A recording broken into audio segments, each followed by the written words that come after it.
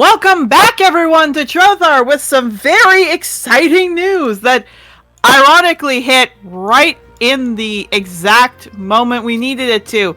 A certain someone in this group is now a Canadian permanent resident. I wonder who it is. Is it Fuck, me? motherfucker. Is it me? Indeed.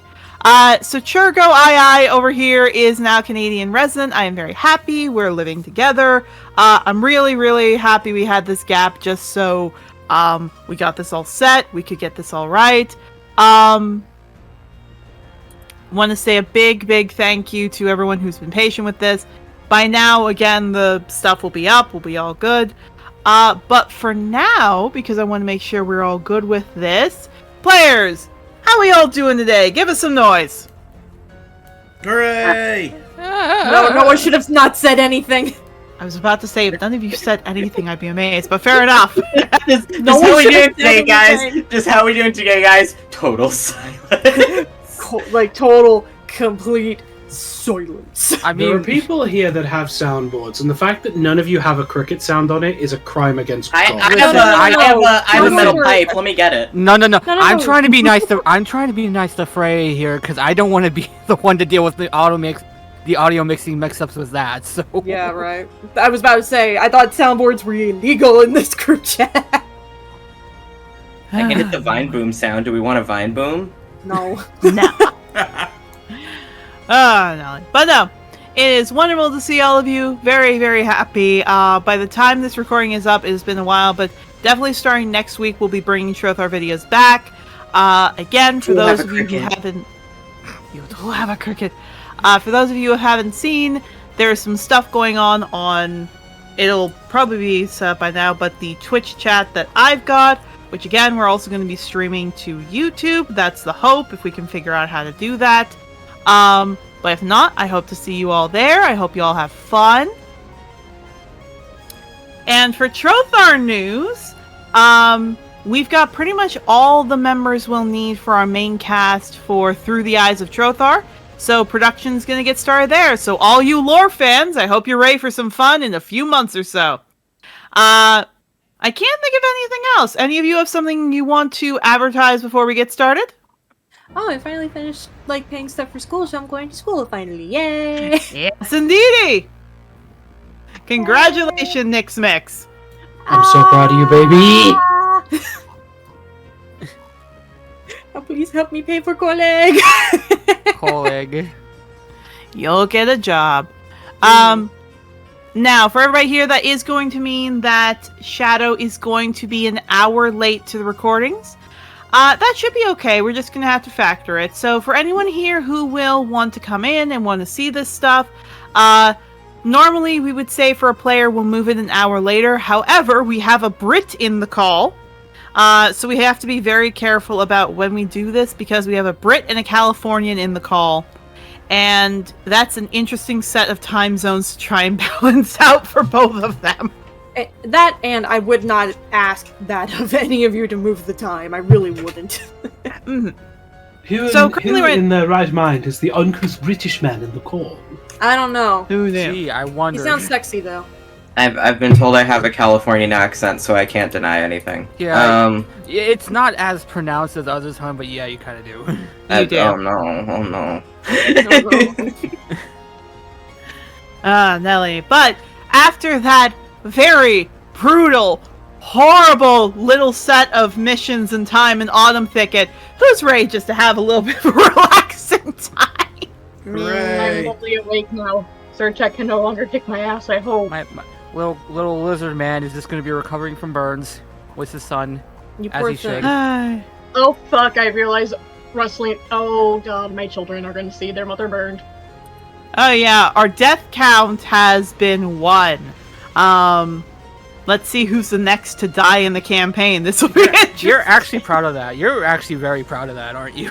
We don't really die that much in DRS. I literally put in my notes, if any of them look through the books, this is what happened. I didn't think any of you were gonna go in there!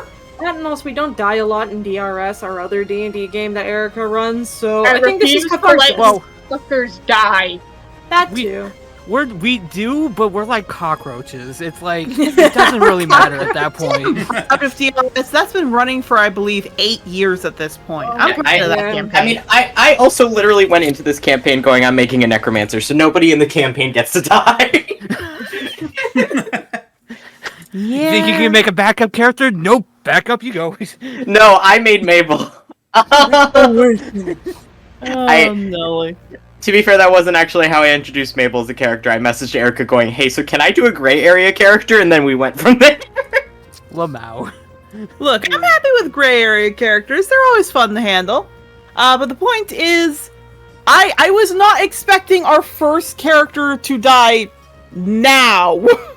I thought I was gonna get you all, like, after 2 to 3 missions after this one. So, like, mission 4, mission 5, not mission 2. Didn't you tell us before last session someone is going to die? That I got told after session that was supposed to be Mabel. Okay, put it this way. I was planned that it probably would have been Mabel, but I mostly had an NPC planned to die there. I was not thinking you were all gonna recklessly kill each other till mission 5! Not this! Whoops. To be fair, as a player, I feel bad. I forgot to ask. I investigated. I didn't roll high. Honestly, there was no way for any of us to tell with how Yeah, low there was we no are, info so- there. It was just Like- a fucky wucky. That's just a fucky wucky that just happens. Look, it's okay, To look guys. at anything except the books. Yeah. Yeah, that was basically it. Even if you all could have rolled it, I basically put down that everything was safe except the books, and you just so happened to pick that one first. Look, guys, it's okay. I, the player, forgive you. Baby. Shut up. Ivy, however, I can't really comment. You chose to eat us. Nelly. Alright. So, with that all said and done, players, are we ready? As will ever be. Good. Yeah. Alright then, before we get into the actual game, and before we check in with the players for a second time to make sure everything's okay, Trothar is not intended for young audiences. We go into some dark places, including animal abuse, gore, assault, abuse, tons and tons of horrible little things that can come up every now and then. From cults to blackmailing to bullying to, incestuous thoughts that sometimes happen because Greek mythology is icky-wicky at times with that. Cool mythology, but God, are there some incestuous times to it. Stuff will happen. I can't always control that. This session should be peaceful. I put in my notes it should be peaceful. If something happens, that's not really my fault. This session should be very peaceful with very little dark things. We accidentally bring the Sovereign back to the school. If you do, I am going to be goddamn amazed. Get him the fuck out of anyway- here. If anyone does that, Shadowleap's just gonna pick up her kids and walk away. You take me with you too? No. The You're hell? a grown ass man. What the fuck? You're a grown ass man. I feel like we established that I'm not even a man. But You're a grown ass person. Nelly. But the point is, this campaign can get into very dark themes. If that's something you're not comfortable with or you're a little wary of, please step out. It's okay. Like, no one's going to fault you for it. Today should be relatively nice and calm, so if you want to take a look here, great. If not, understandable. Please take it easy. Obviously, a game is not higher than someone's mental health, so please do what's best for you. For those of you who want to stick around, players, are we ready to go? Let's do it.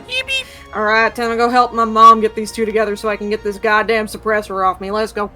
Indeed. Nelly. Alright, so let us go over what happened last week.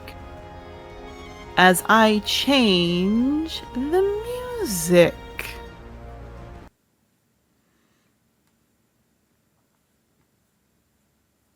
Alright. So, let me explain what happened last week. last week was the little wrap-up in Autumn Thicket. You all spent a little time. Some missions were faster than others. Some of you had wave after wave crashing about seeing good parental figures, if we will.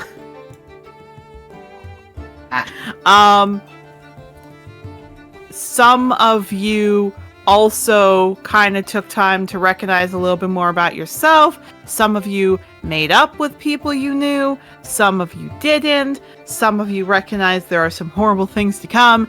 And all you're thinking about is, we just want a little time to breathe. And then you got here and you found out Sage is a revolutionist. Which led the entire class into or at least your group of kids, into a bit of tying up the teacher, shoving her in the closet, and saying the Sovereign should die, which is very illegal and possibly jail time. Miss Coldduster is not reporting this, but she basically said, take your kids, spend time, get this energy out, and then just went off to the Species Center.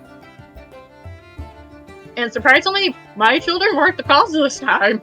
No! But your child Daria did cause a huge explosion with Ruby, which she's not fully faulting it. She's not fully faulting Daria, but she's like, Jesus Christ, and can this kid stop hurting me for 5 minutes? She doesn't need to, she was startled! So, some of you will have to discipline your kids quite a bit. Some of you are going to just have to pat your kids on the head and say it's okay. But all of you decided to go to Sheamus because you were told that you had to go talk to Sheamus about improving his cart, making sure it's all good, making sure it's there. Ivy, due to the fact you weren't here, you were a cardboard cutout in the wind. You do have a few boons, one specifically from Otmar, which you haven't gotten the full idea about what that'll entail, and 3 smaller boons that can be requested, which none of you are sure how those also work. Specifically, Ivy, add Otmar's tier to your inventory. I've been holding on to it for you.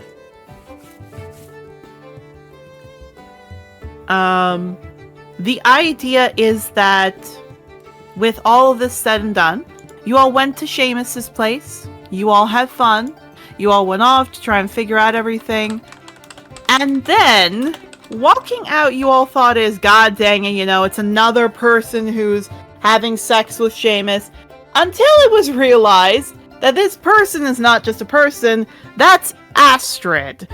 As in, one of the major Celestials, Astrid. Which, after a little time, looking at, Shadow and checking over her eyes, suddenly said that she was one of her kids, and that if you all help her with this one thing, she'll give each of you something of her equivalent to help with a lover, and take the suppressor off Shadow. And now, we start back up, as she holds different glowing orbs, and looks to all of you with a smile.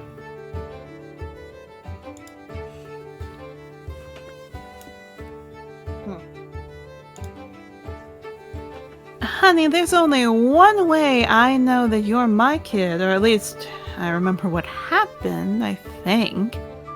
Were you the one where the brothel was on her knees begging for a child and then asked it of me? Turns around. I wouldn't Come back know. here, you. I really wouldn't know if you asked. I don't know anything of my biological family. Huh.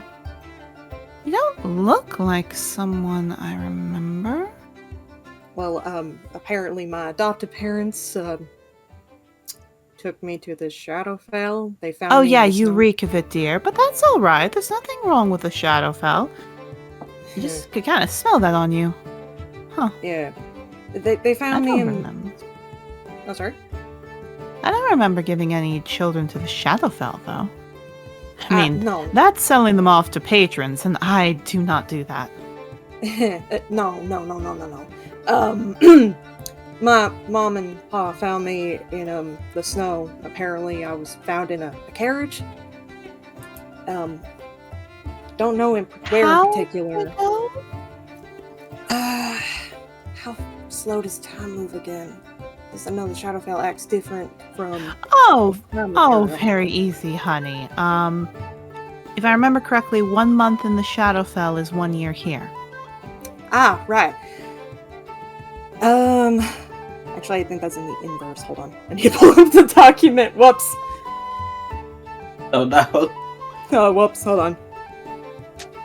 Look at your notes, people. Yep. Hold on. I forgot to grab it. Ah! 1 day in the Shadowfell is 1 month in the Prime Realm. Fair enough. Always good to double check. No, so yeah, she chuckles. 1 day in the Shadowfell, 1 month here.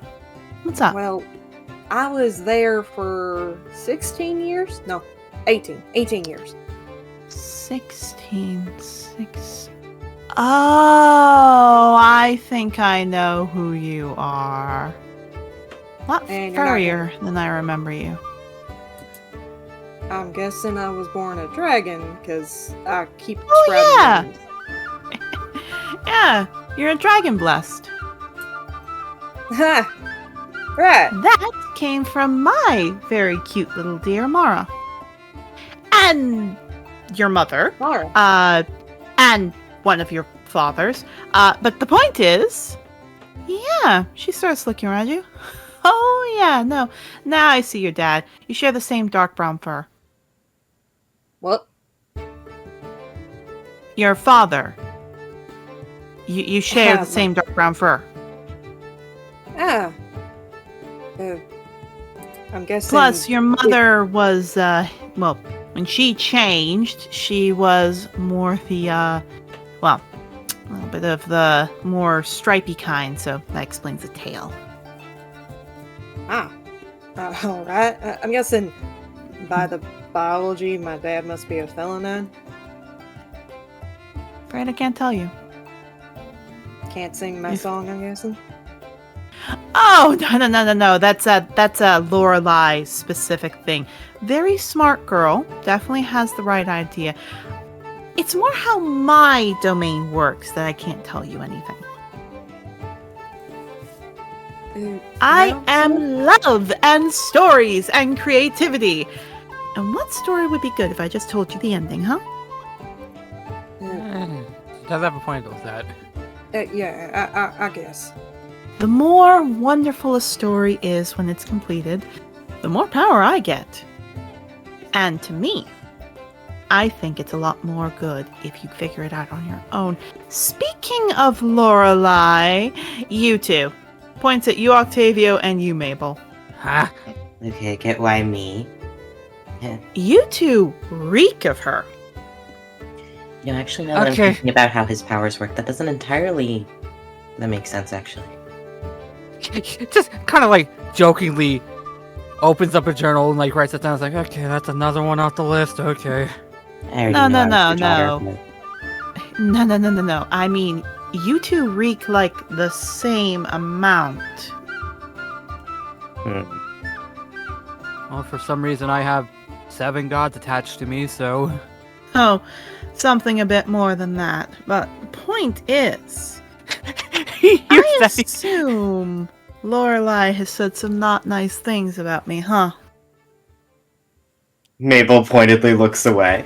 I think that's enough of a reaction for you to get from that. I figured. Is she still mad about my son? No, I've heard all of it. What is she sad? a nice way of putting it is she doesn't like your attitude about Ulysses. Yeah, I figure that. Look, I hold no offense to you, kid. You're doing the best you can, and considering your story with your lover, I personally love what you've got with her. The other story is very tragic, but I definitely am one who adores a little love story between 2 different species. Good to see. Nodding. Mabel's like, but you didn't deny the Ulysses thing. No, she looks. Look, I personally am not strong. I'd have to be dumb to think that I can take down Ulysses. I'm the lowest in the major pantheon. And yes, I had a child with him to protect myself and my other family and friends. And I don't necessarily think he's a good person.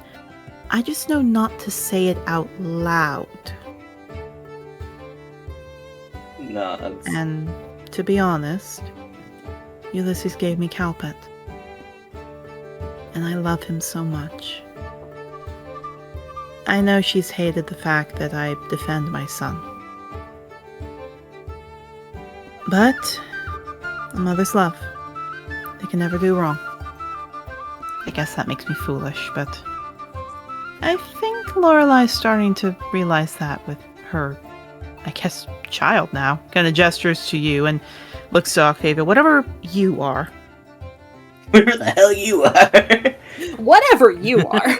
The point is, she kind of walks over and smiles. I hope we can get to know each other. After all, you are my son's lover, and I'd like to have a relation with you at least. Yeah, of course. I mean, we're not technically together yet because... Not from how he's flaunted about. It's I complicated. I haven't seen him purring like that since he was far younger. Wait, does that make Calpit technically my sibling? Oh, yes, it would. Okay. Celestial sibling. Celestial. Yeah. Don't get me wrong. I did not, I did not bang your father. No, I did not. Which, by the way, you need to go figure that out in your own court. Me, on the other hand, I would like you to get Sheamus with her. Points over at the peaceful pastures. Right. Oh, minor thing. I'm guessing you're really enjoying the love story that was concocted between me and my wife, I'm guessing. Kind of. I don't like tragic loves. I like happier ones. You just reek of tragedy. You're just a sad little boy. You're just a sad little guy. Walks over to Ivy, but not as much as her. Ivy, Aster comes over and walks up to you, looking you up and down. You just have so much tragedy with you. I am so sorry. She's technically your grandkid. I know she is. And that's why I'm sorry. But That's what it's it is. You wonderful. can't help it. Doesn't mean I can't put the effort into it. When my son told me that he had somebody, well, a child, and didn't tell me, I wanted to wring his effing neck.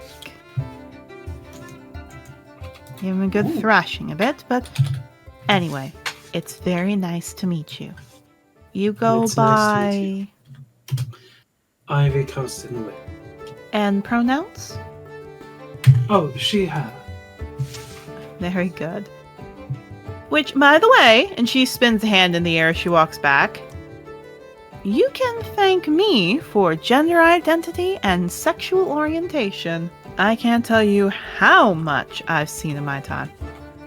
Mabel is not thanking. This is the source of my issues. So I'm guessing that's where the transgenderism came with me, I'm guessing. Well, of course. When my child Dakota noticed that and told me about themselves, you think I was going to hate them for it?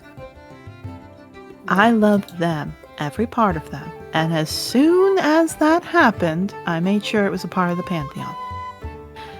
Swear on... I guess it would be me. Swear on me. I guess.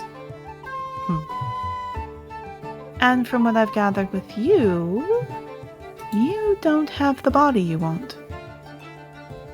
No, I don't. Alright then. Do me one other favor, and I can work with that. I'll make sure you get it. Don't I need to go to Dakota for that? I'm her mother. Well, I'm their mother. I can, well, kind of boops your nose with a finger. I can tell her. We'll tell them to do that. Also, if she trips up over it, it's not her, it's me. Yeah, no, it's fine. Yeah. She kind of wrinkles her nose just a little. All right then. I will say, when she touches your nose with her hand, like her finger, it actually kind of makes like a little dopey like feeling on your nose. Oh god, she has a boop button. She does have a boop button. She has a boop button finger. She No, rubs her nose just a little at that. no. Easy way to tell if someone's my kid or not? Children of mine can't be affected by my eyes, but touch like that always brings a little warm glow feeling to the stomach. All right then. So, Thank-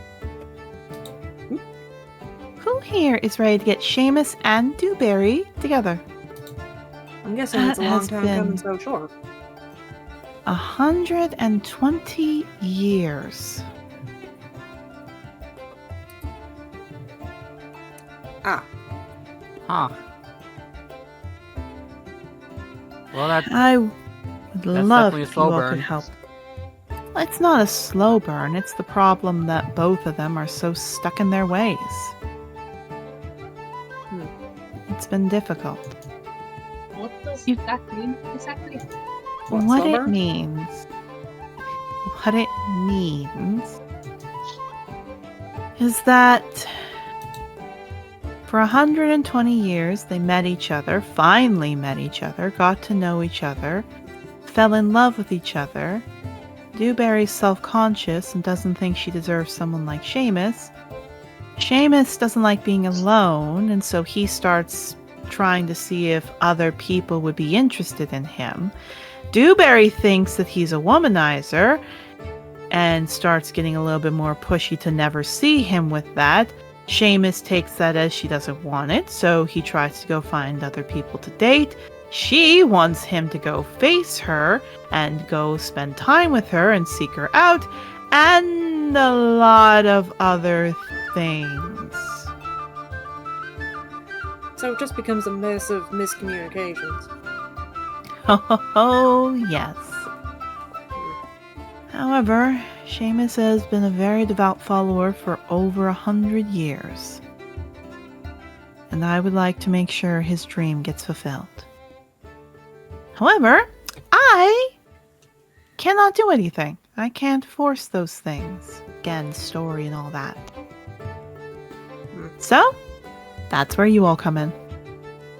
And Oh. as I said, as she puts her hands out and orbs fly about, each one of you can get a lover you would all like to get I guess the best way to put it would be hope. A piece of hope. A piece of strength in hard times. A sign from you that you're thinking of them. That makes sense?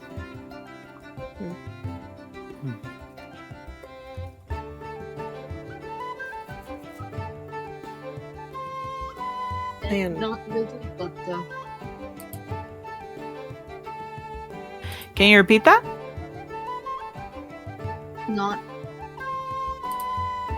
not entirely. No, I don't really understand honestly. You're very quiet. What did you say? Not really, but I don't really understand gods that well. And I'll you'll show you an example. One of you step forward. shadow will, I guess. She puts her hand out. Think of someone you love as the orb appears. Doesn't have to be She- romantic. She closes her eye and she starts thinking of Thrush. Yeah, suddenly you all see what looks to be a very tired, dirty, very much imprisoned shifter curled up on a table. And Shadow, you get to see it. Her eye widens a little as her ears flick back.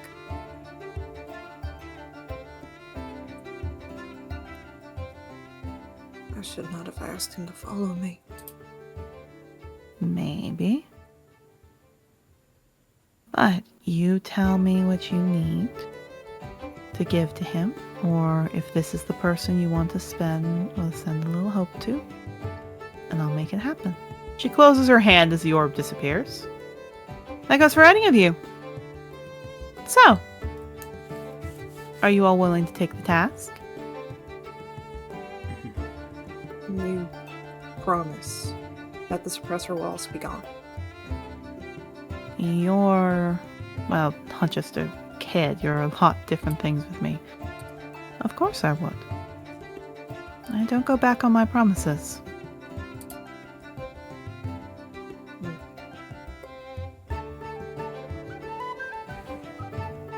How do we do it?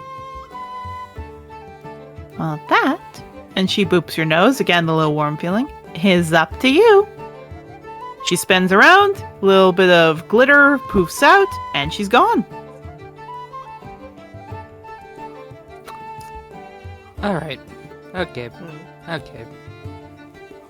Shadow's tail just starts twitching a little bit of that, like, trying to think now at this point. Maybe we could just see how both interact with them talking. I mean, we could arrange a dinner date for them, but then I- they might start lashing out. Yeah, which is why maybe just getting them to talk or convincing one of them to talk. Like, honestly talk. We have two parties. One goes to Sheamus, one goes to... Fuck, I forgot her name. Oh my god. DeBerry. Dewberry. Thank you. One party goes to Blueberry, the other one goes to Sheamus. I can go Sheamus. Yeah, I'm not going anywhere near Sheamus, so I'm going the other one. Oh, On I'll that go to note of Sheamus, Hmm. walking out is a very clothed up, not looking scatter thing as he walks out. Oh no, who? Oh, hi! howdy, Hi. Sheamus. You. I've been meaning to talk to all of ya. Could you all come in for a second? Yeah, what about?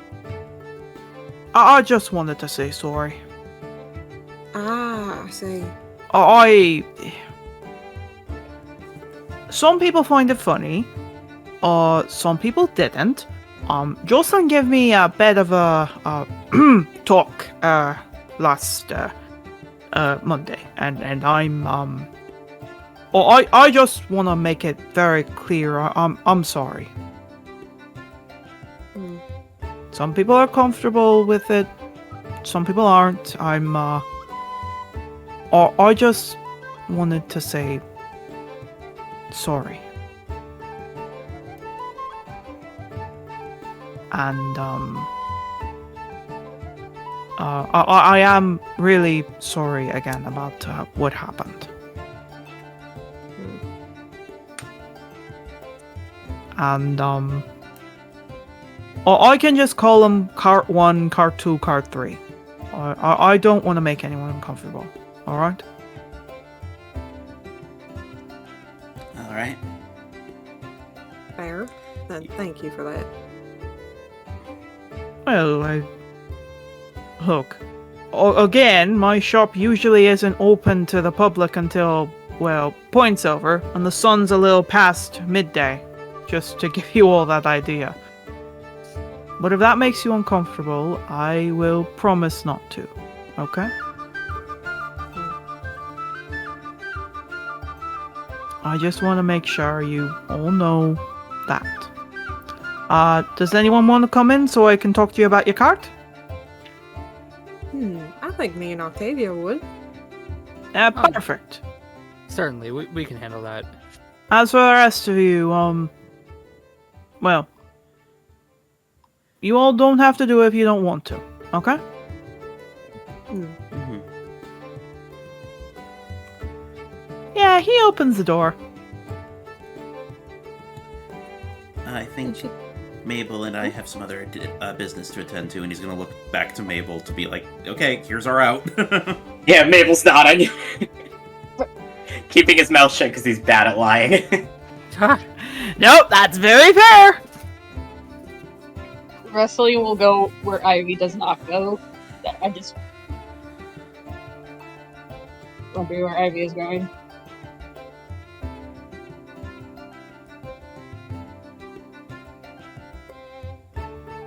All right. Ivy, where are you going?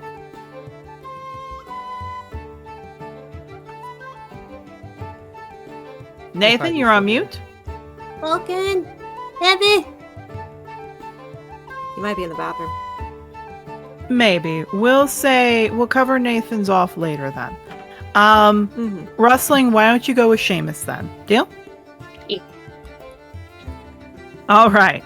So if that's the case then, the group going with Sheamus, we're going to say you go first. Everyone else, you'll go with DeBerry, all right? All right.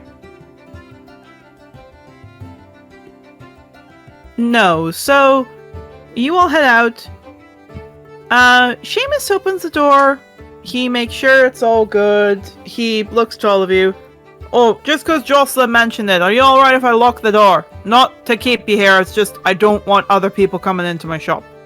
No, that's fair. Well, yeah, your store's not open yet, so it makes sense. Alright. He goes over, he locks it, he spins the key in his hand. He puts it on the table. Sorry about that. Again. Some first years and others are fine with it, some are not, and I wish we met under better circumstances.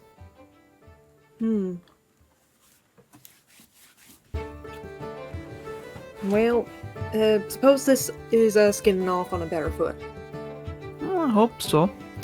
Now, your shop. Or sorry, your cart. And he starts to flip it. Let's see here.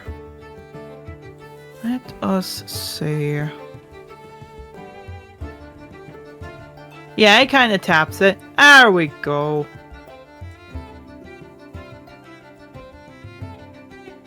Alright. Okay, good to know. Alright. Now, he kind of smiles and looks to all of you. So, looks like your cart needed a bit of repair. You don't exactly have a destination in mind of where you're going, do you? Not really. It's wherever the school tells us to go. Of course. So, I gave some repairs. You all gave quite a interesting turnaround with the cart. Looks like it was alright, maybe a little damage from the sand, but I'll fix that up. I heard Jocelyn broke one of my carts, that's fun. Yeah, she was in a rush to get us to Autumn Thicket as fast as possible. Case of rat poisoning. That. That's a shame. Old Simon cart, 40, 45, 40, cart 40 was a good one. I'll fix the wheel too. Of course. If you don't mind me asking, actually I'm gonna quickly ask this before I have Shadow ask this. Hey, Starling, how far are we from DeBerry's establishment? Oh, maybe about 100 feet. So, close by. Yeah. I believe his is the one with the cowboy hat on it, right? Yeah, or no, hold on, let me just double check this. They are right beside each other. So, Wait, where are we? his is, actually, yeah, I should probably move the token here. Where is the big token I have for all of you? Is this us over here? It's down in the bottom right. Yeah, here we go. So, yeah, I got it. Nobody move it, I got it. Oh, there it is. So yeah, you guys are here. We'll just put it in between. Okay. If you don't mind me asking something to you, Sheamus. Well, I have to check some other add-ons you want, but yeah, what is it? Well, it's Tell me more what you of a- need, gal. It's more of a question about how close you are to this person. With how you are with DeBerry, why are you so close to her establishment? Yeah, it stops. Oh, she's the prettiest girl I know. Not pretty as in outside. Kindest, smartest, gentlest, most caring, most diligent, most hard-working girl I know. Oh, you like her? Of course I like her. I love her. Have you told her this? Aye. And she doesn't receive? I don't know. But I have a little thing with women.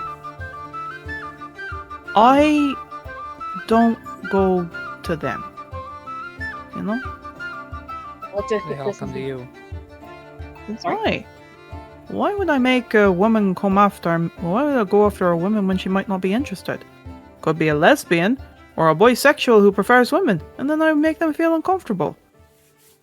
I've dated enough, well, had enough one-night stands and everything that people have a little reputation about me, and they like what they see, if we will.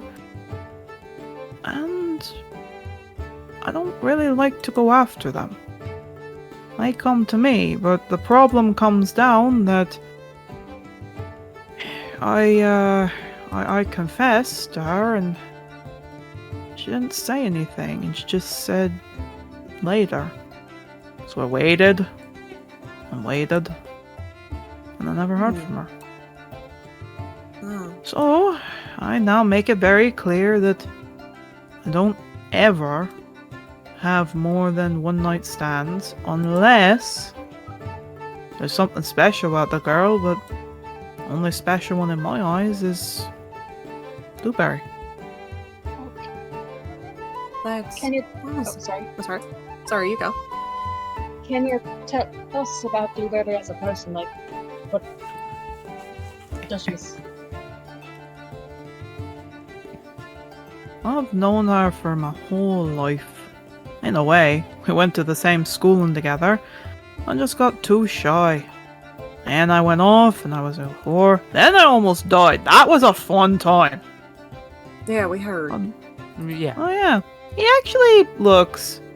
Brings his shirt down so you all can see a nasty gash. Took about 10 years to fully get to that point. The skin, by the way, looks like there's no hair on it. It's completely, like, skin down. It's not that you can see bone, but it looks like very deep cut that's healed over. And there's, like, a massive cut. Vorpal sword right across my chest. That will do some damage. I did. And I sat there in the healing bay, and I thought, if I did this, I wouldn't be able to do anything I had always wanted to do, that I've been bogged down to do. So I started doing it. I started going out and going to great places all across the land. It didn't make me happy. And I thought the last time I was happy, he kind of chuckles, was when I saw DeBerry on graduation day. Never been in a relationship at that point, so I left. I left my training, I found out where she was, I decided to stay around and be positioned in the school as a guard. Talked with her, but every time I tried to see if she wanted to spend time, she suddenly told me she was busy and walked away. So I just let her be, but a week turned to a month, turned to a year, and I just got tired of waiting. So I talked to her and I told her, hey, I really like you. She froze up and she ran away. I'm sorry. No, there's nothing to be sorry about. And she said no, but I still loved her. I just didn't want to push her. So then I went back to the bar, and this Noel came up, and told me she'd like to spend time with me, and I don't know what happened, but I guess she had a very good time, and I walked away, and the next day I went to the bar, I waited for DeBerry, I didn't see anything, and then this elf lady came up, and then another, and I tried 2 years later with DeBerry, and she just said that I'd probably like one of my girls, and I told her no when she told me to leave her alone, and I don't know. I work here because I like cards. It's something great, and I can help adventurers with good stories and make sure they're out there and fully prepared. But DeBerry seems fine when we talk in a professional sense, and I don't want to push a boundary. Have you ever just... Has she let you just talk to her as friends? Well, yeah, of course, we talk all the time. Of course we're friends and we talk, but it's just when I try offering a dinner date. Do you think she might be afraid of losing you as a friend if anything goes wrong? I don't know why she would. She's smart enough to know that I wouldn't do that. So, Fears like that. I don't want to make her uncomfortable. I think talking about it with how she's been responding to the other stuff would just make her sad. And I don't want to do that. So if she just wants to be friends, there's nothing wrong with that. I'm sure she'll find a man who's gonna make her happy. He kind of rubs his arms. I'll be the luckiest man in Trothar. And I'll envy him. That's all. Have you considered just doing something smaller? You name it in the Book of Astrid, I've tried it. I've offered a walk in the park. I've offered to go out and see the sunset. I've gotten soulmate day gifts that are very simple. I've gotten her, Winter Star Day gifts. I've gotten everything, but nothing. Also, Octavia, I heard you. Oh, that was from a while ago. I forgot what I was going to say, so... Sorry about that. I think it was going to be something about fear. It doesn't matter the conversation at this point now, so... Okay. Well, just shrugs. Anyway. No worries about this old fool. Now, out your cart. Let's get some additives on it, huh? I think you really could do some well with some oak furnishing over on the little steps here, considering you got two smaller raced individuals. Those species do better with a little extra step. I was thinking I could add it into your cart. Well, I think that'd be very nice. I think that'd be more beneficial for our smaller companions, so yeah, why not? How much would that cost? I'll call it free, considering what happened. Besides, I told you before, any adjustments I'll do for free, as a sorry again for what happened. Now if you're asking for something bigger, can't pull the wool over this old dog's eyes. That'll be a bit more. But this, I think I'll count it as safe. Anyway, you can go meet up with your old friends. And tell them sorry again about that. Of course. Thank you very much. He nods. He starts to grab his stuff. He looks over. Octavia's gonna stay behind. Yeah, he does actually stop and look back. You want to help Sandy and I? Possibly. I wouldn't mind if you did. I'd like to see your step, well, your distance in steps, just so I can get that set up. That okay? That's perfectly fine with me. Kind of gives a look back to Shadow Leap and Rustling, just giving the look of I got this. Go meet up with the others. She gives you a thumbs up and starts walking. All right. Rustling and Shadow, I need to grab something. You two may interact. I feel like there's a lot of internal shit going on. Well, internal stuff is what causes the most mucking. Aye. I can see why Astrid wants me to do this. Clear he cares about her. Not something if it's clear he cares about her, which isn't something you generally see. Well, except for around here, apparently. Yeah. She just wants to see them be happy, and I think the pining that's probably going on isn't helping. The pining or self-loathing on both sides, that could go on. Oh yeah. Oh yeah. Whatever's going on with Dewberry, I'm very curious.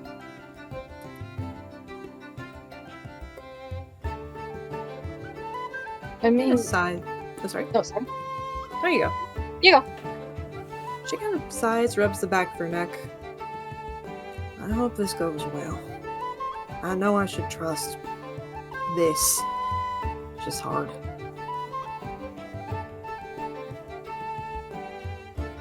Having blind faith ain't a good thing like some folks might think. Being cautious is a good thing to have. Back? Oh, man. There's always just something to fix with me. That's all. Yeah, they just said that you're just hold on. What do you mean by that? There's something always to fix. With yourself, or you feel obligated to fix messes due to someone putting that pressure on you? It's mostly with myself.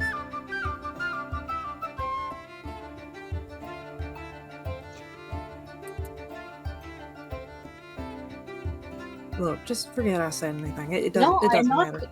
Okay, no, you know what? First off, fuck you. Secondly, any demons in your head, fuck them too. You want... No, seriously. Listen to me, Shadow. You ain't broken.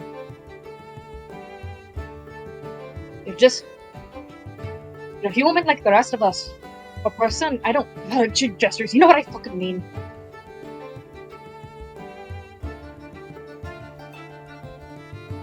Mold of perfection is fucking boring. Wrestling, that celestial suppressor was put on me to fix me because I kept hurting people. Things always need to be fixed. By whose standard?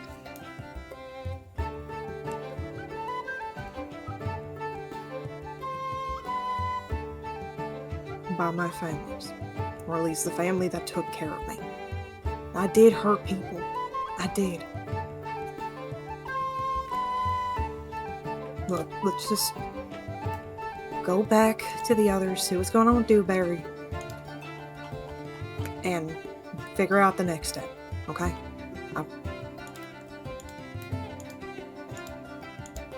It'll be fine. I know it will. For the record, I think you're pretty fucking great. Thank you. And someone in a family who makes you feel like that don't really sound like family to me. As she just walked. She gives a light chuckle when considering I came from a place where Celestials weren't really worshipped. You see why it needed to be fixed. As she just walks away.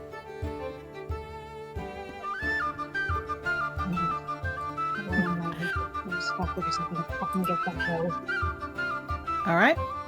We're gonna jump over to Octavio for a second. Yeah. Octavio? Yeah. You basically see Sheamus. He looks to you. Right now, can you... Like, he brings you over to a back area. You see again, carts, wood, everything else. You do see many of them have, like, stitched onto the side in fabrics names of different people. He starts to look at that. Sorry. Just ignore them. It's fine, Sheamus. It really is. Well, there's actually a funny reason why I name all the carts. As he starts to get, like, some wood. Yeah, he kind of blinks at that as he kind of just follows along. Remember I said that the first girl I heard I, had in a bar? Yeah.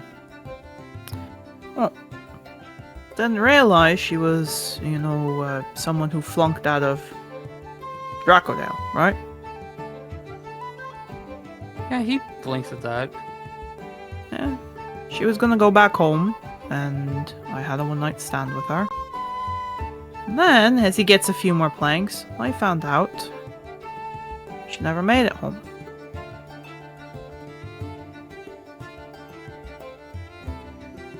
Nobody had any record of her.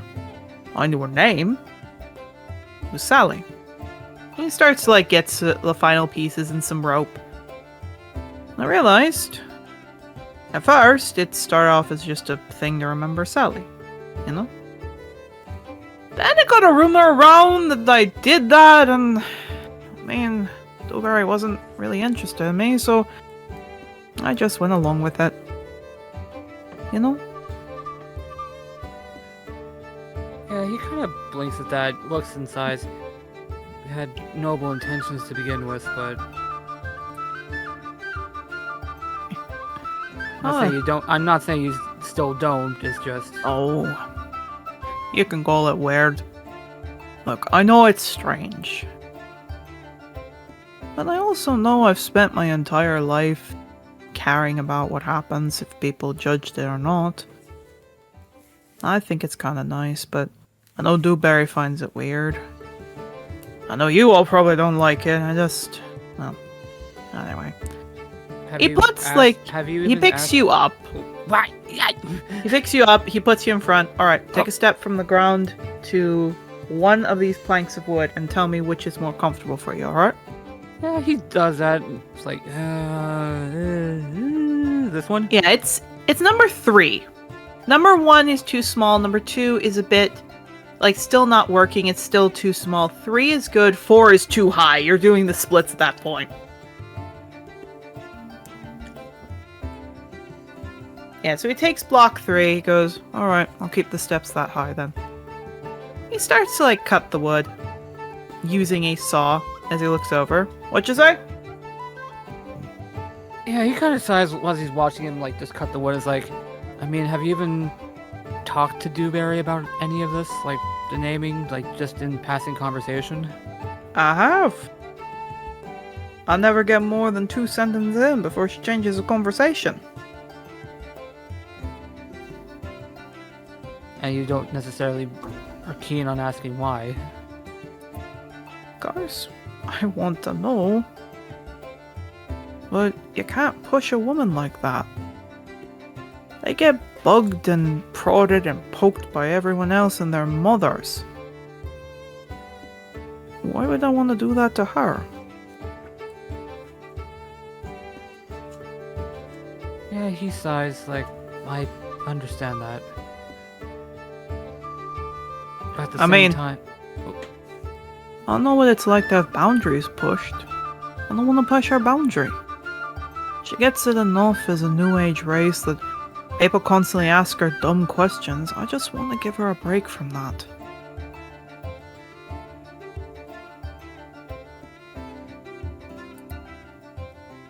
He kind of just like... He kind of is like looking at him for a solid second and then just kind of sighing. It's like...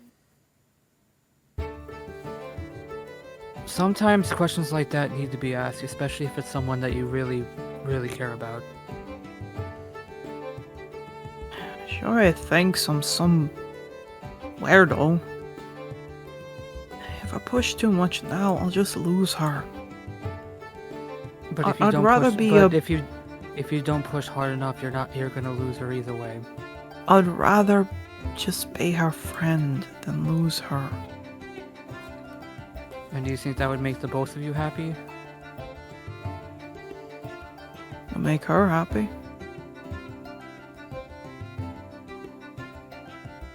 Yes, but I didn't ask about just her. I'm also asking about you. The thing about a relationship is that it's a two-way street. And I know I haven't lived as long as you have, but trust me when I say I got to learn that the hard way. You need to be able to understand this perspective and try to compromise for both of your sakes, or else something's gonna happen. I guess. Well, first I need to talk to her about it. She always gets jumpy. None of my love life. What about you? He hears that, he kind of breathes in. That's a very complicated subject. Oh. I don't think I could help you much, though. Not that I think there's anything wrong with it. I mean, Astrid, is my, celestial that I must follow. I just don't have any interest in men, so I don't he raised his head. think No, I'm not asking that. I've been doing a lot of soul searching after years and years and years of... I guess one of the phrases I've heard some people from my group say, fuck around and find out. I did a lot of that when I was younger and not really used to how the world works. A lot of people say I was in the right for that considering stuff that happened, but I'm still trying to learn to be better. Okay. Kitty. Yeah, that is the DM cat, one of them, Daisy, who was just letting out some very loud meows. No, he looks, okay, I think we're on two different thoughts of where this conversation's going. Possibly. Just... You're not gay? He blinks. You don't like dudes? I'm sorry, you're just a really fruity ass motherfucker. You're fruity as fuck. No offense to you, just you... I get that. No, I get that from hanging out with Calpit for 2 decades. Wait, you're not dating Yarrow? Oh my god. He tries his best not to laugh. And internally, he's fucking wheezing. Not gonna lie, with how close you two are, I thought you two were dating. No? Oh. Well, if you're into women, I can help with that. No offense. I'm straight. I've got no interest in men. Man, that's perfectly understandable. Oh. He gives you a pat on the back. Off with you. Go and meet up with your friends. I'll get this card sorted out by the next, well, knowing you, Friday. Go enjoy yourself, alright, kid? Alright. And again, Sheamus, take your opportunities when you can. That's all I'm gonna say.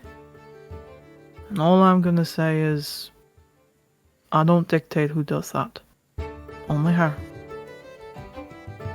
He smiles and he gets to work. DeBerry team! Looking at you now! Hooray! That was so much more gentle than what Mabel's gonna say, unless someone makes him be nicer. Ivy won't, don't worry. No, so it takes you all a little bit of time to walk over. You see DeBerry actually petting down a few individuals of the different kinds of animals she's got. It looks like specifically she's tugging in hard at this very large blue and strangely shaped rabbit as she pulls in. Come on, Aspen! Told you to get going! And she keeps pulling. The rabbit keeps tugging. I'm gonna turn you into a hat as she keeps pulling. Yarrow's gonna see that and he's gonna go over to the fence. And he's gonna look to the rabbit. Oh, I'm sure she'll give you a treat if you follow her direction. The rabbit goes directly from looking at her to looking at you, starts to drag her as she lets go. No, I know not to get near that. And the rabbit comes up to sniff you, Yarrow. Yeah, he's gonna crouch down and just put his hoof out for it to sniff. Hey, Oh, you don't need to crouch down. It comes up to your chest. It's tall as Mabel. Another person might be a little, like, taken aback by that. He isn't. He just kind of smiles and he just kind of holds his hand out. There we go. Easy. Easy. No reason to be scared. She's just trying to help she you. comes over. I was trying to go get its bath, and it did not want it. Kind of looks down. Aspen, you are a pushy thing. How are you all doing? Oh, also, thank you to all of you. With, kind of rolls her hand. How For so? the Diaspora Lions. You did a good job. It's fine. Yeah, she chuckles. They were really happy to see you. I like seeing that. What are y'all doing here for? And she starts to get a few things ready. Glances at Yarrow, who's with the rabbit. Vaguely glances back at Ivy and is like, she's not gonna tell me what to say. And then kind of looks back. And then looks back and is just like, Yeah, so Astrid asked that we try to get you and Sheamus together, I guess. Wow, didn't even Came right out. Lol, Came right out. now. he sees no reason to dance around it. Yeah, because she's a centaur, she stumbles on her four hooves, she stops and looks back. What did you say? I said that Astrid asked us to try to get you and Sheamus together. Yeah, she groans and rolls her eyes. I don't see how we could be together. Okay, but are you saying that because you don't want to be with him, or because you think that? No, once upon a time I did, but now there's no way. And she actually starts to get some rope as she starts to move it around her arm. Okay, but saying no way doesn't sound like I don't want to. It sounds like I don't think he wants to. She rubs her face. It's saying that Lorelai doesn't want us together. Trust me, I know her, and she does not care. Well, she seems to. Why? She puts the rope on a barrel. I met him when he was at school with me. Quite handsome, too. He was an ancient era, I was a new age. All that.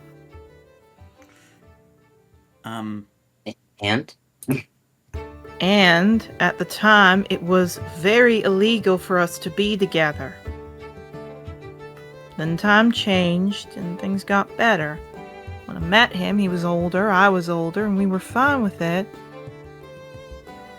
He was this great hero, and all my accomplishments was stop the fire in the Dracodale kitchen. I just was happy here. And this great hero suddenly...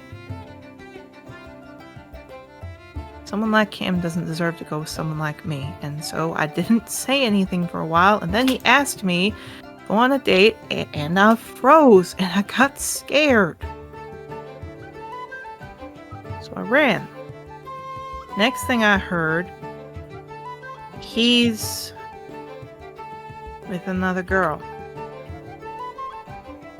Okay, well, he's not, but... Well, I found that out.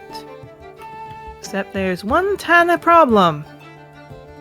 I don't want to Okay. have sex. That's fine. Ever. Okay. And that's clearly something that's big in his relationships, considering how often he has sex with different women. And she starts to get some animal feed. Did you think that maybe he does because you haven't gone and talked to him about this? Why would I My talk brother to him in when he's Christ drunk? just fucking talk. They just slammed their faces together. Can I just do Mabel that? was so fucking relieved that Yarrow's on the same page of, okay, we're just going straight out, alright.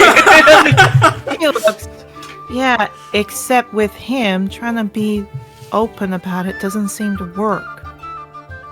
He's Okay, a Lily. writer that leads it all out right in front. And every week I hear 1 to 2 different women who are gonna have sex with him, and I have to hear from every shop owner how he has sex, and he does that stupid naming thing with the carts where he names it. Takes a breath. Yeah, I get it. It's very stupid. Point is, I don't know the time that you all were born in, but the time I was born in, if an ancient era and a new age even were shown holding hands, you'd get stoned. There's that to get through. There's the fact that even if I did start dating him, probably he'd go off to go with other women to have sex with them because he wants to do that, and I don't want anyone else in a relationship if I would. And someone like me doesn't deserve someone like him.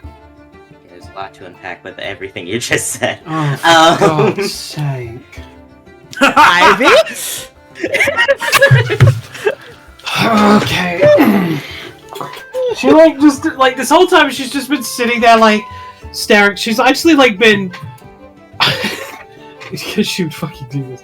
She's been sitting there mouthing the stereotypes here, he wouldn't understand.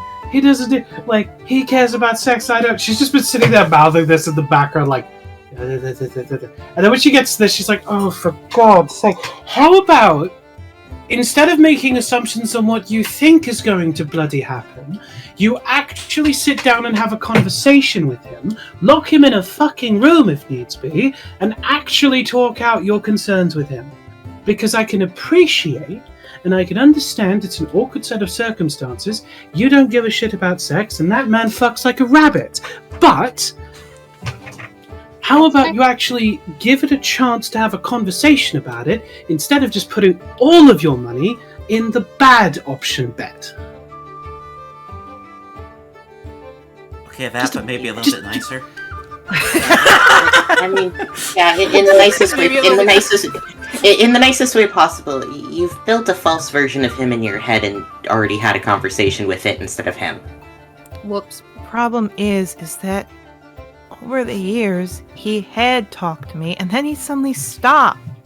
He doesn't ask me anymore. He just asks me how my day is. I tell him it's fine. I get annoyed because, maybe at times I do want to go with him, but then he never keeps asking me, and he keeps telling me. Well, you rejected him. You rejected him every time. So at some point, you're trying to be respectful by going, "Oh, I'm not going to ask anymore." Jesus Christ, the dynamic between these two fucking groups. Holy If you're shit. just walking away, if you're just walking Sorry, away, yeah.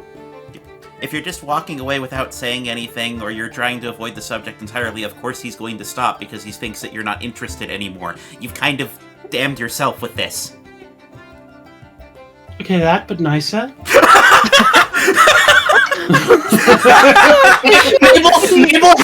Mabel has the fucking look on his face where he's suddenly realizing that he's being the most tactful in this situation, and that's horrifying to him. God. Ivy fucking died recently. Cut us some slack. No, I'm not blaming Ivy. I'm not blaming Ivy, and I'm not blaming Yarrow. Mabel's just not used to being that guy. No, it's me. It's gonna get better. It's gonna. No, she's not autistic. It's gonna get better.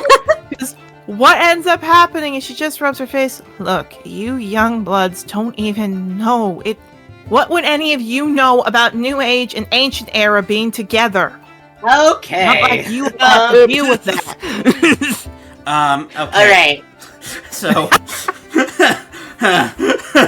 Looks at Yarrow like, you want to speak, fucker? Yeah, Yarrow and Mabel just look at each other, and he just kind of okay, yours has been longer than mine, but he backs up. He just goes back to petting the rabbit. Hey, you're fucking rabbit. No, anyway. No, Mabel looks at it and goes, okay, so my girlfriend's a Bakura. Yeah, she stops. And my ex before that was a Felinine. And you don't get random looks looking at you? Oh, sure I do, but I don't care. I do. Why? My family. I cannot came stress from- enough that Mabel's why is very clearly he genuinely does not understand. Yeah, she looks. My family came from the plains, Mm-hmm. where separated from the rest of the world. I have had to deal my whole life with people staring and asking questions. And she kind of rubs her neck. Even this collar, I'm not used to being on it. The only reason I took it was because my family in the plains was wiped out. So No. I don't want to be in a relationship where people will stare, and Sheamus does nothing but go talk with people and is open and flaunting, and I don't want that. Even if I think he's the kindest, strongest, bravest rider I've known, who is very selfless, I don't want the attention. You could ask him not to talk about it. I mean, like, I don't flaunt my relationship with Clover. That's just because I'm a more private person. But, like, if she didn't want me to, I wouldn't. Which I don't think she does anyway, so... But if he is... If he's as selfless He's as you said... PDA all the time. Yeah, but if Can ask he's him as not to.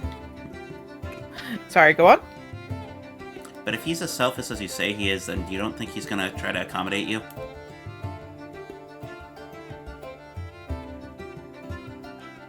You've also once again created a version of him in your head and decided that that's how it's gonna work.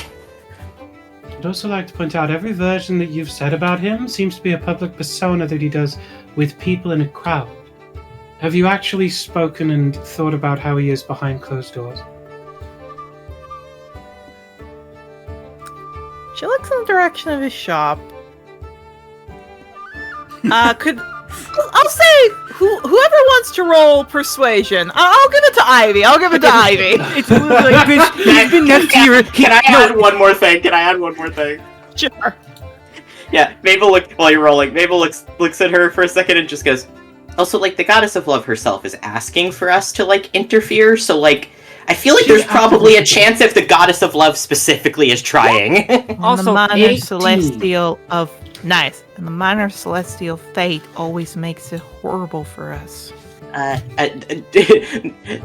Gripping the Lorelei totem anxiously, just going, yeah, and she's a minor celestial compared to a major celestial. Turning to Lorelei, don't tell her turn to Yarrow, don't tell her I said that. Yarrow looks back to her, it's like, I blamed Lorelei for a lot of bad things that happened in my life, and whether that's been true or not, he kind of, like, shrugs a bit. Oh A lot God, of you it two are is... making such progress. Yeah. She doesn't do as much intentionally as you think. Yeah, This is big for them. I should respect this. She looks at all of you. She looks in the direction where Sheamus's hut is, like Sheamus's house is. She takes a breath, and she actually ties up one of the ropes so that it's all set. And she opens the gate and starts to trot over. Shadow, Rustling, you meet up with the group. Octavio, you meet up when, ironically, as you're leaving, DeBerry would get there. So, Rustling and Shadow, you two can talk. I imagine Shadow- Octavio leave. Oh, I'm sorry. I was just gonna say, I imagine Octavio leaving, like hearing the door close. It's like, why do I feel like shit's about to go down? Nah, whatever. Mhm. Shadow walking sees like DeBerry walk past and just sees that, turns over and just mouths, "What the fuck happened?" Progress. I don't know, man. I just straight told her that Astrid's trying to get her to bang him. I mean, blunt honesty, I think might actually work in this case, considering what Sheamus said. It should work in every case, as long as people are fucking logical. But anyway, And also, they're not murderers. yes. Mabel, I wish that's how it worked, Mabel. I was wish on mute, God. damn it. God, he wishes. Same. Again, I think in this instance might have been the best case, because, oh god, the amount of time Sheamus has confessed to her, it's... And he just, from what I am gathering, he's only kind of being physical with people due to a hole in the shape of a dewberry.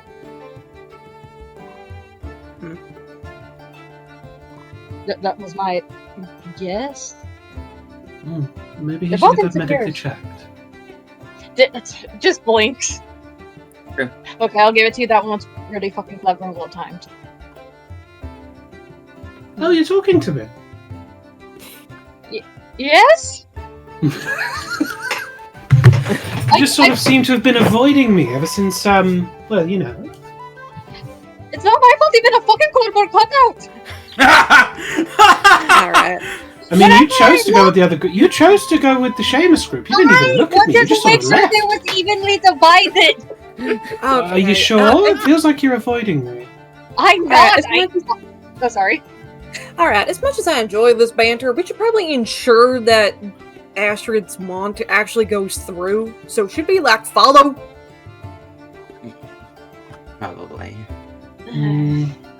So, on that note, you all see that DeBerry does get to the door. She pauses. She tries to take a breath. She pauses. She paces a bit. She goes to knock on the door. Octavio, that's when you step out.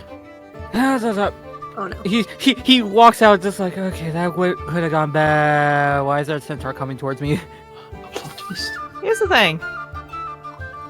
I'm gonna roll a...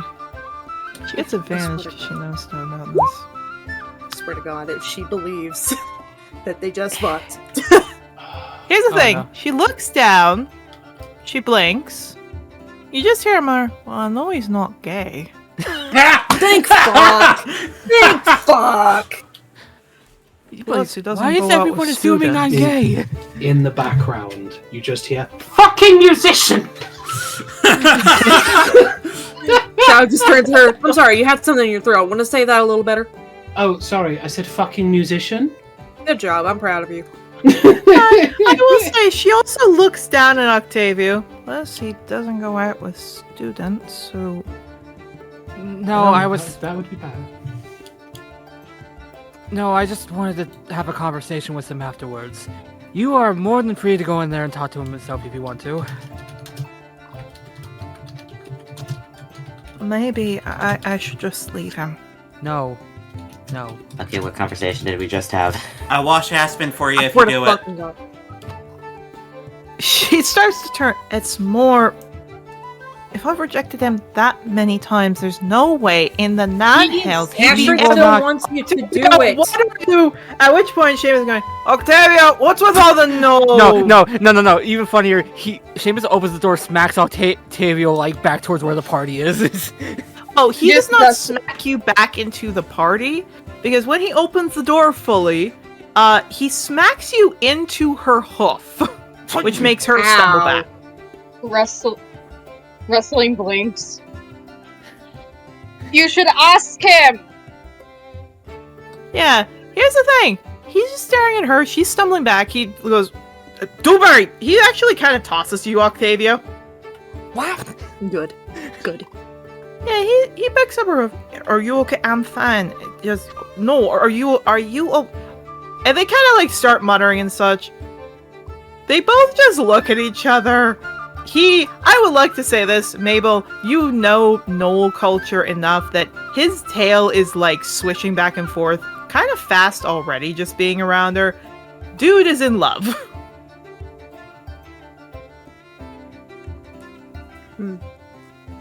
And I will say this, for you, Shadow, there is one other thing you know because of feline culture.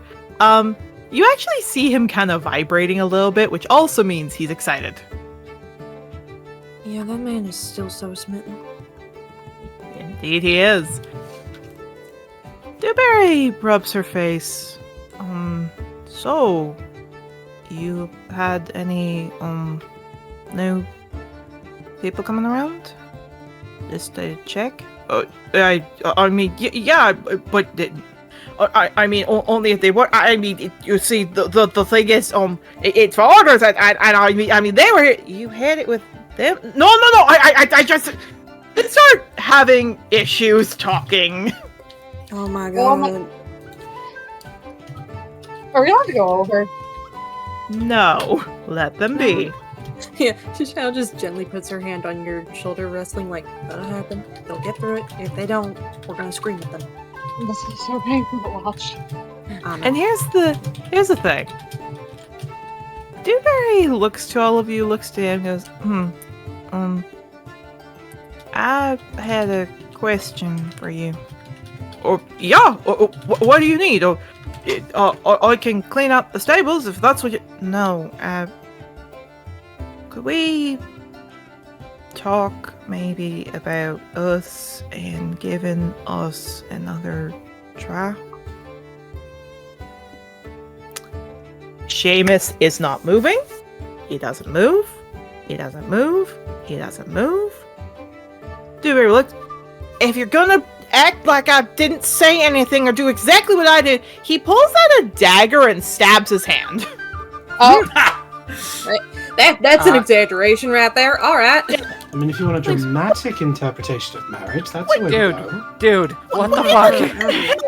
DeBerry look. Put it on that house. Okay. Ow. Which I don't hear. You hear Sandy in the back, like screaming. Pulls out, does a cure wounds on his hand. Looks at. Yep. Okay. This is not a dream. All right. Sheamus, you have claws. Just pinch yourself. He is ignoring all of you. Takes his like a breath. He has tears in his eyes. His tail is wagging fast. Yeah. I love that. As I love. DeBerry rubs her face. I think I might like you too. Yeah, this boy just jumps up and starts hugging her. Okay. Public affection, not now. Right. He opens the door. Come in. She nods. Walks in. Which, funny enough, most shops are not tall enough for centaurs. He made his shop specifically tall enough for centaurs to come in. It's gay. That's gay. He looks to all of you. He's crying. He's very happy. He's crying. He bows his head to you. And he specifically closes the door, turns the sign that says closed, and then rips off the part that says come back at this time. He does not want anyone else coming in at this point. Yeah. And funny enough, you see like a glowing light come from the shop, shoot from behind you as suddenly you hear, and that is why I am the Major Celestial of Love. Oh, thank you. It says that Octavia just goes, but you didn't do anything. We did all the work. Well, technically she did, because I'm an avatar of her. No, you don't get it. And she walks over. See, she kind of spins. Like she throws the light in the air, goes into her. She takes, I will say, she glows. She looks very happy. Looks like she has a lot of energy. My followers cannot listen to me for love advice. Specifically, I cannot lead them to their love. Outside people have to. That is specifically why I wanted all of you to help out. That was very painful. Trust me, I have people just as bad as that. But I believe I owe a few of you some favors. Points over at you, Shadow. Step forward. I'm going to change the music for this. She nods and walks over.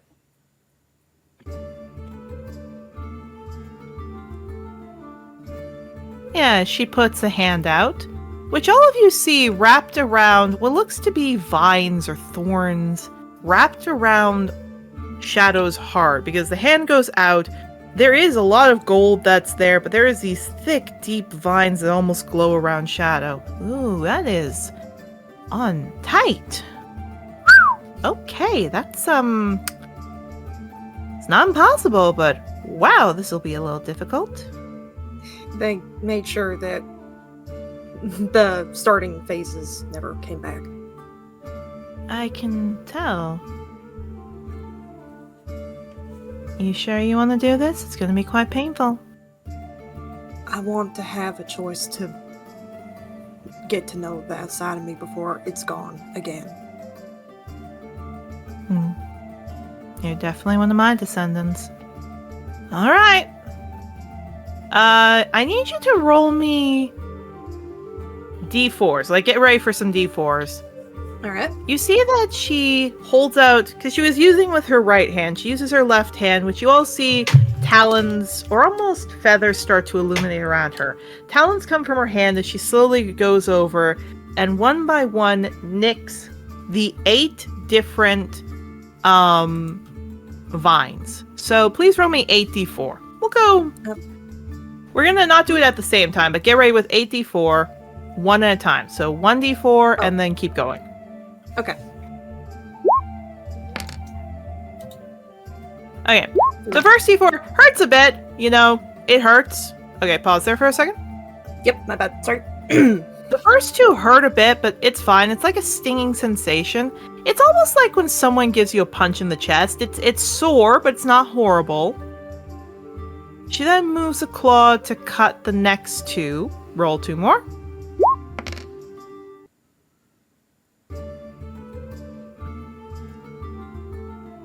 This one still hurts a bit. What is your full health at right now, Shadow? My full health is 28 hit points. Okay, so that's 7, so we're at 21. Yeah, so it's halfway done. It's definitely hurting, and Astra goes, okay, we can't really stop. Just dig deep. All right, kiddo? She nods. This entire time she's been making very loud whimpering sounds as her ears just start pinning back as she's digging her toes into the ground at this point. Can I do a thing while this is happening? What do you want to do? Can I cast Warding Bond so I take half of the damage? No. Yeah. But you can give your hand to Shadow so she can squeeze it. Sure. Fuck it. I'll break your hand. I'm so sorry in advance. It's fine. She's gripping onto your claw, dude. It's on the glove with the braces, so you physically can't break my hand. Cool. Aye. So, Shadow, you do see that Mabel comes up, sticks hand out, you grab, like, you take a deep breath, you're trying your best. Roll 2 more. Roll 2 more. 1 and a 1. With the added pressure of gripping Mabel's hand, it still hurts, but this one is hurting less. The last 2 look pretty big, however, so roll 2 more d4. Of course. Oh, shit! That would make sense! Yeah, that makes sense. These 2 are very thick, so when Astrid gives you, like, you can't see behind the mask, but you see she hesitates and cuts them as she starts to rip it out. Roll a d6. D6, of course. A 3. Yeah. This hurts. You have lost much health. She pulls it out, and all of you see this. It goes from like a kind of glowing dark thing to what looks to be a worm, like a maggot that she's pulled off. And she does have it in these glowing orbs. As you see, like, this maggot is just on you. The pain is intense, Shadow. It's practically like having a heart attack. But once it's off, the pain and discomfort you felt for years being on this plane suddenly disappears. Yeah, like it disappears. It's like a weight is off your chest. Everything is there. The sounds are better. The smells are better. Your breathing's better. A weight you had not felt like you've had in a long, like had for the rest of your whole life is now gone, and you stumble and fall. Yeah, she falls, and I'm gonna say she like falls backwards and she's looking up at the sky. I'm guessing because she's found this plane so bright, it's no longer that bright anymore. Yeah, it's not that it becomes less vibrant, it's just not as intense. She reaches out and she's let go of your like hand at this point, Mabel, and it's like intently hard on her chest as she's panting very heavily and whimpering. Okay, well, take my hand again. Yeah, she reaches up and takes the other one. She just goes, that felt different. I can't. Level 2 cure wounds. Very good. Roll to see how much health gets back. Yeah, I will say for everyone else, you see Astrid like holding this maggot thing in this light ball as it's like frantically trying to get around. Oh, this is wow, you've had this on for a while, huh? Since I was three. Yep, no wonder. Don't worry, kiddo. There's a really easy way to deal with these, but I'll probably just drop it in Shadow Lay, to be honest. I can't really dispose of them, but I can drop them to a necromancer. With her other hand that's like still around, she gives a bit like around her chest. She just gives a bit of a thumbs up, and she's like curling next to Mabel at this point. Easy. You'll feel better in a few minutes. Yeah. Maybe Voldus would like this, to be honest. I trust him with all this stuff anyway. I could ask him. Regardless, just smiles. She flips the ball. You see it kind of glow from... I forgot to say, her color's not gold. It's like a goldenish pink. So it's mostly pink. So she taps it, pink disappears. She looks to all of you. Wow. Shadow, how are you feeling? At this point, I imagine her breathing's returned to normal. Yeah, it still hurts, but you can finally sit up. Yeah, And stand, if we will. Yeah, she's groggily standing up. And I can breathe again, and it feels like there's not a weight on me. Yeah, Mabel's hovering near her to make sure she doesn't fall over again. I'll even say this, you look a lot clearer, like the rest of them now.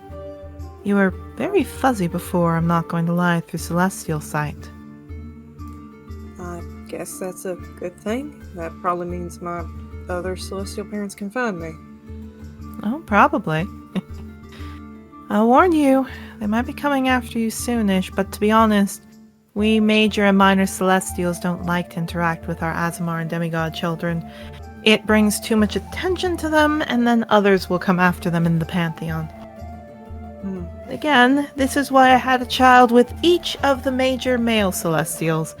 Except Alder, he's too... happy. Left stricken? Yeah, that's it. I feel bad if I did anything with him.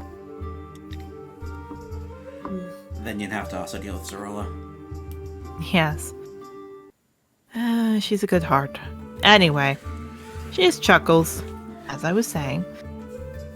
I believe, Shadow Deer, take your time. I owe all of you some boons, now don't I?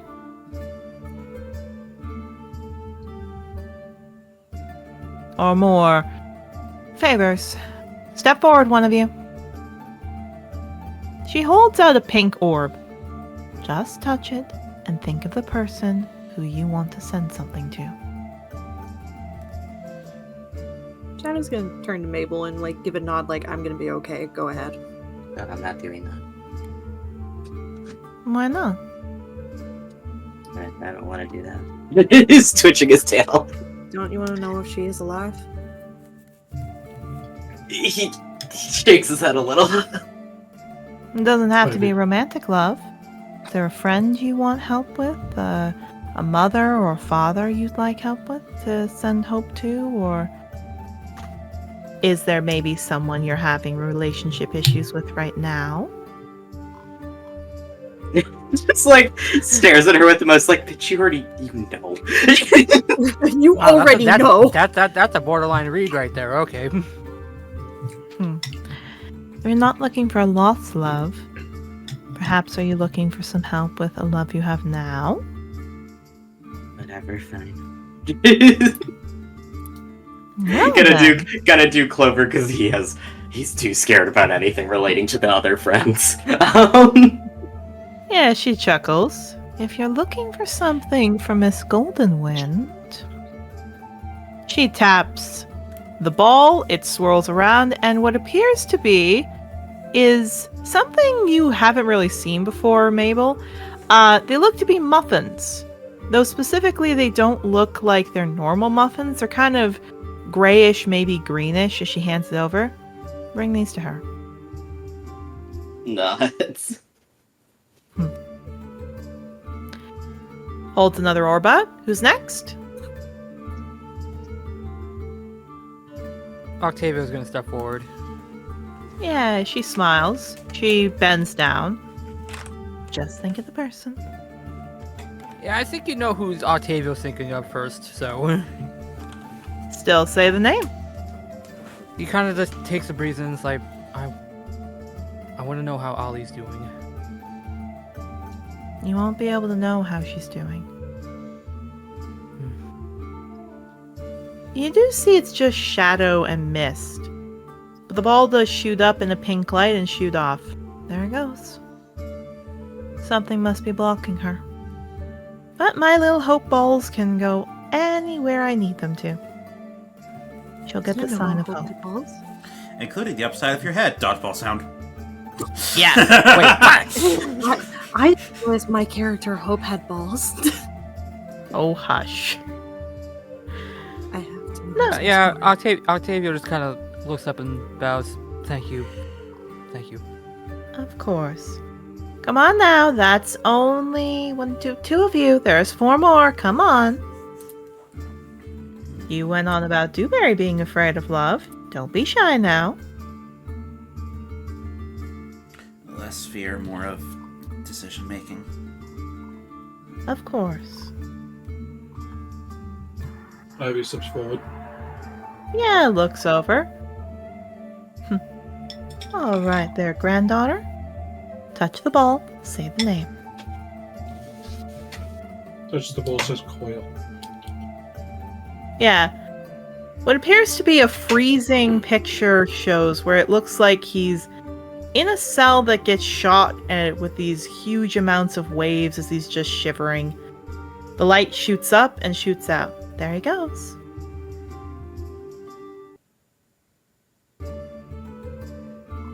Yeah, smiles.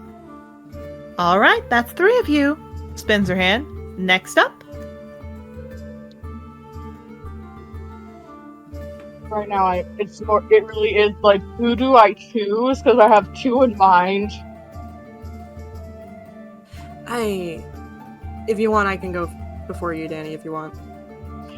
Yes, please. I'm in Yara's situation. It's like, it's more so who to choose. Mm-hmm. She actually turns over. This is not for you, Shadow. That removal of the blocker was your boon.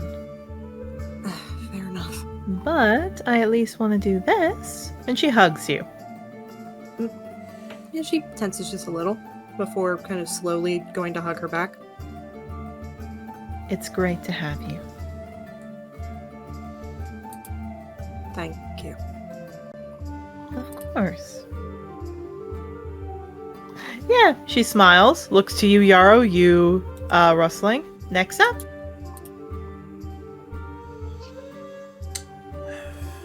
Okay, I think I know who I want mine to be. Alright, who is it? He's gonna put his hand on the orb. Mountain. You don't see anything for a while. Just looks like somebody, like trees and bushes. But the pink orb goes up and shoots out. There you go.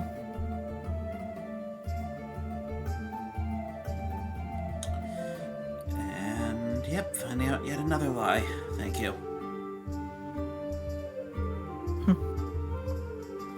We'll see where she is later.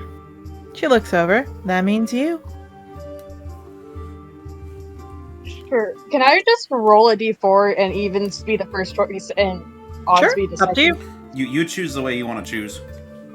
I'm torn, that's the issue.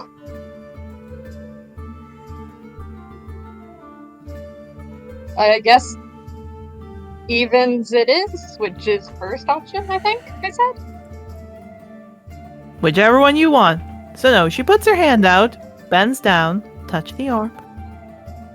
Yeah, her ears flick as she does, and yeah, she thinks of mother. You do. You think of Belladonna. You specifically need to say Belladonna, so Oh, I'll say you said it. Does she have to verbally say it out loud, or? Yeah. Oh, I don't know. You do. You see what looks to be your mom getting smacked on the floor. She looks up at someone scared.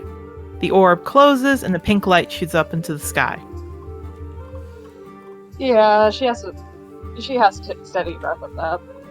Mabel's gonna walk over and try to comfort her.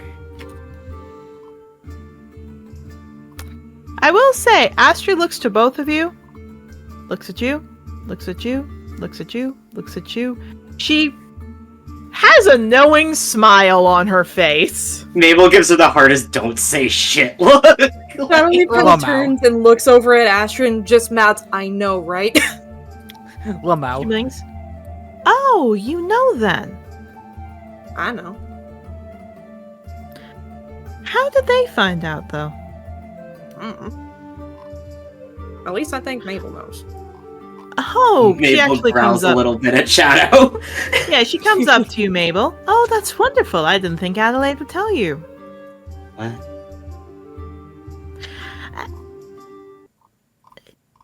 You weren't talking about that, were you? Shadow just starts shaking her head. No, I was referring to their feelings. What are you referring to? Oh. Can I roll an intelligence? Because Mabel knows a part of this, and I know what's going on. You know something, but you're not 100% sure what. I'm saying I, as a player, know what's going on. Mabel knows a part of this. Oh, yeah. Mother, what did you do? Oh, I didn't do anything. It's, 21, baby! See, I know it didn't work out, but well, as they say, like mother, like daughter, when it comes to relationships. Oh, Mabel definitely knows now. Lamau. Yeah, fucking Shadowly whips her head towards Mabel's direction. Yep, no, alright, I'm done. She just starts walking away. I'm tired. She grabs your cloak. No. Why? Wait, Wrestling's mother was that Arcanoloth? Yes. Belladonna and Adelaide. They were they were together. Yeah, her Wrestling's ear twitches. What's that? What? Well, more. Adelaide had an affair with Callistus, with Belladonna. Okay, but, whoa, I did not know that part. Yeah, she had an affair for like 15 years. Oh my god, okay. What the heck is fucking... It's part of the reason their relationship has been so shaky. Well, it's fine now, but just ways a hand. Sure, it is. I was about to say, is it though? It Is it though? Wrestling's choosing to ignore this. She No, but Belladonna and Adelaide were lovers at one point. Interesting. I mean, you two aren't actually related, and I mean, if they got together, I'd be happy. I didn't think it was that way. Just trying to talk over her. But I mean, if you two got together, I wouldn't be upset about that. I think that's cute. What? There's a lot happening right now. That's why I'm saying it. She chuckles. Well, my job is done. If you all want more boons on my part, just come on and talk to me. I'll be happy to make lovers come true, dreams come true, and fix up romances. By the way, Starkeeper, you might want to call me at some point for your mother to talk to me. She really needs help. Isn't she always? Also, Shadow. If you're who I think you are, you might want to go talk to Brightheart.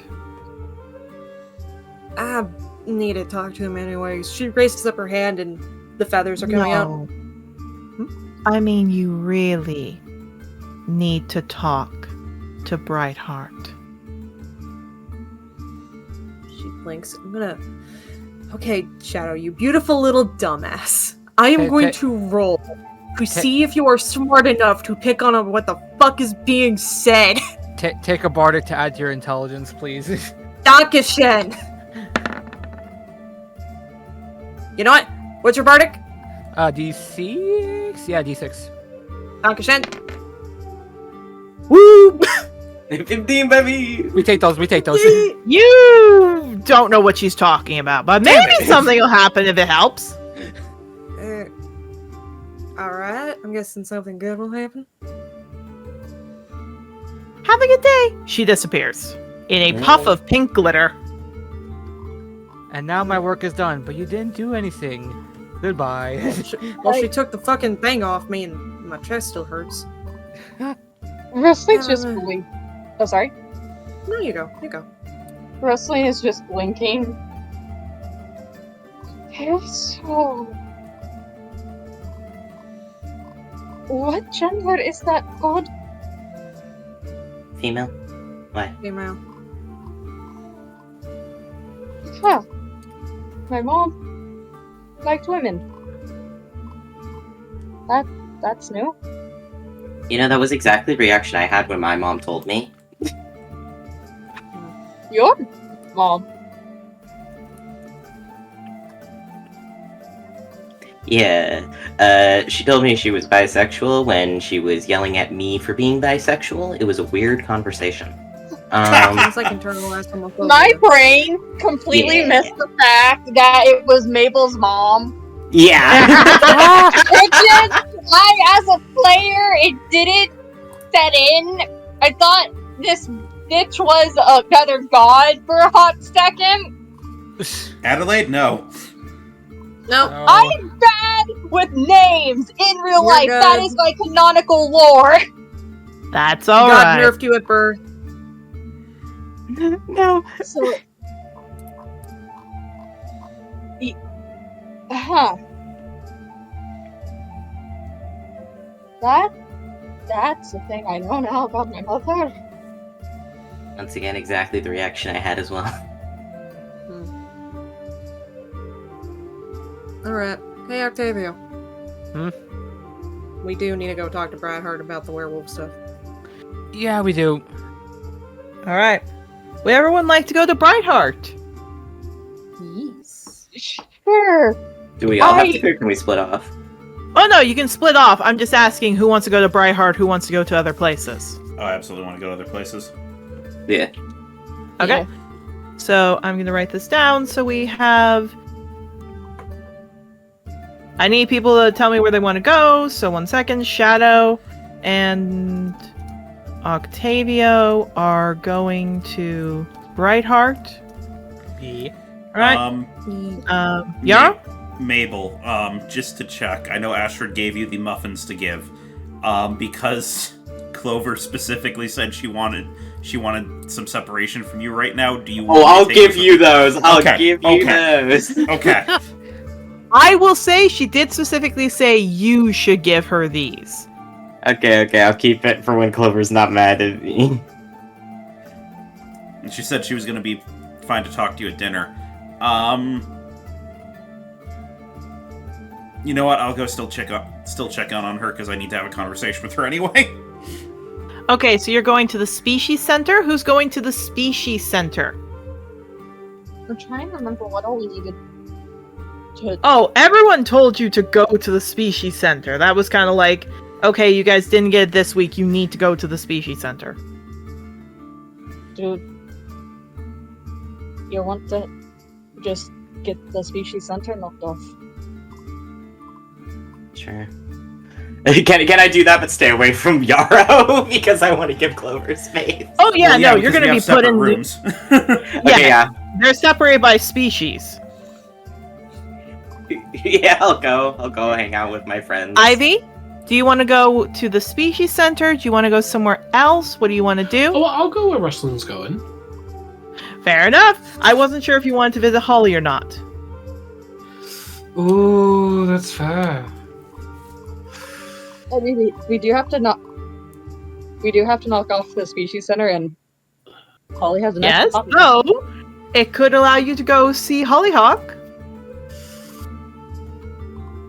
Yeah, I gotta go check in with her. All right. Okay. So, we are going to do, just because it is the shortest-ish one, because not much will happen. You all decide to go off. Octavio, Shadow, you decide to go off to head in the direction of school. Mabel and Yarrow, you start to head in the direction of the Species Center. Rustling, you kind of start to travel off after them. But none of you see, or at least for a bit, that Ivy was heading there, and Ivy actually starts heading in the direction of the school, but a different one. Instead of the professor buildings, looks like she's heading in the direction of the main building, like where the library is. This is fine. Go for her. Maybe she's doing studying. Indeed.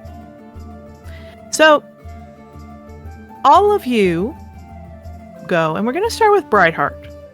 So Brightheart is, from what you can tell, Shadow, as you get close to the school, where Ivy diverges off from you, and you're heading into the Professor Towers. The first thing you see is that, first and foremost, many of the professors seem to be like they're taking breaks in the lunch area, because it is roughly about 1 where people would have eaten lunch and now they're just taking time to breathe. Looks like they're eating, having fun. What you notice is Brightheart's not there, but who is there is, from what you can tell, it's Banyu. Banyu is walking with his partner dragon, like his rider dragon, his wife. He looks at you. Ah, good to see you, Shadow. Did everything go alright on your mission? I heard that someone died. That wasn't you, was it? No. No, that was Ivy, actually. Well, knowing our little records then, she'll be contacted by a few other people. Professor Unity will probably want to see her. More than likely, but otherwise it was a resounding success. We stopped the bull from terrorizing the populace, and we cured the poisoning. And the bull wasn't even the main reason why we were there, so... Nope. I heard. You are getting quite the reputation. Finally not have to worry about having a reputation of, well... Destruction. Yes, that. It is good to see you all do that. Very good. Are you two looking for Brightheart?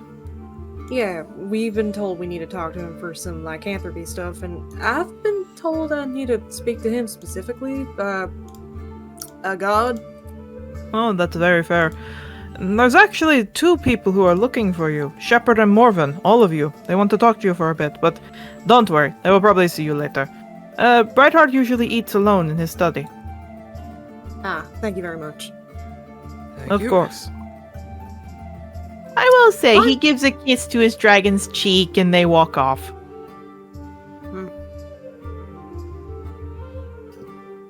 As she's walking, she just turns to Octavio. Alright. So we're doing this. We're gonna go figure out our lycanthropy stuff and that's it, right? Yep, that's... Hopefully it's simple like that. I'd like something to be simple for once. For once, please. I also need to talk to him about possibly finding another dragon humanoid maiden pair. Because apparently that's my parents, so might as well ask someone who might be aware of it. If that would help. Hey, what would be the odds if he's actually like my dad, right? Be funny. Octavio just, as they're walking, goes back a little bit, just squints up at Shadow. It's like, What? Nothing. Alright. Anyways, let's go. Hey, honey. Oh. I think Tavcat has been called away. No, that wasn't me. Oh. That was Caleb, I think. Yeah. What? Never mind. I thought someone was getting called. Never mind. I heard someone say, hey, honey. That's why I was like, huh? Probably one of the people on mute right now. Yeah. Yes. Point is, what ends up happening is you all walk up there, You get to Brightheart's area. You see, there looks to be some claw marks on his door. Unlike Morven's door, because I will say this, there's a door, and then there is a stairwell that leads up to it. His door is covered in extra claw marks and scratches, everything else. So, when the door opens, you see there is a huge pile of stairs. There is an elevator, but there also appears to be a huge flight of stairs, maybe about 10 to 15 flights. And it's not the normal, like, small landing and then more stairs. This is the spiral one, so 15 flights of normal, like, of the spiral stair. Yeah, she blinks at that. I don't think I'm in the condition right now to walk up those. And your legs are too small.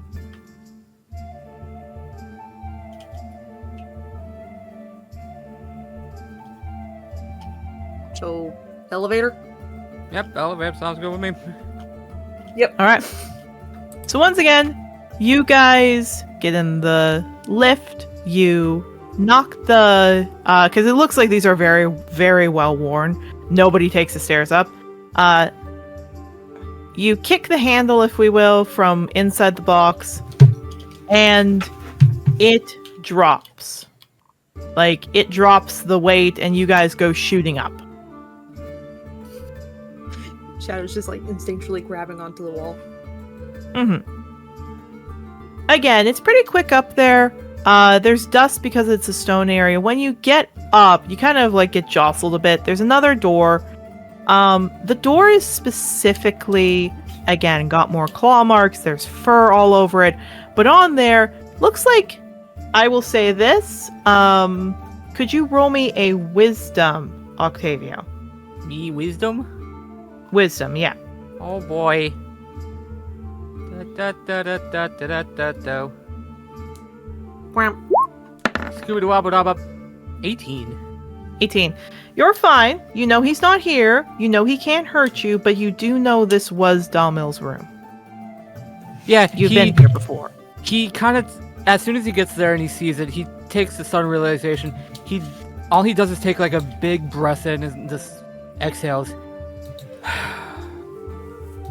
It's fine. It's fine. It's fine. It's just this is where his office was when I first came to the school. Yeah, she hears that, blinks, and picks you up and puts you on her shoulder. Whoop. Come on. He just smiles and just pats you on the top of the head. Hey, packmates look out for each other, right? Oh, packmates now, huh? Hey, you're aware you're lacking too. I have to address you as that. Yeah, he just chuckles as they go in. Alright, so you all go in. You see that Brightheart is what looks to be painting. There appears to also be extra long claws on him, and what appears to be not feathers, but scales growing up his arms. As he perks his head, he looks over. Oh, good to see you all. I heard what happened. Sorry about that. I like to isolate whenever the cycle's coming, you know? Of course. This has just been our first free opportunity to come over here. Not at all worry. Come, sit. He, like, chuckles, pats down, like a little cushion for you all to sit. He's at a table, he looks out. I'm just happy you're all here. I heard you all went through a pretty terrible, time. You all alright? Yeah, Charlie sits down and places Octavio down next to her, because... Yeah. Places him down. Broken bones. Oh, sorry, Octavia? You just put him down and he just goes like, wah. Well, No broken bones? No problems? Octavio here got some burns, and Ivy... unfortunately, Ivy fell. Oh. Well, Professor Unify will probably come after her then. We've been told. Anyway, don't worry about them. I want to focus on lichens. Now, he kind of chuckles and looks over to all of you. Have you all been behaving yourselves? Are you all medicated? We recently got medicated by I'm trying to remember her name. Jocelyn's girlfriend. Oh my god. Nurse Honeysuckle. We recently got medicated by Nurse Honeysuckle, and she wasn't too happy that we withheld that information. Oh, you shouldn't. Yeah, I'd be surprised if she wouldn't use Jerry on you the whole time. She was close. Octavia was being very quiet. You're lucky. Very, very lucky. Anyway,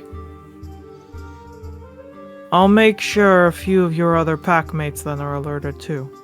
There are more lichens here than you know, or wares, considering we don't want to lump in with an actual species in Trothar. Of course. Mind if I ask a very strange question? Well, we've got a few I'd like to talk to you about, but most importantly is I've heard one of you is a blood hunter. That will be me, sir. Alright. So you know that because of your blood hunter heritage, you are more of a threat than other people, right? Yes, sir. Apparently it's a long family line. I'm not aware of my biological family whatsoever, though. Oh. There's no problem with that. Werewolves get abandoned all the time. It's okay. There's nothing wrong with that. And he starts to grab, like, the pot and starts getting it on the fire.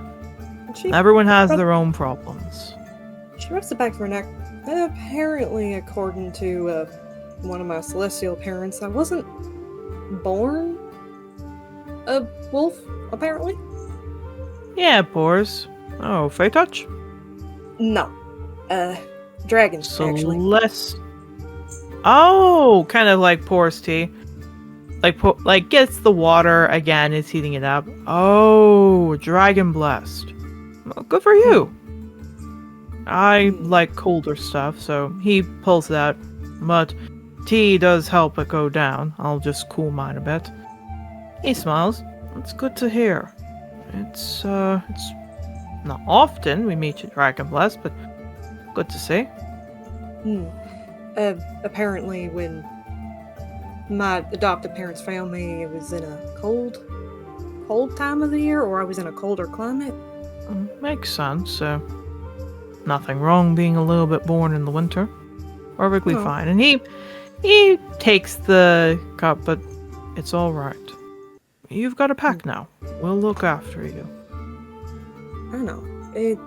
It's just weird. See, I'm from the Shadowvale, so time moves differently. That's fair. Shadowfell beings are definitely connected to us. But you're safe now. And he smiles and nods. Octavia, what about you?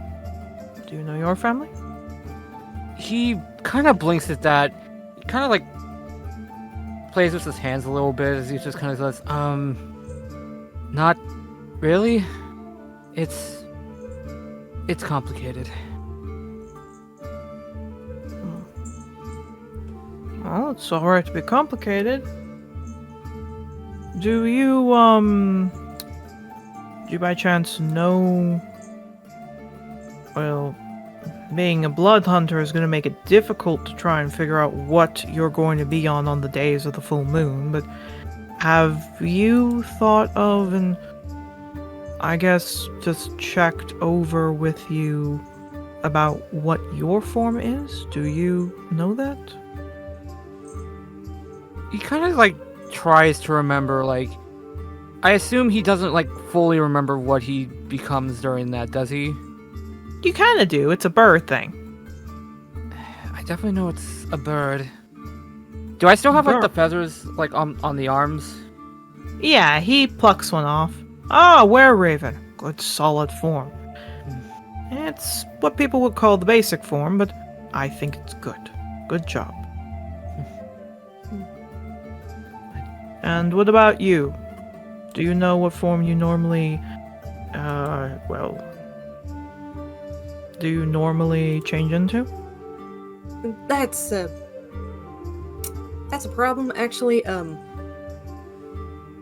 when I was going through my blood hunter ritual to be marked properly, the ceremony was interrupted, and I don't have a solid form. It changes daily.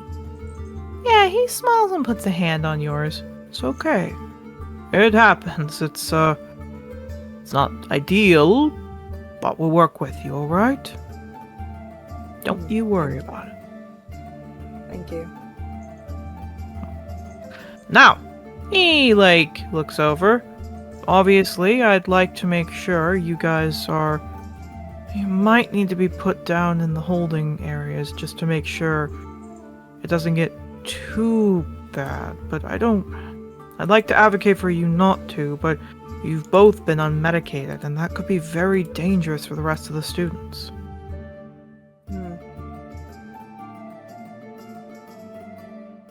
Again, I fervently hate that room. The guy snorts as he takes a sip of now cold tea. I hate it. Personally, I wasn't too fan of being locked up in my room either. I'm sorry again. But I will advocate for one part of it. Bivnix and I agree wholeheartedly that sometimes that needs to happen. Some people refuse their medication and they can get incredibly dangerous. I don't like to think of it, but it's true. But as your advocate, you both tell me whatever you need, and we'll make sure it's done, alright? Of course. Again, I've never had to deal with medication. Back in the Shadowfell, being a lycan like that was a blessed thing, and it made you a knight, personally. I know a few things about the Shadowfell with that. They're quite aggressive. But you're safe here now. We'll make sure you don't go back. Honestly, I didn't know about this entire lycanthropy thing until I actually got to the school. It's a Scourge race thing, and mostly is the issue you'd have. But you both look like you're smart and you'd stay away from them. Octavio just kind of gives a 1,000-yard stare at that. It's So like does he's doing advanced arithmetic right now. It's like, okay, what does that mean? What does that mean? Kid, Oh no, he Shadows- specifically looks. Let me show you something. Alright. He walks off and you see he pulls out a very long rope of teeth. Huge teeth. Many bearfolk teeth. These here, they're trophies, as he puts them down. Scourge race are nothing but cowards. Cowardly beings who hurt and kill anything on sight. They're the ones that will find lycans and use them for their own gain. But we keep you safe from them. You'll be taken care of here, don't worry. I see. Thank you. That I don't think that's fully necessary. I know Dracula Dale is very well protected. If it's so well protected, then how do we let some of that filth in here? He starts to glare out the window. I'm Morven sorry, should have put down the school in lockdown. He should have kept everyone at bay, and in my personal opinion, even if the students would be upset, we should have done the collar checks. I'm We should sorry. be monitoring and shoving everyone in to protect each other. Octavio Professor- walks out of the room. Yeah, Shadow's ears are just kind of flicked back. Professor Brightheart, if you don't mind me asking, why are you this They're passionate? I know- cowards.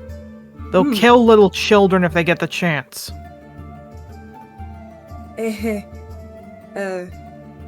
Speaking from experience? I don't like to talk about it. He does see you coming, leaving though. You should stay here, Octavio. I'm sorry for getting upset. This is a sensitive subject from experience, and if I had the option, I'd make sure each individual student was checked so I could wring that Scourge race's neck myself. Well, sir, as you said, you're in a safe place. You're allowed No. to talk about it. We're not. Octavio, have you left the room? He's like at the door as he was like just about to leave, but he just kind of stands there. He doesn't go back. He just kind of like stands there at the door and just kind of looks his head over towards him. He's not saying a word. Look, Trothar's not safe. I don't care if they're dead or sent back to the plane they came from or jailed. I've never met a good Scourge race. And you all should be careful of them. Scourge races have been known to find our kind and bind them. I've seen lycans that are used as soldiers to defend them. Rabid, unmedicated, and then sent out. Used as a decoy, a prop. He digs his hand in. I always know where to find them, that's for sure. I know how to find us easy, Sentinel. And then they use that to bind us down. I've seen enough lycans rabid to count. So if you either see any sign of a Scourge race here, please tell me. Of course, but it seems like they're gone. They're not gone. That little one that reported said it was a Cambion. It could be anywhere. They're not gone. You think they're gone? One minute they can disguise themselves as one of you. The next, they'll wait till it's settled down, then keep going. Out of every one. They're the most dangerous, the Cambions. Some Scourge race is fine. Saurians are one of them. They're not bad, they're just very dangerous.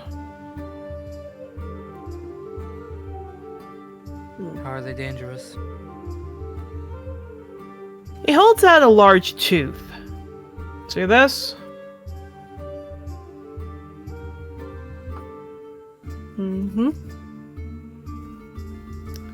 Saurians can get to the height of 10 to 12 feet, some of them. I had this Saurian come at me. Young one I was maybe about 300. Strength at my peak. Broke my arm in half with a bite. A single bite. Little ones. They're pretty but, well, powerful too.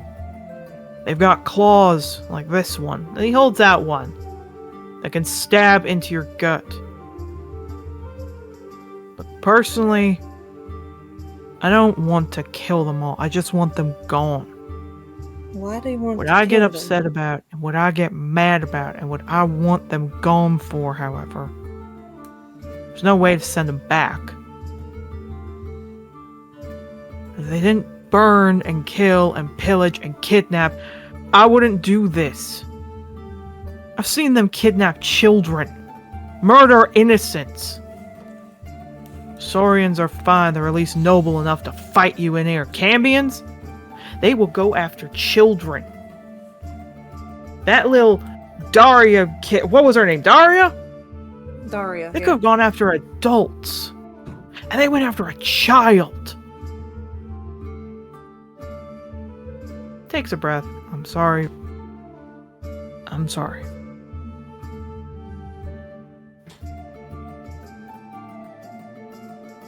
I'm sorry. You're passionate. There's nothing to be sorry for being passionate, right? I don't- He's not saying anything. The thing is that every single thing I'm saying could sound like what it would be for an ancient era to a new age, and I've suffered it enough. I've heard enough of it. I've heard they're desperate, they're trying. I've even seen Scourge races that are taken in. Some of them can be turned to good. Some of them can live a civilized life, but I don't see New Ages kidnapping and torturing children. Did that happen I just wish to you? there was a better way. Did that happen to you?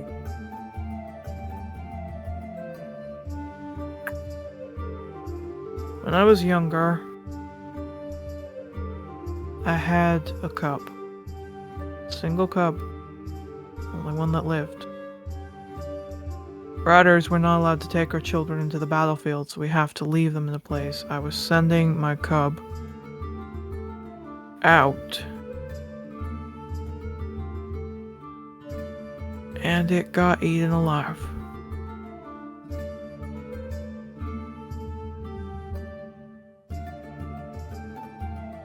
I'm sorry that happened. I saw those I asked to guard friends ripped apart.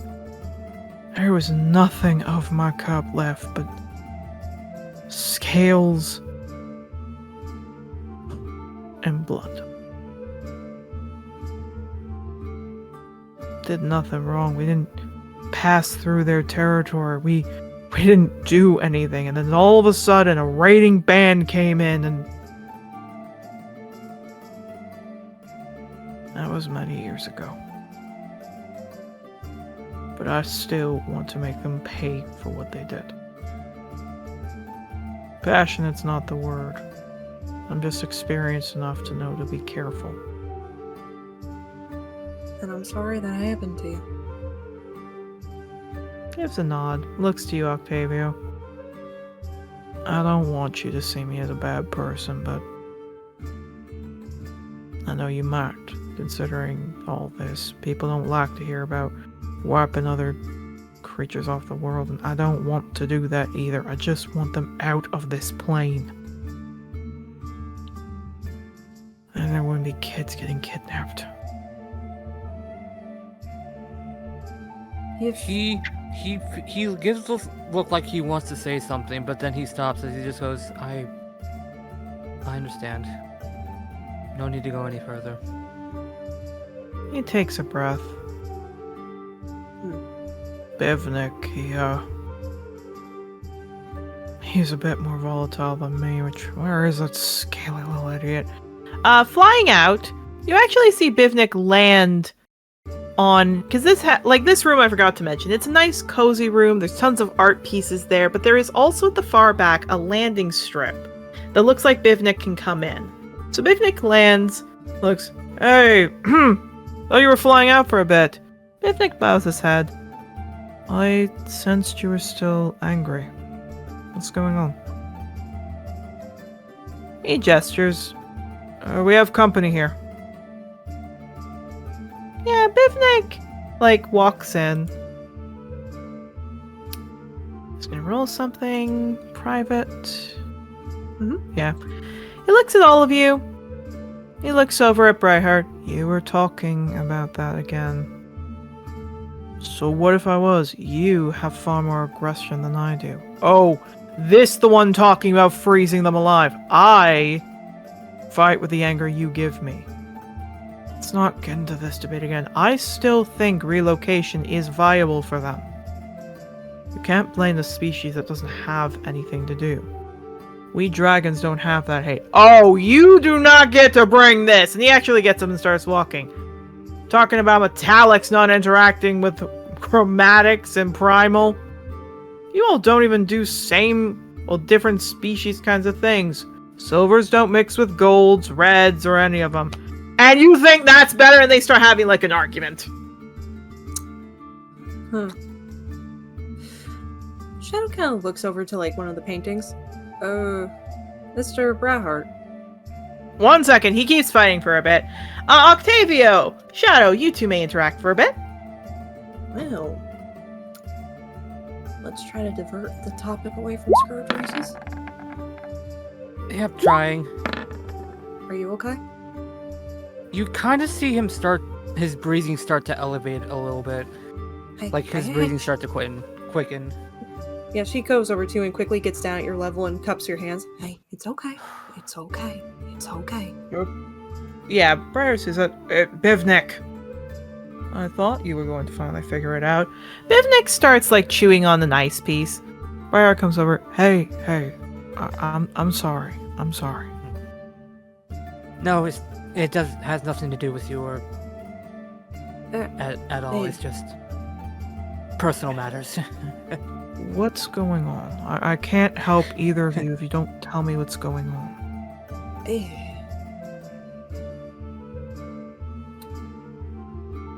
Yeah, he's looking to you, Octavia. He kind of is like shaking a bit. It's like, sir, I really don't feel comfortable making this conversation right now. You interacted with Scourge races before? He just kind of like says nothing as he's breathing hard. Sorry. Okay. He puts a hand out. Did you interact with them nicely?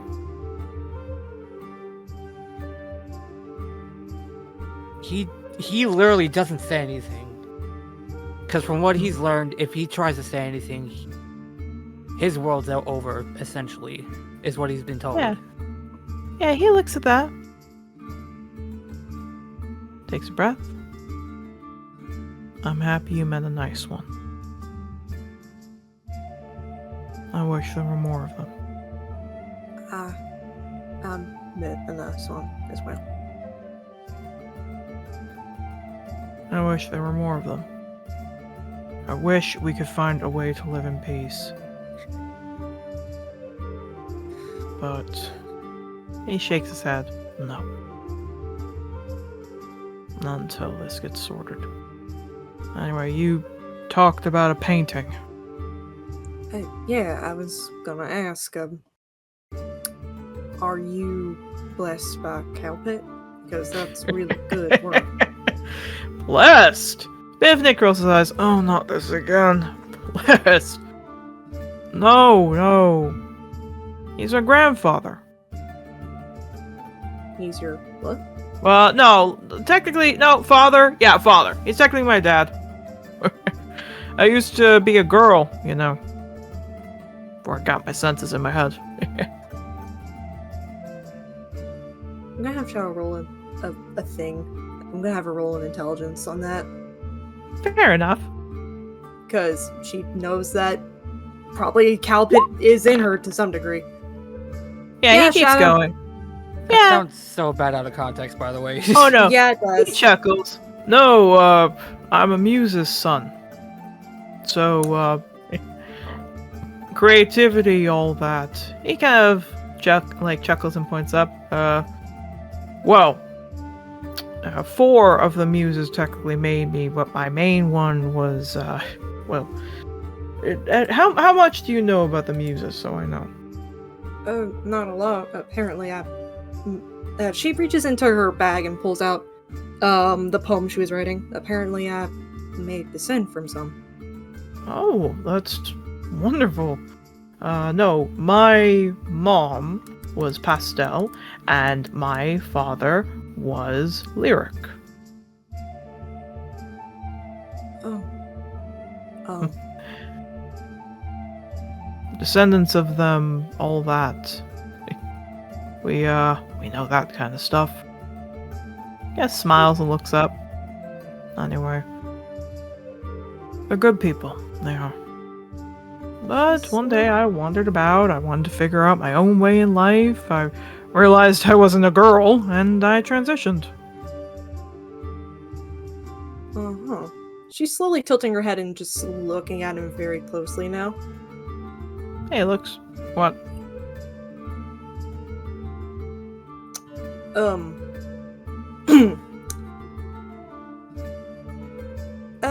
Random question. Is the blood hunter thing in you, A family trait? Just questioning. Oh, yeah, no, I was a grand blood hunter. Yeah, Octavio, you see her tail bristle at that as she's doing the math in her head, and the math is mathing now. Yeah. Octavio, that finally like squints as he's actually back in the conversation. Like, huh? Okay, this is more than just coincidence at this point. Sir, Yeah, he looks. He kind of holds up his own. Where, dragon?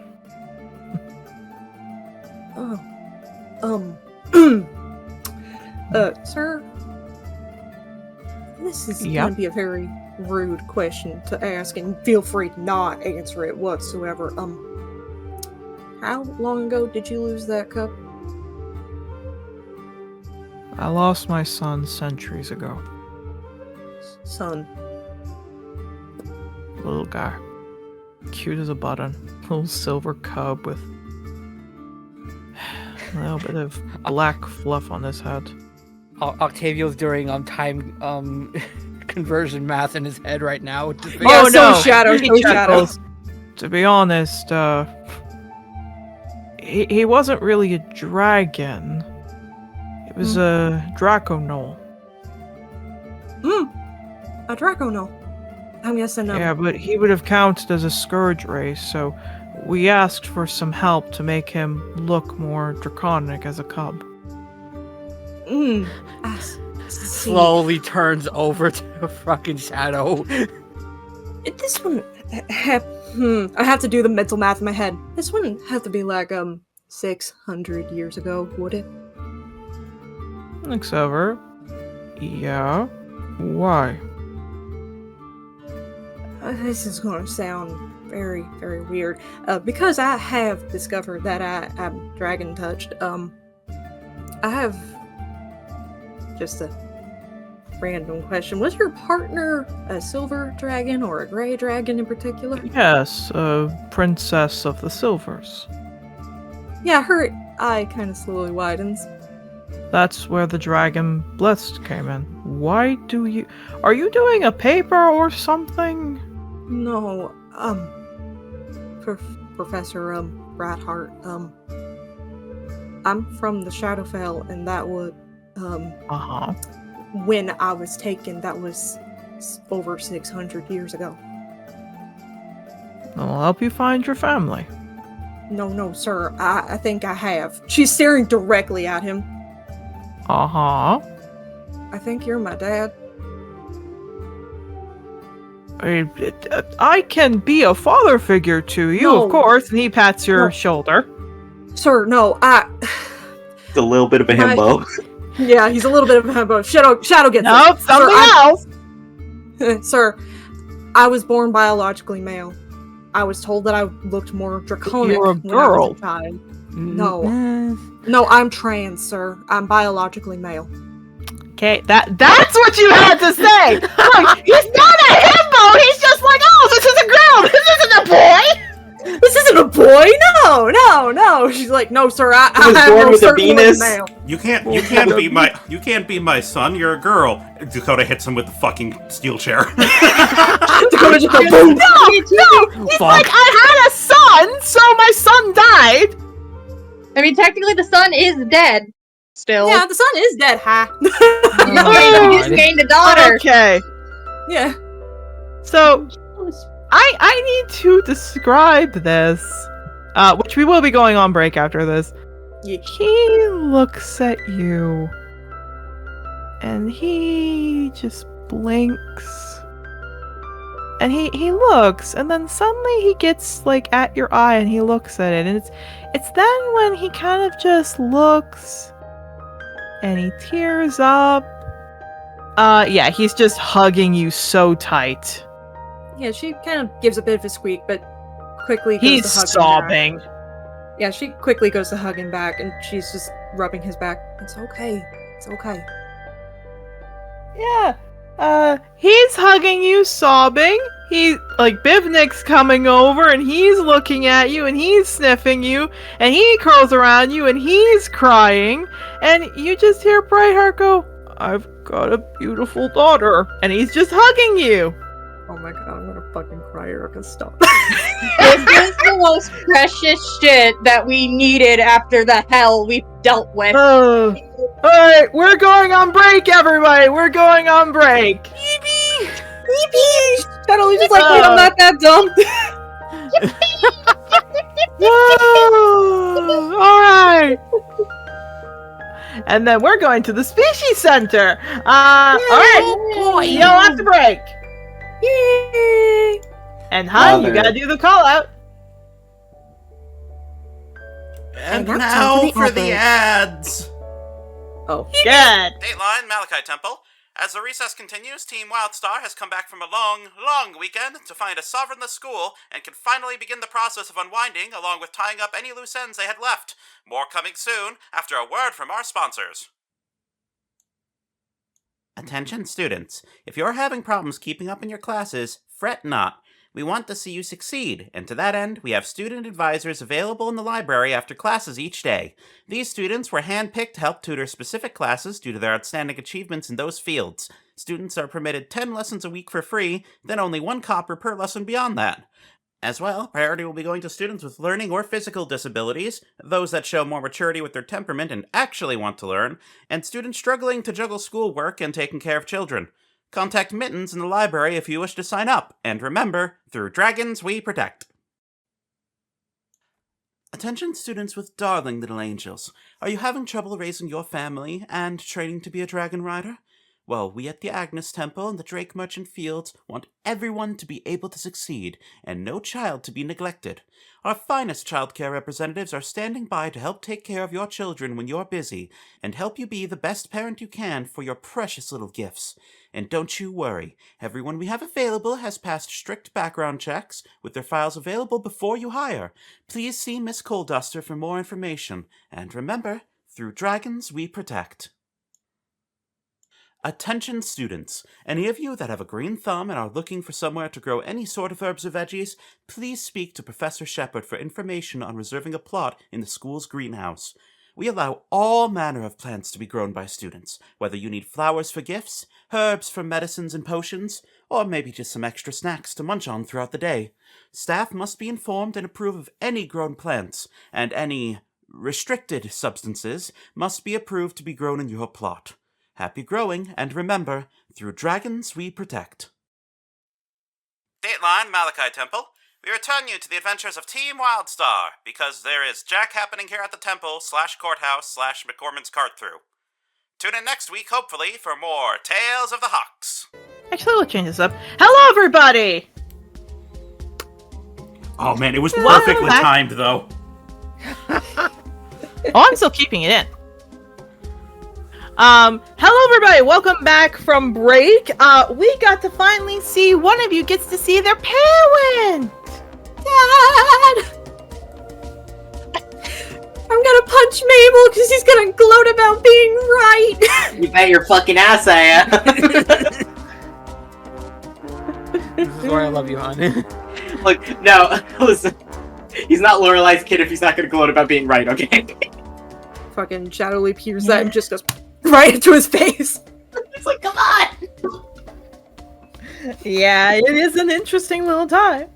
But I realized specifically I messed up a little bit with how Clover was last session, so we're actually going to cut to Clover for a bit, because she actually has to talk to Ivy. Oh boy. Indeed. So, we're going to move to What Ivy's are sections before we go to the biggest one, which is the Species Center. Oh boy. Indeed. So, Ivy, you're heading to go meet Hollyhock. Hmm. You did see that Clover had gone off in the directions of the Species Center. However, as you're about to head there and you're like, okay, we're good, we're all set, all that. Suddenly you hear from behind you, wait, hold on. Hmm? Yeah, she takes a breath. She puts a hand up. Ivy, right? Yes. It's Clover, Oh. isn't it? Yeah. I know we've met a lot, just admittedly, The wall sometimes gets hard to see, with the getting in the eyes and all that. Well, what can I do for you? I need to talk to you. Okay. You disappeared from the classes, when, everything happened. Before the Sovereign came in, and there was some assignment, so she holds it out to you like a thick piece of paper. It's scribbled, but I thought maybe you could write them up in your own handwriting.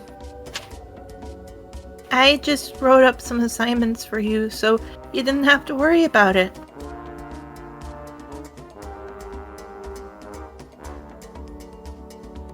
And why would you do this for me? Well, because you weren't here. Well, no, I understand that, but why would you put in the effort for this? I mean, we don't know each other.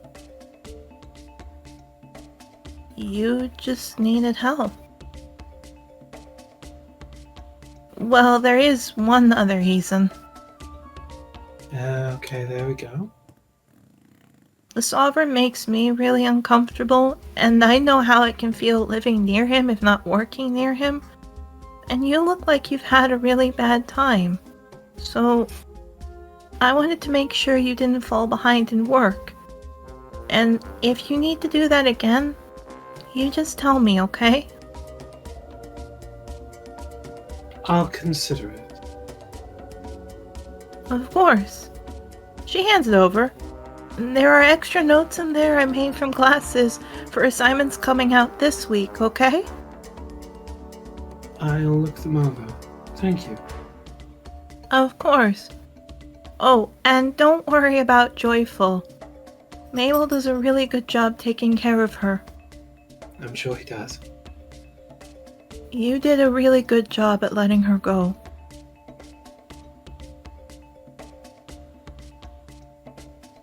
One other thing I thought you might want to know. I know sometimes the mail can get hitched with a little bit of stuff, so I put in a request in the Druid Center to make sure I could get a little piece of the land for gardening. Mabel told me that you had something that would prevent pregnancies that you need. I'm making sure to set up some of the land so that you can get your herbs. No need to worry about it. That way you can control how much you get.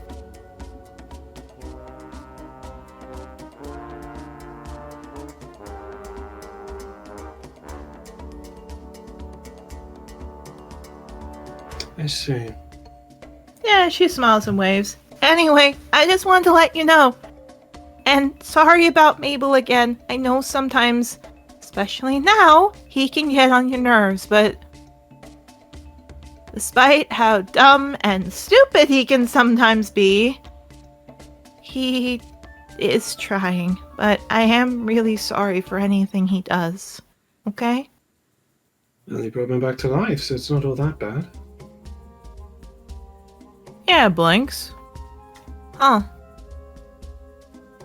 Well, if you want to talk about it, you let me know. Take it easy. I'm gonna go try to slam my head into something to work off this headache. You do that. He nods and she runs in the direction of the dorms. Yeah, Ivy. There is a stack of paper. Definitely poor handwriting, but definitely it's all the assignments. It's everything you missed in the days you didn't come to classes. Cursive could use some work. She just puts it in a bag. You do.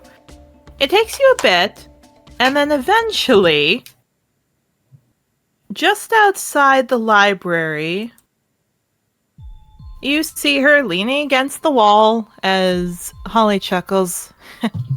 There you are. What's this I hear about you dying? Oh, yes. Wrestling was careless fuck and got me killed. Oh, you want me to handle her? No. You're going soft. Not Knowing really. you. I just think that if we take care of her in any way, shape, or form, I'm going to be the first suspect. Fair. Either that or you, considering all of them don't like you currently. Oh, I'll make sure she's given a little reminder about how useless she is. Anyway, what's it like being with the goody two-shoes? Must be so boring. And she kind of like leans against you. No fun without you around. What it's like, well, it's been lethal, for one. Well, yoink! And she grabs something out of your bag. Who wrote this? A 2-year-old? Clover. Oh, the little bimbo. Oh, well. You have to admit, probably slept her way into the academy. I think it was with that half-dragon. He had something to bang when she was lonely at night.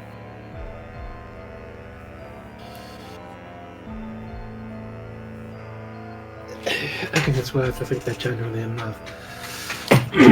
Oh my, that poor Cora. Well, aw, she did work for you. She kind of chuckles. Mind if we swipe this to do some notes? We don't really do the assignments. I would love to use this. Help me out getting a little bit of there. You wouldn't mind, right?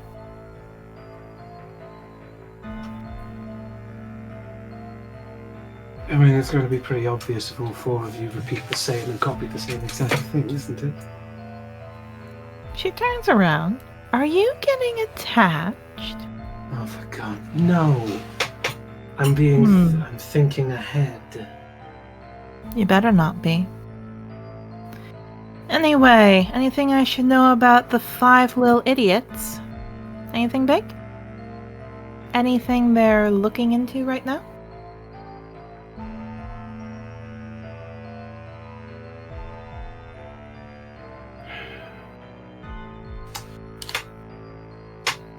There's something going on with Octavio and Shadow. Something that the two of them have a connection about. I don't know what, but from how they look and how they act, it's something behind closed doors. Yarrow is always still the most curious one of the group, considering how soft they act, yet how dark everything around them appears to be.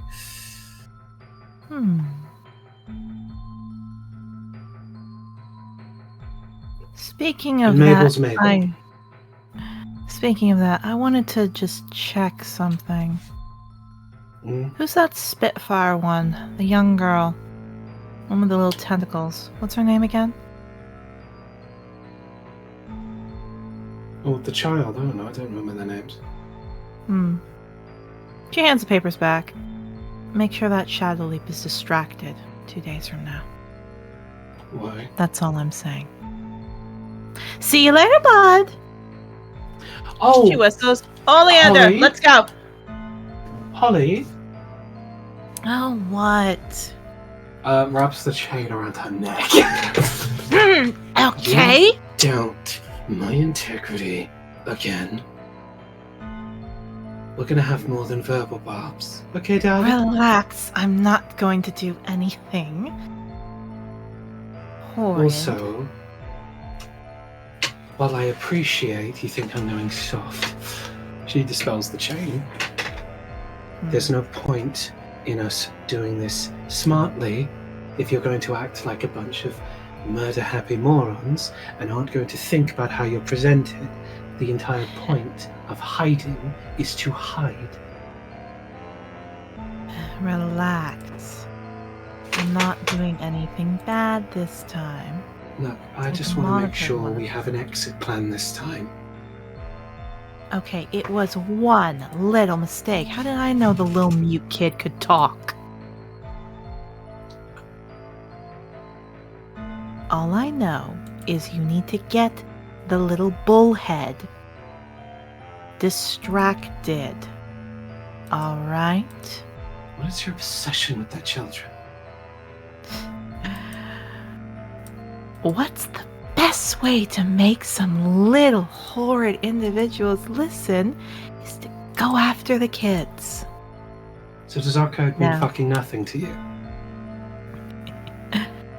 I'm just gonna scare her. Fine, fine. Not that one. Keep the platinum half-dragon at bay. That shine looks enough. Is that all right? No killing. Oh, you're no fun. Told you you're going soft. We're extending our stay here for you. You're Not so you can extending not- yours. Don't give me that bullshit. We're extending the stay because you're looking for Elrune. And we're extending the stay because Mama Loot told you to. Don't pull me into this. I'm just getting the additional. Besides, I'm the one that We're hired here. you. Not the other way Yes. around. Friend or not, I hired you. And that's I'm fair. not gonna kill the kid. Besides, if Brilliance is all sad, means I can get him isolated. I Just feel like need you- him. Just feel like you're jeopardizing everything we're here to do, just for a focus on hurting the children. When you I could be don't doing know something what smarter. the kids saw, alright? Not like anyone will believe the little retard. Fuck you! I apologize! I had to word it this way! I am very I knew it! Lamau. I knew it! Done. For anyone who hadn't figured out by this point, Holly's not a good person! Yeah, well, once again, Adoy. 3 for 3, baby. Mabel fucking slam dunked it. I'm gonna shoot you. Anyway, Holly. I don't know what the kids... What? I love you, right? Hmm. But you really, really make it fucking hard for me to worm my way in when you keep doing shit like this. Right? Fine. No, let me finish. I am here to help you. I'm here to get them on side and help you do whatever fucking shit you're here to do. But every time you pull something like this, or you say things like that in front of people, it's making it really hard to maintain this trust with them.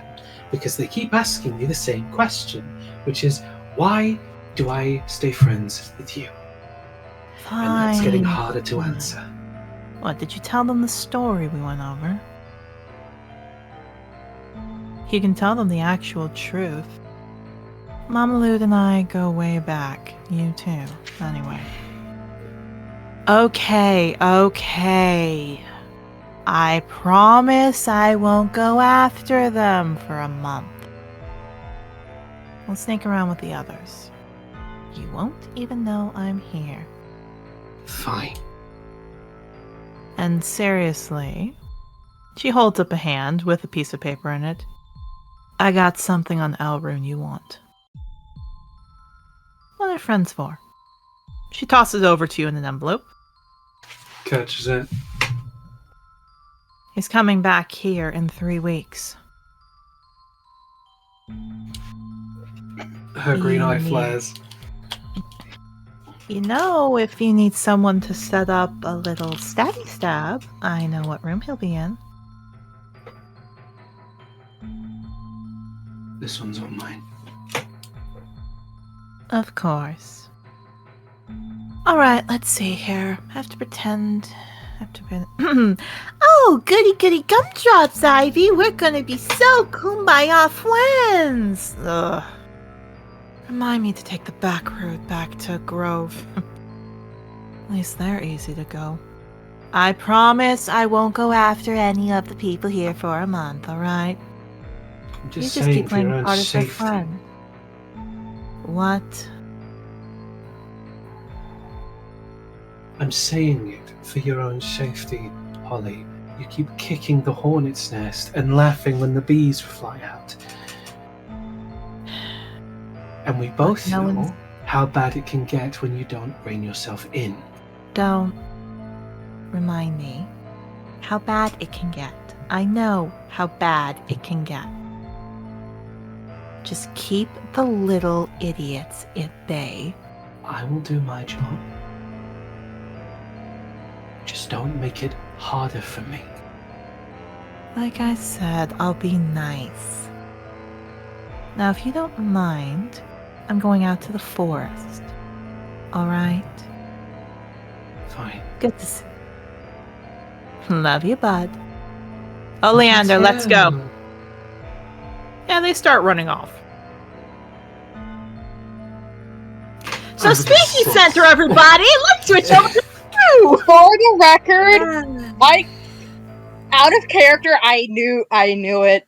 I fucking knew it. I knew I it. suspected that.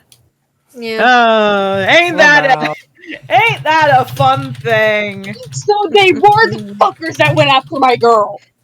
Maybe, maybe Why not. You can't pull that, Erica. You can't pull. Pepe Sylvia. Hey, Nathan. Yeah, You're prepared for Ivy to eventually get her shit beaten in by the party, right? Oh, more than likely. Okay. More than likely, yeah. Just wanted to make sure. Guys, I want to establish something that's going to kind of break your heads a little bit. One of the two things I established with Ivy at the beginning. One, she's a fucking liar, and two, she's a bitch. Yeah. No. Remember, I guys, will say I'm a this. rogue. Oh, no, look. Y'all may know a little bit about what's going on, but not all of it. We'll see how this goes. It doesn't matter because she's defending people who nearly murdered a child. I also do apologize for using the term. I do not believe in the word. I apologize. You're playing a villain. It's cool. Yeah, I'm playing a villain. I still would like to apologize. You just told me my daughter. Don't get mad at my daughter because she can see through your fermented bullshit. I know this will probably be imposed. I'm still going to make sure that word's bleeded out. I don't want that said in this, you know? Yeah. Also, to put out, Ivy's been dissuading her from attacking children. Extremely fair. Very fair. I'm doing my best, guys. You also then covered for her, so. But no! I'm not perfect. No! Let's go to the Species Center. Nothing's wrong. Nothing's horrible. Nothing's terrible. There is no war. There is no war in Bossing Say. There's no war in Bossing Say. There are no Cambians in Dracodale Academy. Here's the funny thing. Yarrow, Mabel, and it was just Yarrow, Mabel. I thought and wrestling. Wait, no, wrestling too. Yarrow, Mabel, wrestling. I was trying to remember who went. So deceit, family, relaxation.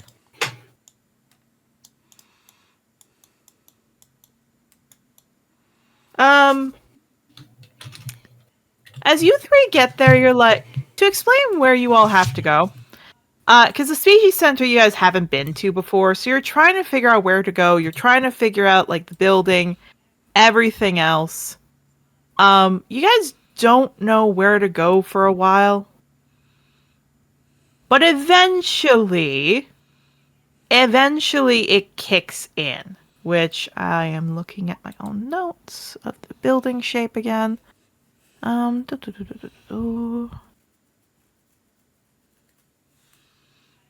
it's that one. Okay. When I can find it. Oh, not now, roll 20. Okay. So, it is this one right here.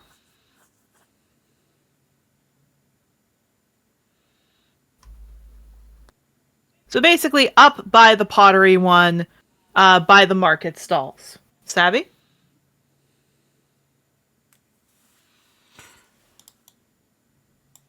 Yes. Okay, good. Just want to make sure people saw that there. Okay, so you guys go up there. It's definitely a big place. Specifically, the outside says the Dracodale Species Center. where pleasure comes naturally.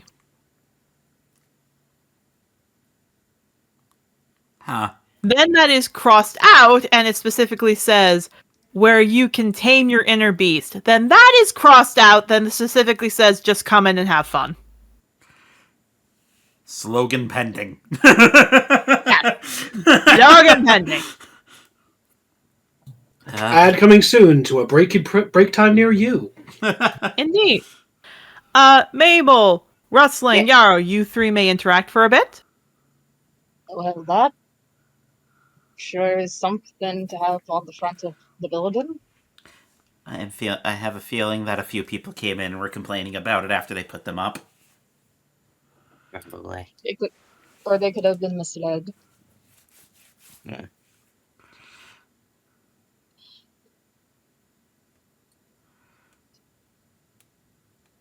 Hey. Actually.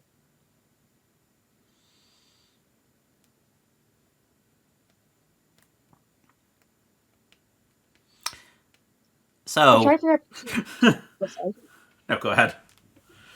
I try to figure out how she'd word this. You can talk. I realize I do not know how to word this thought in my head. I had nothing specific to say. I was just trying to fill dead air. Because Yarrow doesn't have a lot to say to either of you right now. That's fair. What I will say...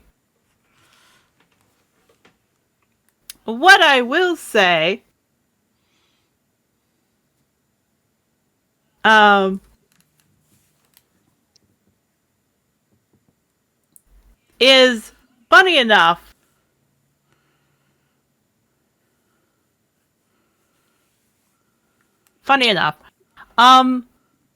Walking up behind all of you, you hear clopping of hooves, and you all see it's Clover. Looks like she was taking a break. She looks to all of you. Mabel, she's giving you a bit of a stern look. Just anxiously looking back at her like, yep, fair. I assume you're not going to let Sage off the hook. No. Good, and I assume Her ears perk up, she looks. And she looks at the box you have, Mabel, because you still got the muffins. Yep, yeah, hand her that. Yeah, she looks at these. Her eyes go wide, she eats them. I haven't had these since I was a... She looks to you, she sighs. She gives you a hug. Just give me some time in the center, okay? I think I'll calm down at that point. Yeah, that's fine. She kisses your nose. Love you, though. Love you too. Yeah, she takes them and keeps eating them. Mind if I come with you? I've never been here before. Oh, sure. Oh, 1 second. Mabel! Actually interact with half-dragons, alright? I was gonna... And I'm proud of you. Just not. Yeah, just smiles and walks. Yeah, I'm gonna walk after her. Rustling! Here's the funny thing. As you're waiting outside the building, Obsidian actually walks in, because he's the Black Arcana Loth. He looks over. Oh, hey! You gonna come down? I suppose they said we had to stop by here? Yeah. It's good to spend time with your own kind. You don't want outsider syndrome, do you? Huh? You know, being isolated from your own kind can lead you to grow resentment and hate towards them or gain prejudice because of them. Mabel twitches his tail a little bit. It's like, Just side eyes, Mabel. Mabel in his head is like, that's probably half of the reason. Yeah. I mean, that would probably be good to avoid.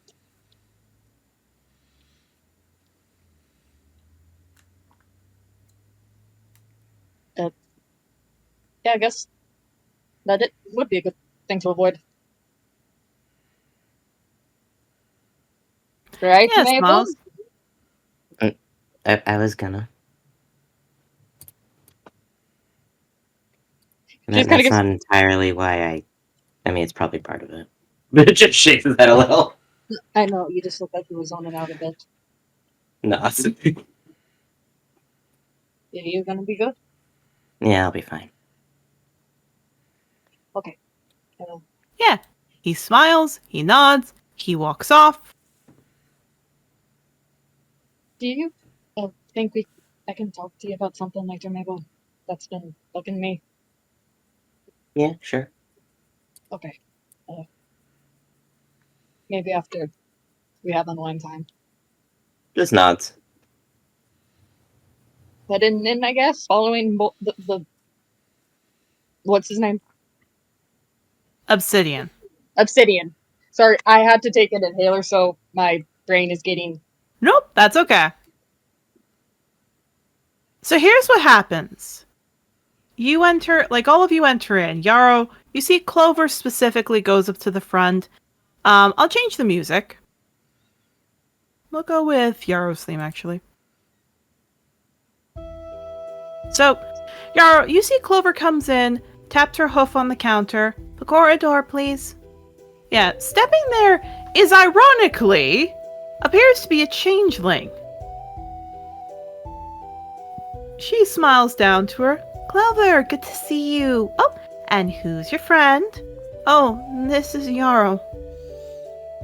Yarrow, she looks up to you. Nice to meet you. Nice to meet you too. Is this your first time? It is. Perfect. Do you want the nude option or the non-nude option? I'm sorry? Yeah, Clover rubs her face. See, some species prefer not to wear clothing when they're in their normal environment. It's kind of a culture thing. Some do, some don't. For example, Sometimes individuals feel more connected, and we kind of give them a private area if they want to do that, just so they're not flashing a bunch of people. I see. You can just pick the normal one, Yarrow. Well, if I'm going in with you, I'm going in whatever one you're going in. she nods. I'd like a log, if that's okay. Oh, you're angry at someone. Yep. Mabel? Yep. I'll get the big one. And she walks off. Mabel's like, what the fuck? I'm sorry, what do you mean by that? Yarrow just in his mind, okay, we're not telling Mabel anything that's happening in here.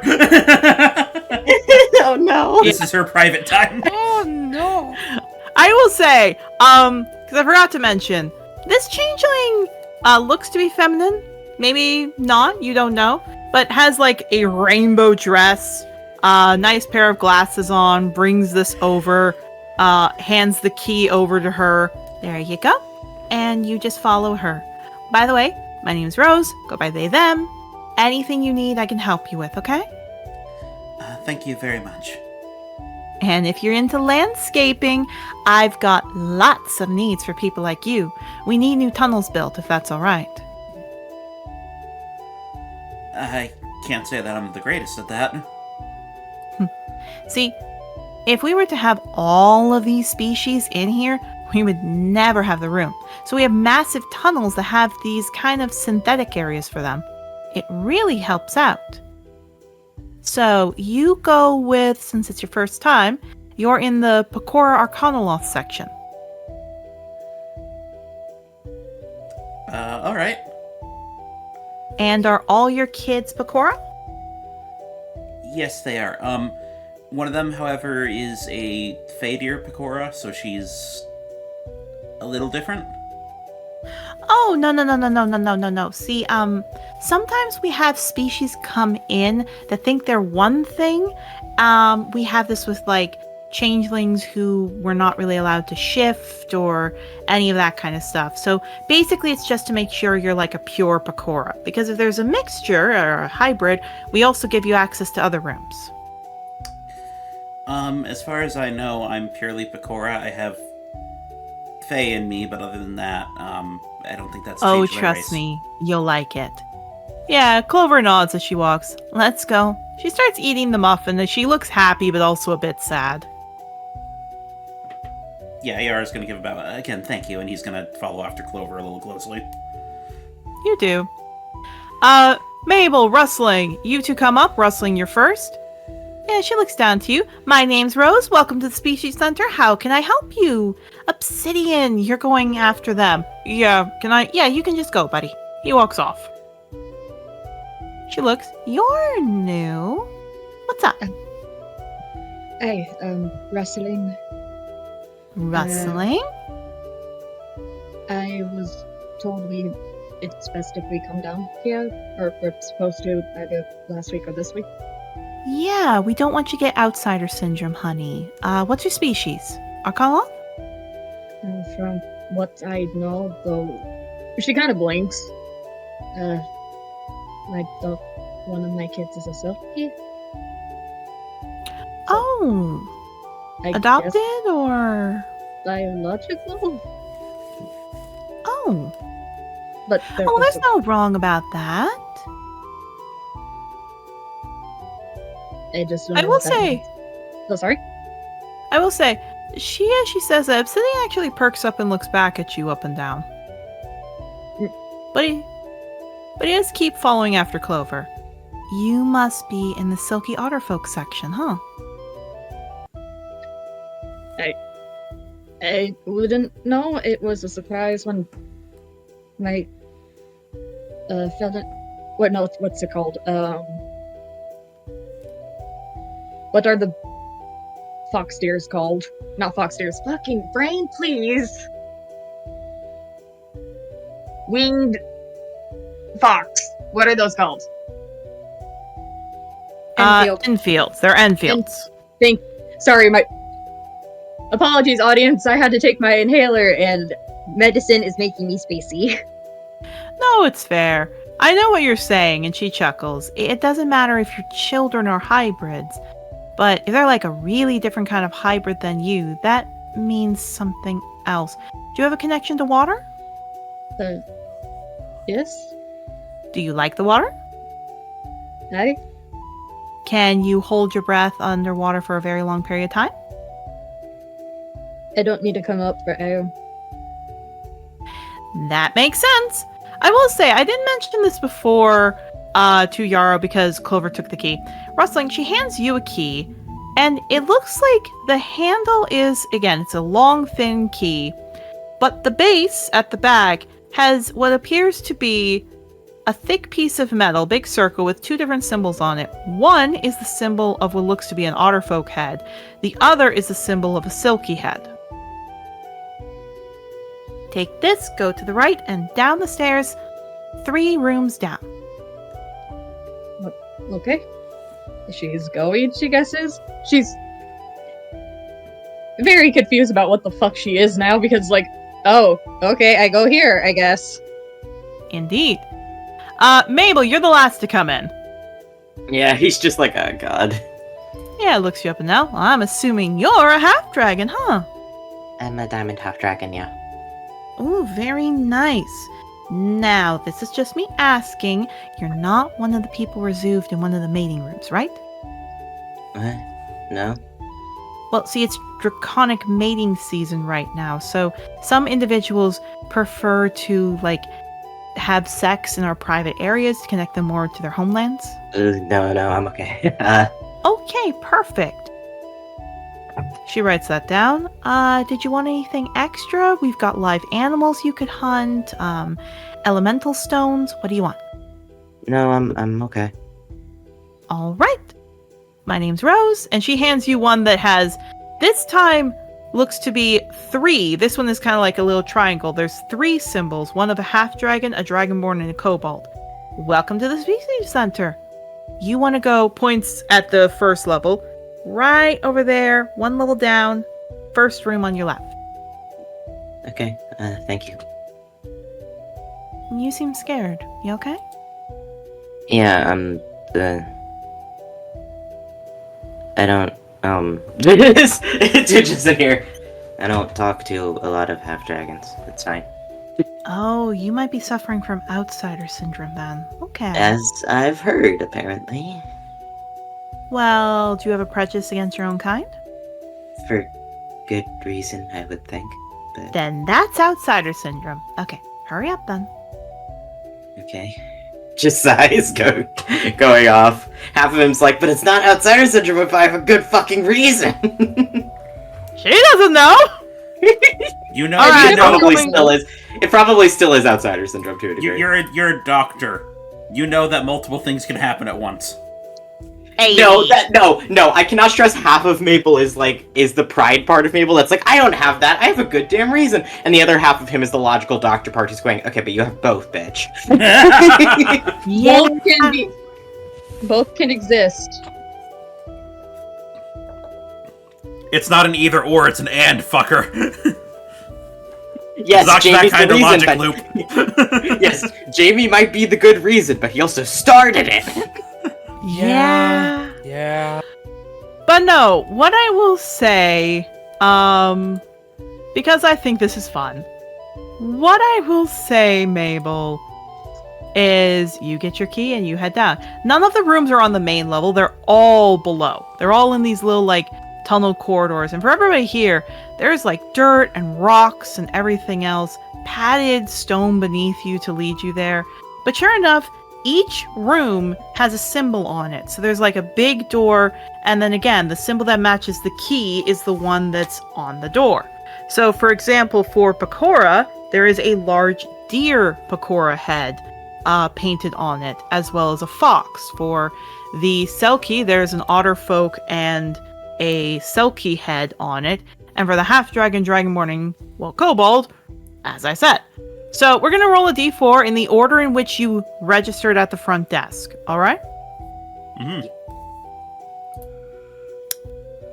For my choice, because I think this will be funny, we're going to rustling first.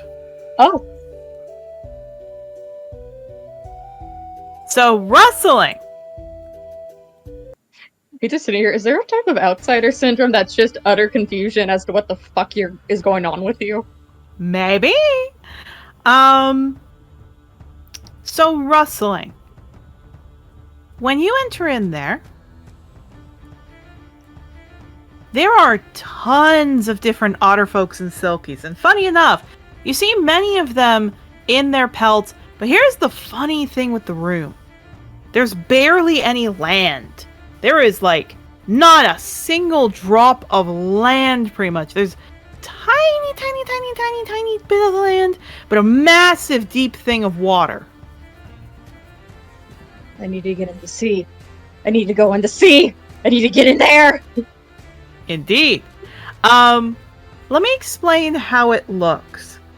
This entire place appears to be, to the best of your knowledge, again, deep water. There are clams that look like they're there, which you see otterfolk smacking them open to eat.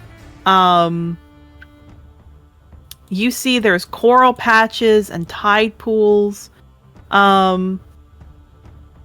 You see that there's again, otterfolk taking off their pelts for a second to change into different forms from Pecora to humans to elves, putting it back on and then jumping headlong into the water. There are Selkies basking on sunning rocks, again, moving their pelts to, moving their coats and all that to get off, jumping in as different types, laying about. All of them are having fun. They're enjoying themselves, not a care in the world. The funny thing is you actually see someone who you recognize, because way on the rocks, where there's a nice sunning spot, is Bonnie. Oh. She. Indeed, there's Bonnie, who's having a nice time, just settling in, enjoying herself. You also see, because she's there as well, Katarina. Katarina is jumping into the pool and taking a big gulp of water and then spitting it out at someone as they keep having fun. You even see some otter folk who seem to glow a bit in the water and then shoot a jet stream of water from their mouth at another. But it feels nice rustling. She never felt like this back surrounded by other Chronicles. Yeah. Bonnie lifts up her head as she looks to you. She goes, "Hey! Rustling! There you are!" Oh, Hi. Going over. Yeah, she chuckles. So, you really think you're a Selkie, huh? Either that or not our folk, apparently, because, she kind of chuckles nervously. Daria is technically my biological daughter. Well, fair enough, then. Yeah, she chuckles. Katerina! Yeah, head pops up out of the water. She scrambles up, shakes herself up. Yeah, what is it? Oh. Katerina. She gestures over. Rustling here might be a peltless. Katerina looks over. Wait, you serious? I'm just as surprised and kind of confused since I've only learned about all this arrived in here. Well, there's one way to figure that out. Huh? Don't hold your breath. Picks you up and whips you into the water. She's okay with this. She's like, oh, okay. In the water I go, I guess. Yeah. As soon as you get in there, you feel like home. She just lets herself sink. Just like, yes. You do see many otter folks still have to hold their breaths. So maybe it's not fully that they can hold their breath. Maybe it is something else. But they definitely can hold their breath a lot longer. And you do see them hunt with their mouth for fish. And they do lots of other things. She'll swim around a bit and then just head over, pokes her head back out. Water's pretty good. Yeah, Bonnie called over. That was 15 minutes. I think you're definitely one of us. Oh. Apparently I've fallen asleep under there. Before. Yeah. Katerina shakes herself off. Makes sense. Probably one of the Daria children. Oh, that's something they can do? They can breathe underwater. If you're one of us, and you're peltless, there's only one thing to do. She bites your ear, tugs, yar it, and goes swimming under the water. Challenge accepted, motherfucker. Indeed. It's a fun time. There's no issues rustling. It's peaceful. It's absolutely great.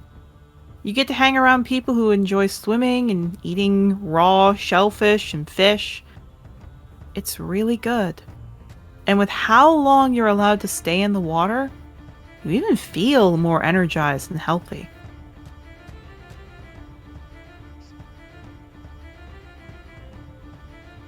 She will deal with the fact her life as an Arcanoloth is a lie later, right now, Slim? Indeed.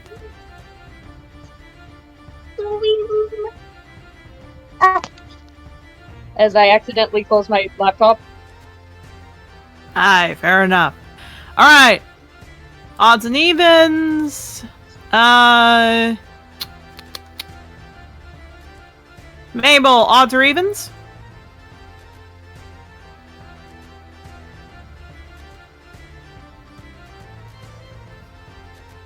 I think Caleb stepped away.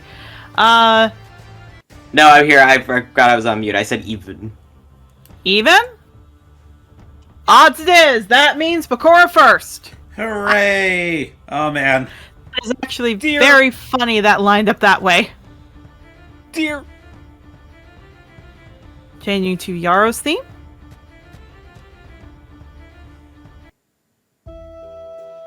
Yarrow. When you walk in, you do see Obsidian coming down with you. You know him a little bit. He's an Arcanoloth that Rustling talked to. She has to reach up a little bit with her arm because it's right at your level. Again, this was set for Dear Pakora. But Clover puts the key in. Yeah, you do. She nods. Let me explain what you see, Yarrow, because it's very different, very, very different from the other side of it.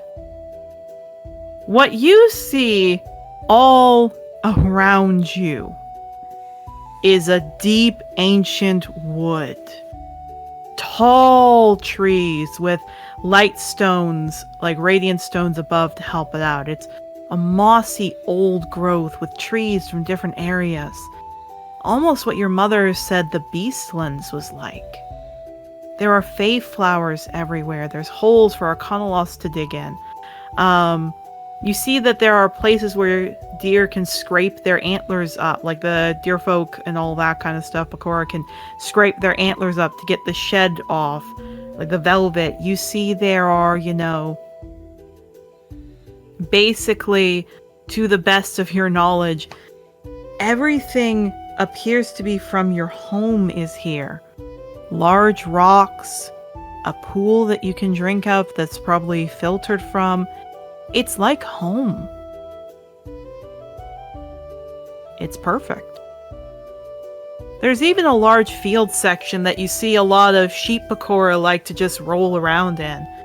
Clover stretches out. Cedar's over that way, probably getting his shed off. You don't mind. She walks over to a stump. I'll be 1 second.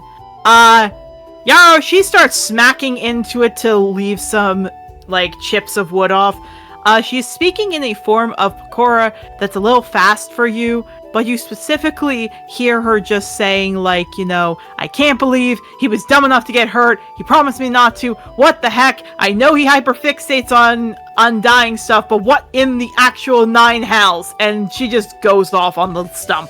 Yeah, he's gonna look at that. He's gonna have this moment where he's looking around in awe and everything, and he kind of zones out a bit, and he kind of starts to slowly come back in until he sees her doing that, and he's kind of jumps a little bit. It's okay, yeah, then I guess I'll go over there, and if you need someone to talk to, and I had something else I had to talk to. In common, she says very loudly, "Why did I fall in love with a nine hells damn idiot?" And she keeps smacking into the log. I'll leave you to it for now, and he's going to just quickly start walking in the direction she said Cedar was in. Clover, I'm sorry to say, but you have a type. I fear no man. Probably. Yarrow, I fear no man. Sees Clover doing that. I fear one man. I fear women. I fear women. I fear one man, and that is a woman. I fear no man. I fear women. I want to get a shirt of that for Yarrow. No, we need that for Mabel. We definitely need that for Mabel. Hi. No, what you see is, sure enough, what you see, Yarrow, is in the forest section, the giraffe Pakora are eating tall tree leaves. They're even speaking very fast in Pakora. It looks like they're exclusively speaking in, Pakora. So it's a little easier for you to pick up at times when they're going a bit slower because you're used to common. But Cedar is specifically scraping up his self. You only see his left side. He lifts up his head. He turns to you. There you are! His entire right eye is blackened. Oh, I'm gonna assume you got into a fight while I was away. Well, yeah, remember how I said that we were off to go fight a bunch of people? Yeah, no, I know. You want me to do something about that, or...? Nah, I'll be fine. Okay. He keeps scraping up. You see Craig eating what looks to be a sandwich with some grass in it. You see Thomas stretching out. They seem happy. Masai is eating. Snowcap is stretched out. And there are about 6 other Pakoras there. Looks like a few more got gained. As Seer looks over. So, you guys have a fun time?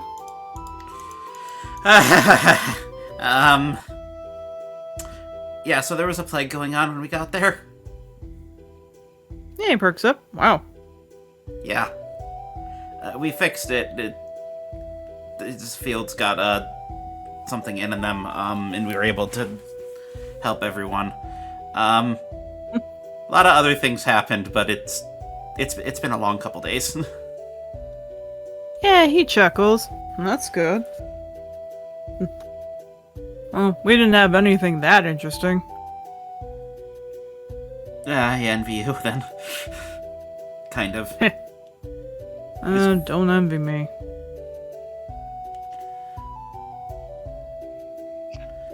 You seem to have a lot more figured out about yourself than I do. That's okay. He chuckles. It's alright to need somebody to lead you.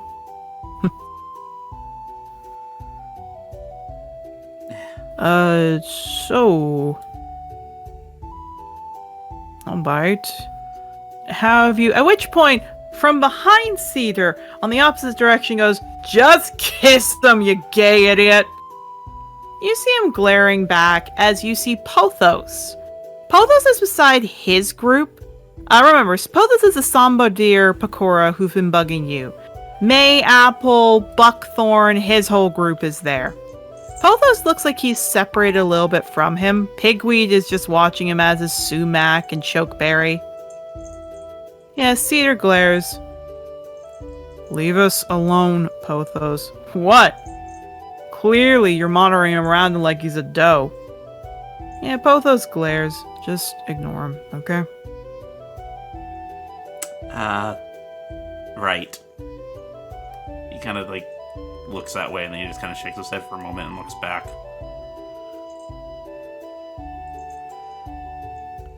But there was something you wanted to ask me? Yeah, what can I say? You've always been weak, little brother. Pothos comes up more as Cedar gets in front. "Knock it off." "What?" "Just because your little goody two-shoes and father..." That's when Cedar starts to charge at him. There is a bit of a fight. Yarrow, unlike other times where people would get upset by this, people at this point turn around and they start cheering. They start stomping their hooves and letting out bellows. Pothos and Cedar, however, surprisingly, you've seen Cedar be able to push anyone back. This time, Pothos is actually pushing him back. Yeah, he feels himself, almost react, he steps back when this is happening, and when he sees that Cedar's losing ground, he, almost starts to get into a stance and almost, reaches for his totem, and then he stops himself. He's and kind of, thinks, I probably shouldn't be interfering right now. Indeed. Yeah, he pushes and shoves and pushes and shoves. Eventually, Yarrow, you're not intimidated by this, but others are. A very large moose Pakora, a bull, comes up, grabs both their antlers, shoves them off. They just look up to him. He looks to you. He looks to the rest of them. No. And this guy walks back over to his tree to take a nap. Pothos and Cedar glare at each other. Pothos, glares at you. Yarrow glares at him. "You could have had it better than this, Cedar. When you've actually got some wits, come find me." Pothos goes back to Buckthorn. Cedar comes back to you. He rubs his head. Thomas looks up. "Yeah, you better run, Pothos, cowardly little dick," and he goes back off. Crag comes up. "Okay?" "Why you laugh?" I just imagined, him, Thomas, fucking, poking his head out of, a bush, he's trying to be brave. he does have Chihuahua energy. He does have Chihuahua very much energy. So. He kind of, looks at it and looks back. It's yeah, no, I'm fine. To be honest, he's the weak one if he's willing to listen to Buckthorn. That's how it happened back at the Capitol. I'm sorry for what he says. Look, I'm really, really sorry. I'm gonna be perfectly honest, Cedar. People like him don't bother me. I don't really care what other people think of me. Yeah, Cedar nods. I care more when I'm getting, forced to do things I don't want to do. But there's nothing that they can do to me That's Yeah. that's scary. He nods. Cedar goes, well, I just don't want... Yeah, Craig gives him a headbutt in the shoulder as he keeps walking. Thomas shrugs.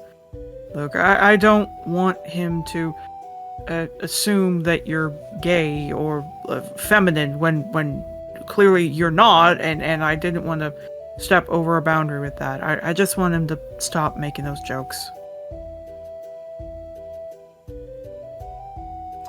Kind of looks at him for a little bit, and like a small blush forms on his cheeks and everything. Cedar, if...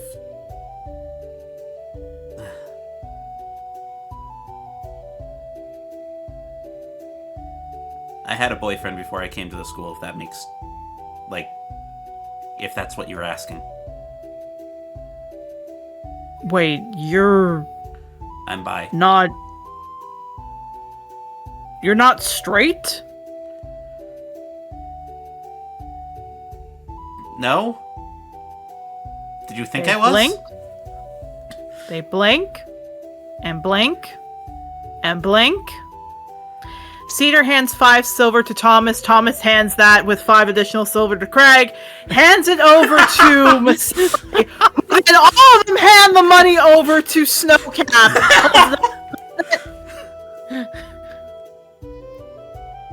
Yeah, Cedar looks, but you... Like But what? you're always... You, Clover, you're funny. Beside Snowcap. But you... You're not straight? Okay, Cedar. Uh-huh. The first 2 people I fell in love with were both trans and both transitioned both ways, and that kind of gender doesn't matter to me at all. Blinks. He blinks. Could you roll me an insight, Yarrow? He knows a little bit, and he's gonna... Yeah.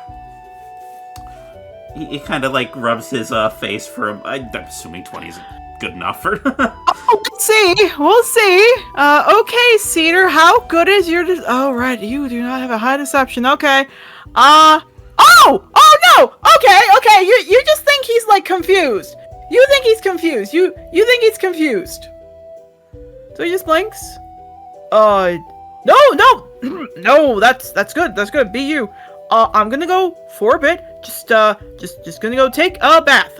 You stay here, do whatever you want. Yeah. Craig and Thomas smile as Cedar quickly walks off. Make sure it's a cold one, Cedar, and he gets a rock whipped to his head. Craig falls up. Oh, not bad. His throw's getting better. He's gonna, like, blink at that for a moment, then he's gonna turn and he's gonna look at the rest of Undergrowth.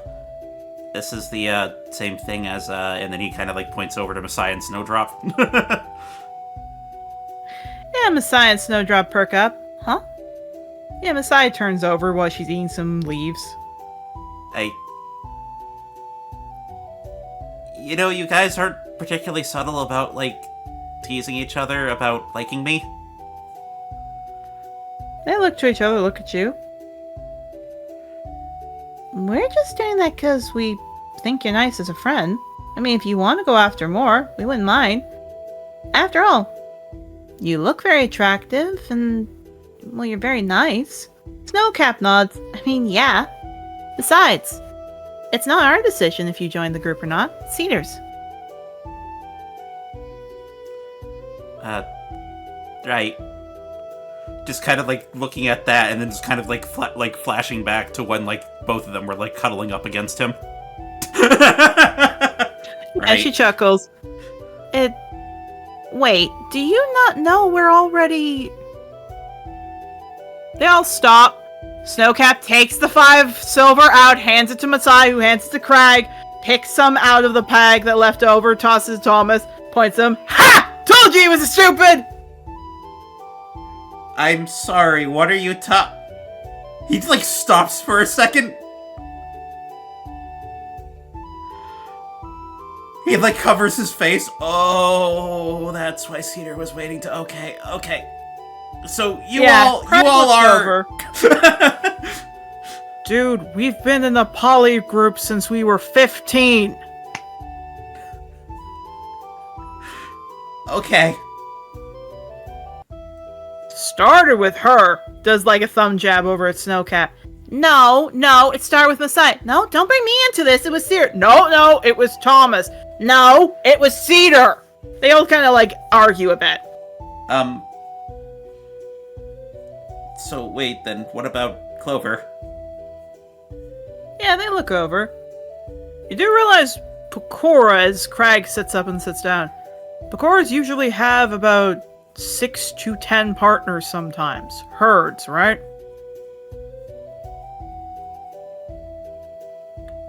I have heard something vaguely to that effect. Yeah, Snowcap chuckles. We Pecora like things like soft fur or anything else. Cedar likes softness. He likes protecting people. I mean, seriously, you really think that I act all cutesy and not able to defend myself because I'm trying to be that way? Cedar finds it cute. I see. That's why he's got a crush on you since day one. Ha! Yeah, Messiah looks over. We weren't supposed to say anything. Okay, if he's dumb enough to not think we're all in a relationship, he is dumb enough to not realize Cedar's been going after that tail for the whole time. Yeah, I'm starting to realize that a little bit more. If you want to prove to Cedar, all you gotta do is just be open with him. I mean, he did do a feminine thing with you, telling him to wear his color. Okay, that one's not fair. I didn't grow up with capital Pecora. Yeah, I grew up in a cult. He didn't say that specifically with the cult. Yeah, he does say that. They were about to say something, Crag blinks. I was about to say it's not capital, just Pecora. It's like any Pecora, but fair enough. Yeah, no, that's normal Pecora. Yeah, no, the person that You think anything about Yarrow is fucking normal? Yeah, no, the person that kidnapped me and was raising me as my mother, was very one-in-one, like other races. She was a little crazy. Yeah, Snowcap looks over. Monogamy isn't really common in nature. It's the other way around. Yeah, there are a lot of contradictions in a lot of things she said, but, No kidding. Anyway, no, Yara, we've been dating for years. Yeah, he just chuckles. We just aren't getting really into it, because any relationship can change. Messiah nods. Not that it wouldn't be cute for us to stay together, but that's not really Pecora culture. Thomas shrugs. There's like one lead, and then the rest of us kind of follow, and if we want to be the lead, we can talk about it, or we just break off from the group. No hard feelings. But we like each other. Thomas nods. Yeah, even big fuzzhead over here has got his looks. Yeah, Crag hugs him, Thomas hugs him. Anyway, I think Cedar's trying to keep himself down in his pants. Why don't you go talk to Clover, huh? He's gonna look back in the direction that Clover was to see if she's done. She is! The log is broken in half. Yeah, yeah, I have something serious I need to talk to her about. As for when Cedar comes back, can you tell him that I want to talk to him again? Yeah, Thomas chuckles. Sure thing. Also, you all owe me. Yeah, you get to be in the middle of the call pile. Yes! And they just go back to relaxing. Yeah, and he, like, looks at that as like, uh-huh, and then kind of, like, slowly heel turns and walks away with, like, a blush on his face, like, okay, that just happened? What? They're not going to hide that from you, and Yarrow finally gets a chance to be near Pecora, so finally they can talk about it. I refer back to the image that I posted in our chat that I said I want to do a redraw of.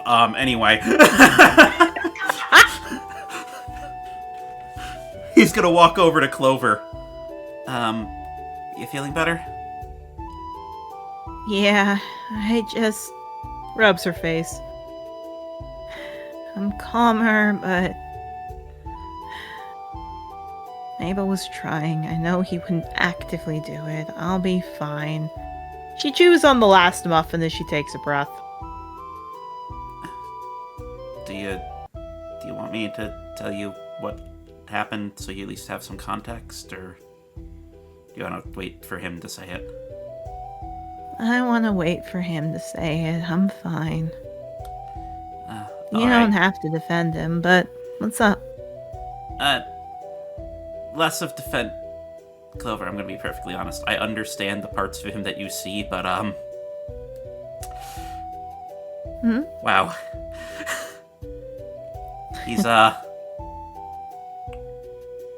He's something.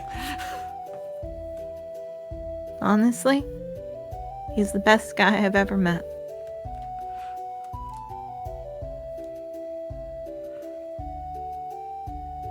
You know He's what? loyal. Fair enough. And sweet, taking care of me more times than I count. And considering he was like the person who stuck through me and tried everything he could to free me,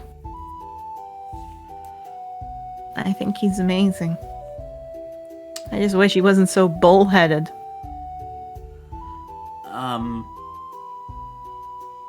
On that topic, there is also something else that I wanted to talk to you about.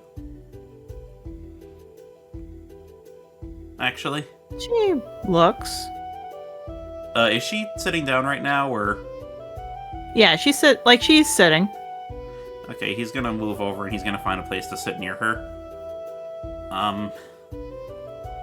So we'll tell you about everything else that happened when we were out of town, later.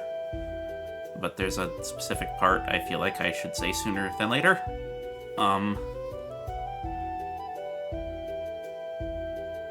So, the town that we went to had an extremely prevalent Bakura family in it. Called the Golden Winds. Good. She freezes.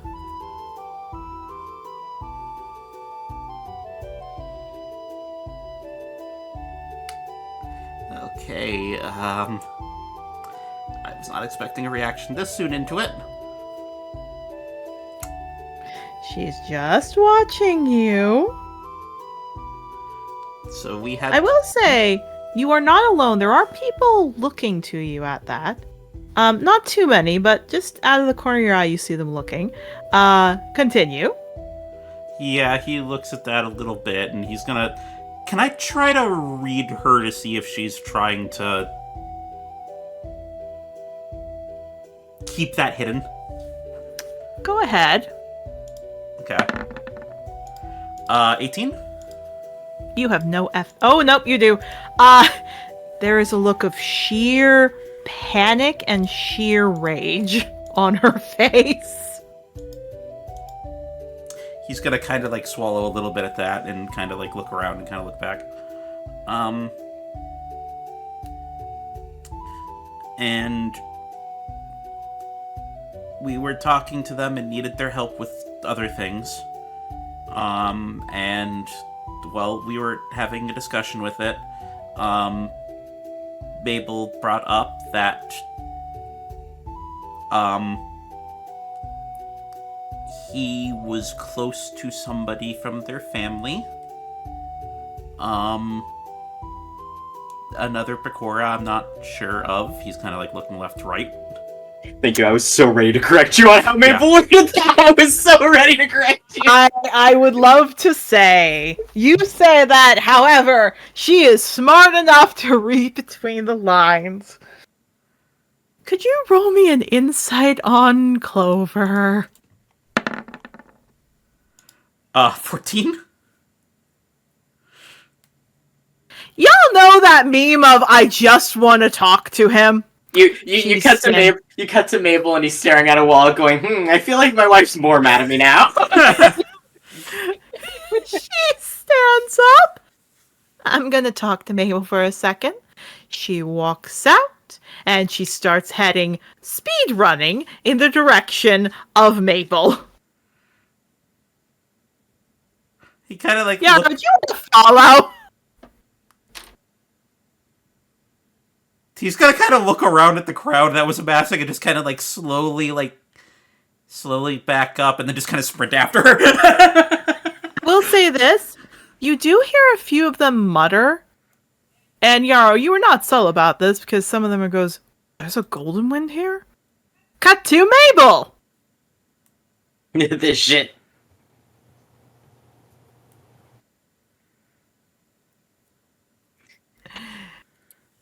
Oh boy. Mabel, you walk and walk and walk and walk and walk and walk and walk. And what you eventually get to,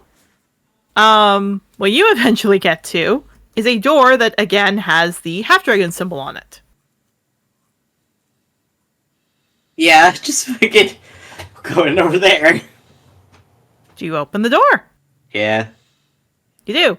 As you open the door, first off, I need you to roll me a wisdom.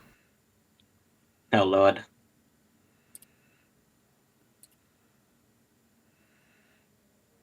Ten.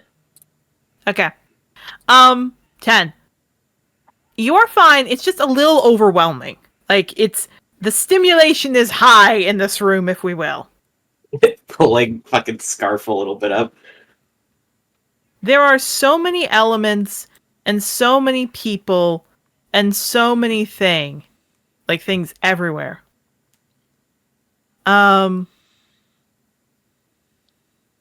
Basically, what happens, the whole thing, is there are half-dragons on sunning rocks with elemental stones above them. They're like rolling around in dust or digging in snow. It's basically every element.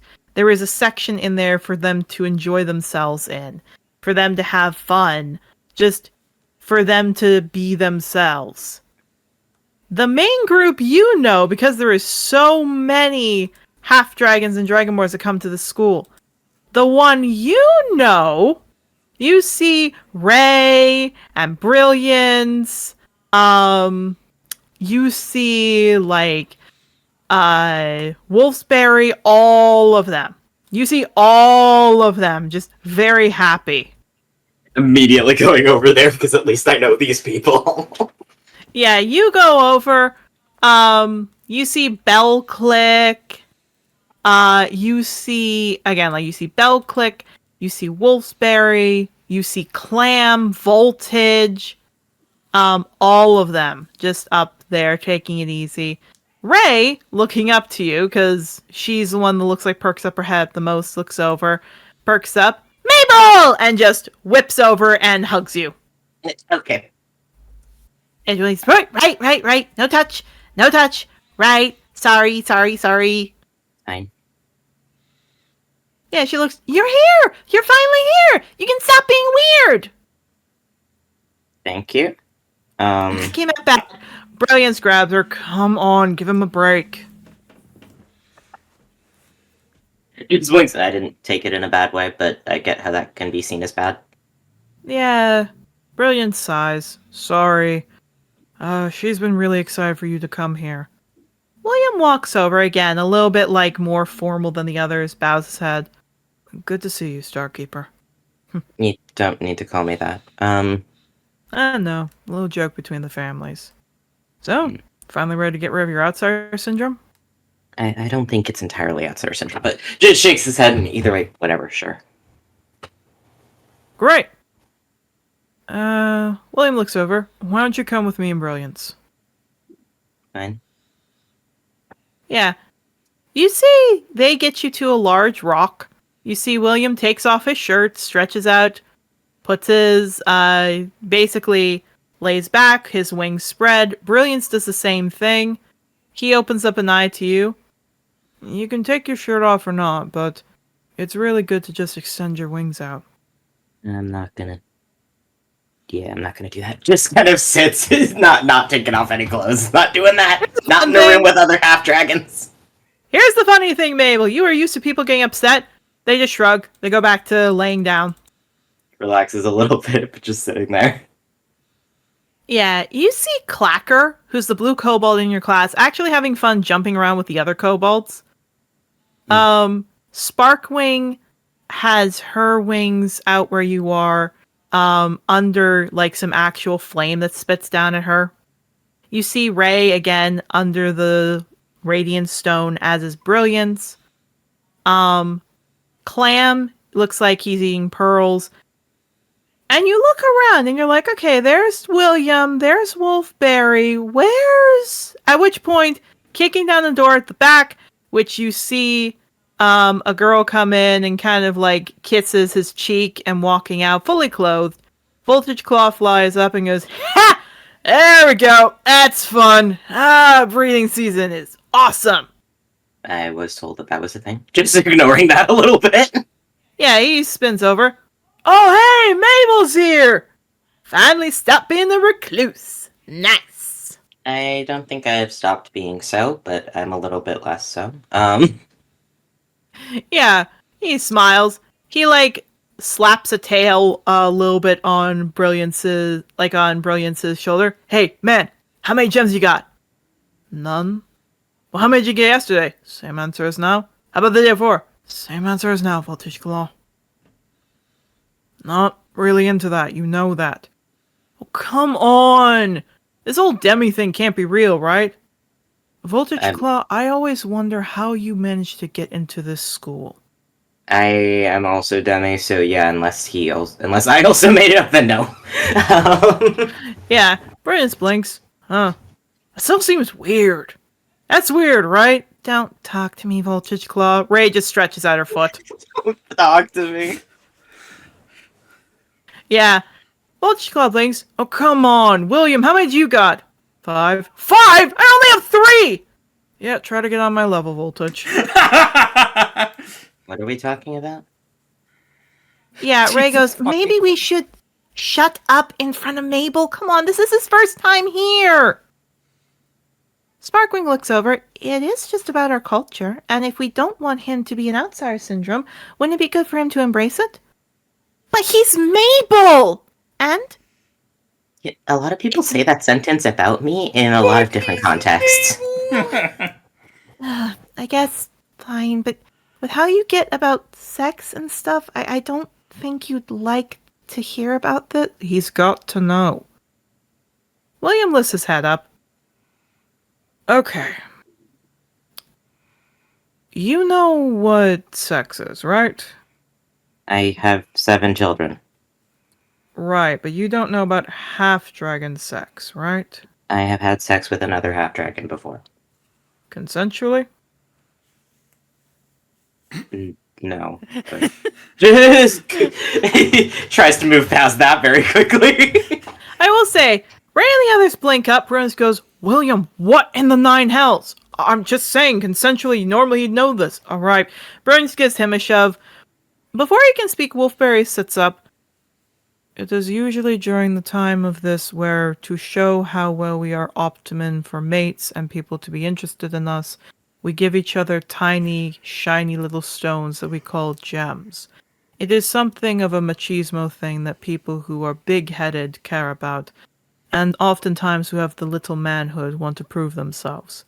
Voltage Claw listed that up. Hey! I mean it's saying that you are big-headed, meaning that you have many thoughts. Oh, thanks, buddy! And he just lays under the electric stones. Mabel raises William. one eyebrow at that. Like, really? He's gonna believe that? Okay. And then moves on. Oh, William opens his mouth, Bill, and goes, wait. Voltage Claw stops. Hey! And he charges at Wolfberry. They go flying off. Yeah, that took a minute. Yeah, Bellclick, specifically, uses his wings to flap up. Hey, who's winning? Just started. Yeah, William and close. Really, I think this is uncouth. Oh, lighten up, prissy boy. It's just fun. Hey, Bellclick, how many do you have? 10. William looks over. How do you... Hey, what can I say? Girls like being on top. Guys, too.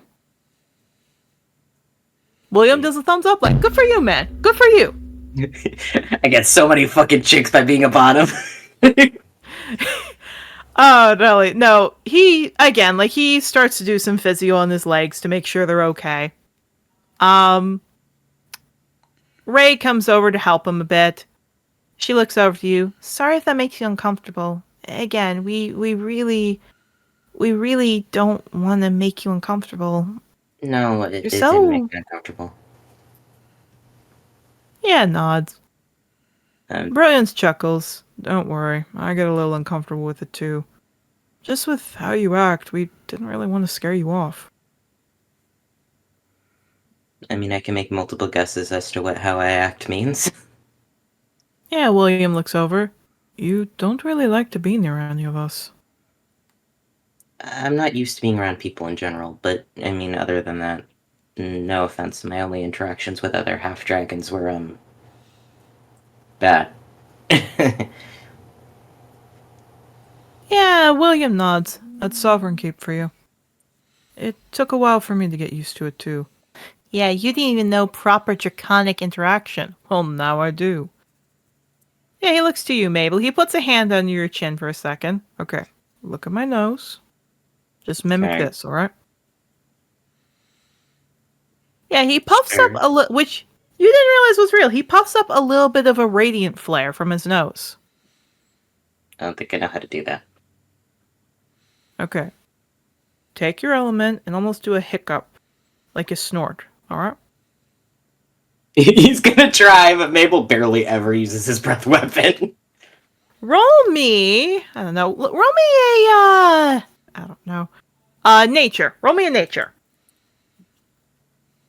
I think the time he used it during the fucking necromancer session was the first time he's probably used it in multiple years. Yeah.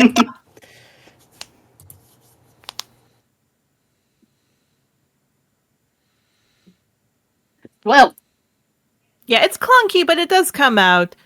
Ray looks at that. Ooh, do you not use your element? That looks clogged. And, the times I've used it in the past few years have, not ended well for me. I use mine like 3 times a day.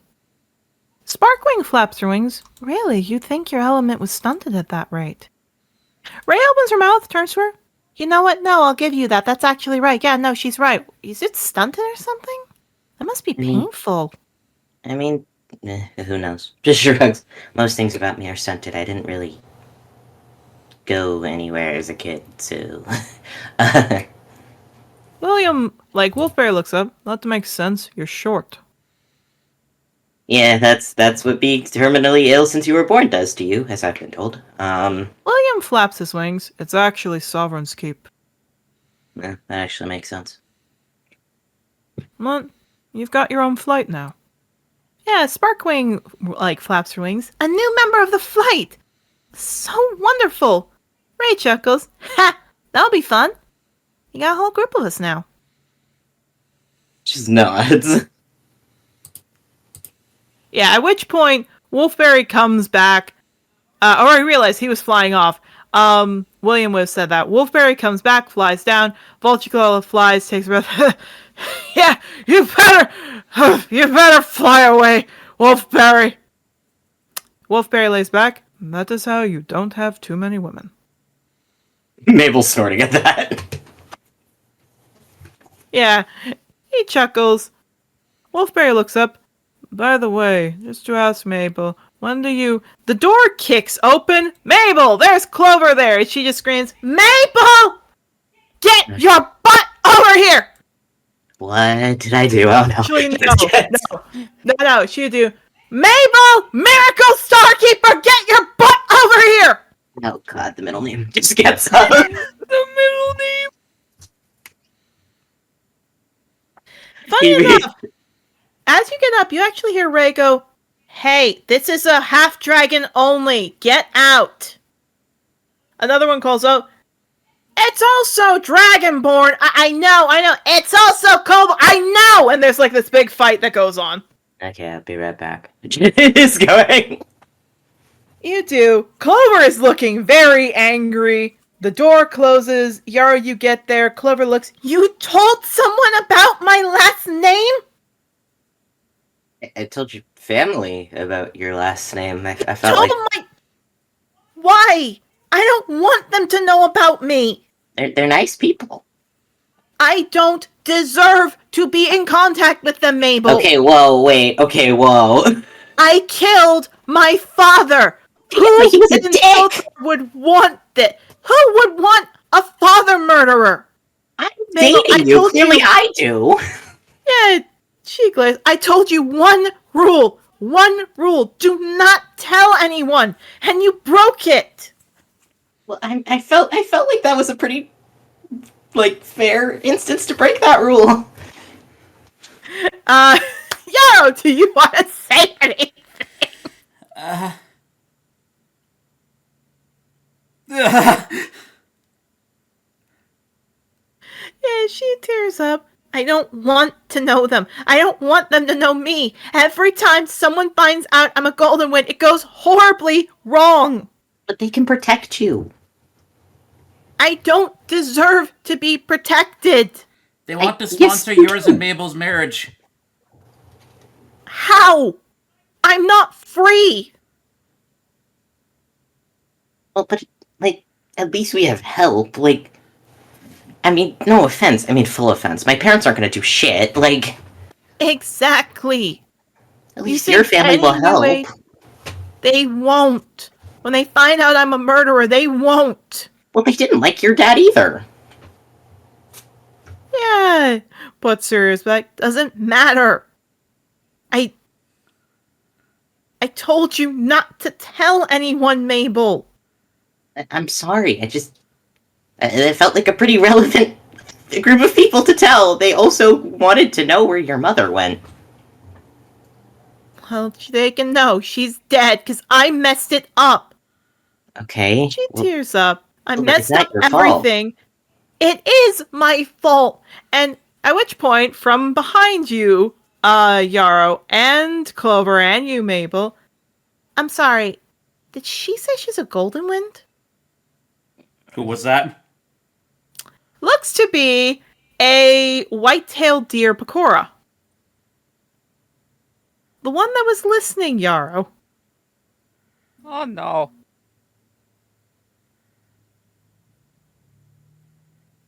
No, we're just talking about a mission we were just on. No.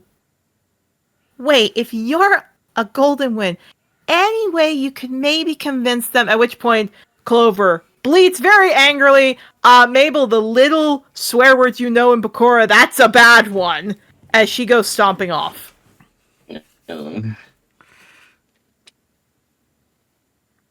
Yarrow just kind of stands there for a moment and slowly turns to Mabel. I feel like the fact that you promised to not bring up her name was relevant information to me talking to her? I didn't think you were going to bring up the golden wind thing. Mabel, I asked for the letter to specifically do that. I did know. He rubs his face. I don't know why my memory's so bad. He just rubs his face. While all that's going on, the white-tailed deer looks to you, Mabel. So, could you maybe ask her if she's got, some fun? Growls right in her face. Okay, I'm going, and she leaves. Don't worry, Mabel. Clover will calm down. To be honest, I think I tunnel visioned.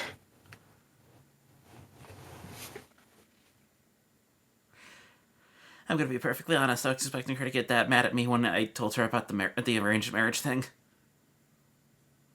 Did you tell her about the arranged marriage thing? I didn't get to it. No, that's gonna be The fun. conversation ended with this. Yeah, that's yeah.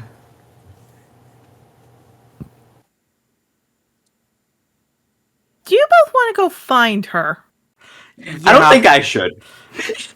I'm at the very least gonna find her until she tells me to back the fuck off. Okay. For some funness, to make sure everyone is here, Shadow, Ivy, and Octavio, just to make sure you all get a little bit of time, I will say that all of you were coming here because Shadow, I will say for you, Brightheart would want you to get into one of these areas, so he would be dragging you here. Octavio, Like, I'm he would have dragging basically him. blown you over here. Same with you, Octavio. Hmm. Yeah.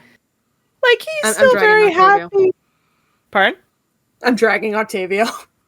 Like, he's still very happy as he's bringing and goes, I'm so happy. I have a wonderful daughter. Clover opens the door to leave.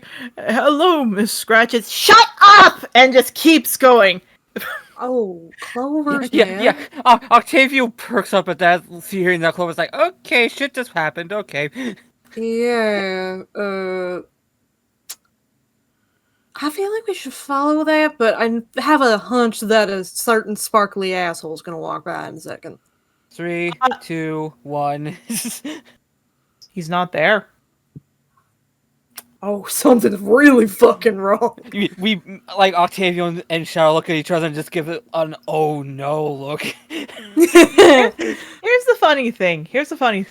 Brightheart looks amazed at that. Looks like Clover took 5 seconds to realize who she was talking to. Turns and goes, Shadow?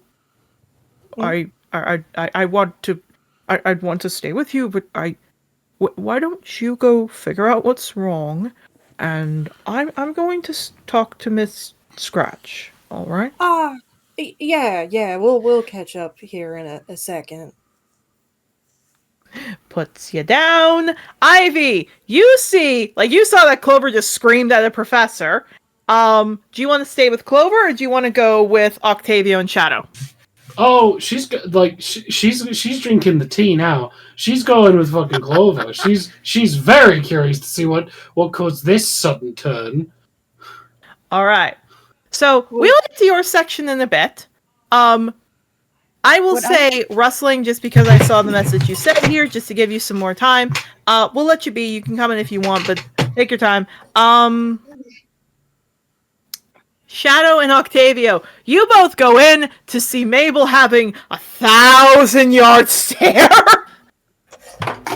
So, Clover just walked by and shouted at Brightheart. Yeah. He's talking to her now. What happened?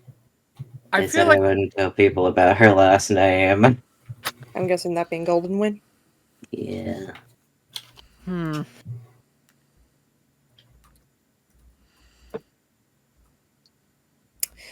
And, Yarrow, why are you looking petrified as well? I went after her. Oh, never mind. Yeah, I will say Ivy and Yarrow will get there. So Shadow and Octavio, you are there. You okay, Mabel? Yeah, I'm fine. You don't look it. You don't I'm sound it functional. either. That's not being okay, though. I don't know. A lot happened. I'm thinking about my parents and the way I was raised, and now this is happening, and then my ex got brought up like 5 minutes ago. I'm having a great day. Shadow's walking over to you and hands you her tail. Come on. You look like you need to be grounded. Come on. I'm fine. You don't sound it. She shoves her tail more at you. Come on. It's a very fluffy tail. I hugged it like 5 minutes ago because I needed it. It was very comfy. Yeah. Yeah, no, I said I wouldn't tell people about her last name. But to be fair, they're not the people that did the bad thing to her. And they seem like nice people, and they can actually help her. Why is she so defensive over her last name? Her dad was a dick. That's it. And It has to be more than just her dad was a dick. Rubs his arm. He's very much weighing in his head like, okay, I'm already in trouble. So like, how much deeper do you want to go? Like, I'm already in trouble, so is it worse if I tell them what she did? Or is it, like, better because I'm already in as much trouble as I possibly could be in? I mean, she already screamed it loud enough here in the hallway. Is there a bottom to the hole? No, there is not. No. Keep going deeper. Am I at rock bottom already? Dive. No, he's like debating for a hot minute. And he just rubs his face. Just goes whatever she yelled at. She killed her dad. That's the reason why she's a slave. Wait, that's the reason why she's a slave. Yeah, she got arrested for that. And her dad was a asshole, I'm imagining. He was a terrible, terrible person. Manipulative type of deal. As far as I'm aware, we haven't talked about it in tons of detail, but she told me, like, the basics of it when we first met each other. That was the first thing I ever learned about her. Alright. I'm so sorry. I'm going to sound completely jaded. I'm a paid assassin when it comes to the Sovereign. I'm literally the worst person you could talk to about murder. It's fine. It just shakes his head. Yeah, she doesn't feel like she deserves them to care about her. But, like, she didn't... It's not her fault. She was trying to defend people. Honestly, if I was in her position, I do the exact same thing. I've done the exact same thing. Same here. Hell, Octavio hears that and you just hear like a long sigh. I mean, not to my dad.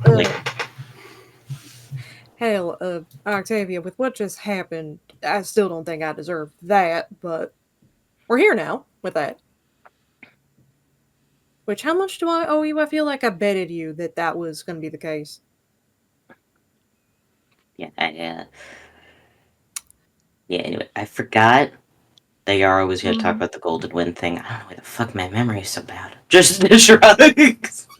We did just come back from a very stressful situation only to find out that our kids blew up the school. Yeah, probably not. He just shrugs. I don't know, there was too much to keep track of. But either way, I forgot. Made it worse, because I should have told her. To be fair, I don't think if I told her it would have been better. But I probably should have done it anyway.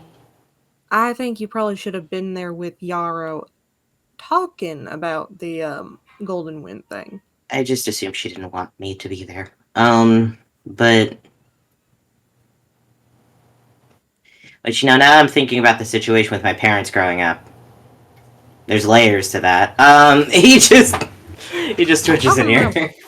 Welcome to my world. Oh, Mabel. I'm prepared for you to do a I told you so look at me. Oh, cool. I need a win today. So, you know how we were discussing that I'm probably a descendant of a dragon? So you are? Yeah, I am. And, you know how you were contemplating that maybe Cowpit's involved in my genes somehow? Yeah, he is. Yeah, he is. Brightheart's my dad. He fucked a dragon, and apparently he's the son of a muse. Okay, I feel way better, actually. Just drops her tail. That's all you need. That's all you needed. Okay. Are you fucking kidding me? I never get a win. People hear me talking about shit that's true all the time, and they go, "That's not fucking true." Oh man, I sound exactly like my mother. She just gives a slow You just now realized that. She gives you a very slow blink, Mabel. Glad to know you're feeling better, and glad you got your win. You want me to stay here with you while maybe Octavio goes off to go check on Clover? I'm trying to figure out if I need to go check on Clover. That's basically your wife still, so I mean, I'd say go. Well, yeah, but like, I'm pretty... You know, I was about to say a sentence out loud, and then as it started passing through my brain, I realized that I'm really mentally ill. Okay. Oh, you just now realized this. You just now realized this. I was about to say aloud. I was about to say aloud that I'm used to people not wanting me around. But whoa. Yeah, Shadow's face slowly morphs into how the fuck are we still talking to you right now? Honestly, Octavia just goes. Honestly, with what we know about Clover, it's amazing how the entire rec center isn't a crater right now. So it's amazing that anybody dates me at all, frankly. You know, I think Zagreus needs to have a nice long night with you for cuddles. Mabel, you're into people that could actually fucking kill you, and not just like, murder in your sleep. I mean, make you in the dust, literally. Like erase This you is- off of the history Like books. nothing, entirely. nothing left at all. Yeah, that's why I want. Yeah, you don't know what the shit I'm into is. Looks at Shadowleaf, looks at Shadowleaf, and just goes like, "See, you say that about Zacharias, and I very much respect you. I very much appreciate you respecting my asexuality. But I'm just letting you know that if me and Zacharias are in a bed together, it's not cuddling." Oh my lord, Henriette then cuddling you. Nature. Which, wait, hold on. Does that mean Calpit's my dad? He's your. Okay, no wait. If Abuse is your dad's dad, then he's your step grandfather. Is that how that works? Yeah. Married So to your not only is- grandfather. He's also my brother because Astrid.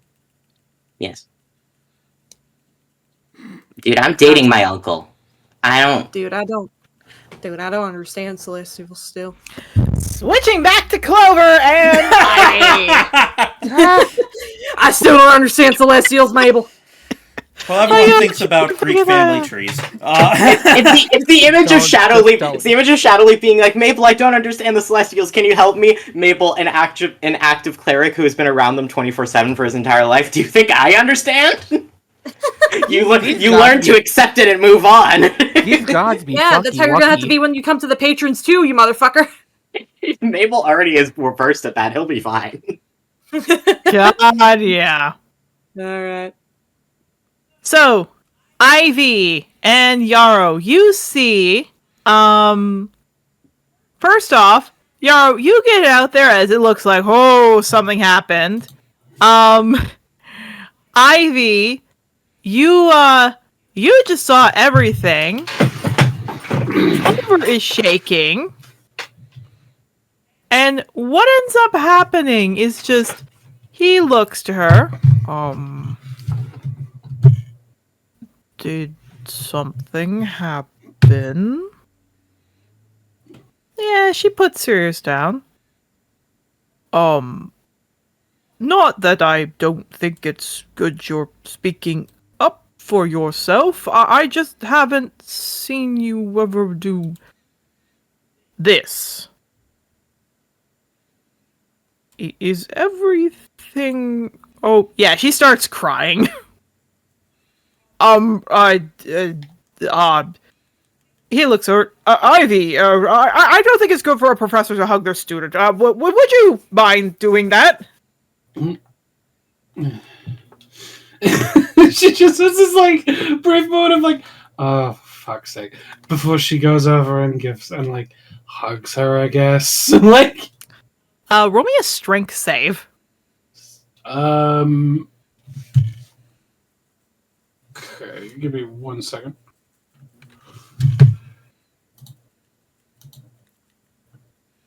Ooh, that's a good modifier for my girl. Natural 20. Oh, Mao. Nat 20, everybody! Oh god. I think that's Ivy's first nat 20 of the game. God dang. Oh, wow. Ivy, you can handle yourself. She's strong. You'll give her that. Wow. Yeah, wow. She's strong. But thankfully, you're able to brace yourself and you're okay. And yeah, she cries. She cries for like 7 minutes and then hiccups and wipes her eyes. He like hands a handkerchief to you, Ivy. And then just like keeps back because he's like, nah, I don't wanna get in trouble here, so I'm just gonna hand this to you. Like the man who just tackled his daughter. Anyways. Okay, daughter is the difference here. Okay, I think I can handle this. Me and Yara can, Professor. I think if you need to take a step away, we can handle this here. Oh, if you're all good, I'm going to go see my daughter, and he goes running off. Oh, who's your daughter? No, I'm kidding. Oh no, he turns back. I can't believe... Did you know Shadow's my daughter? I have a daughter!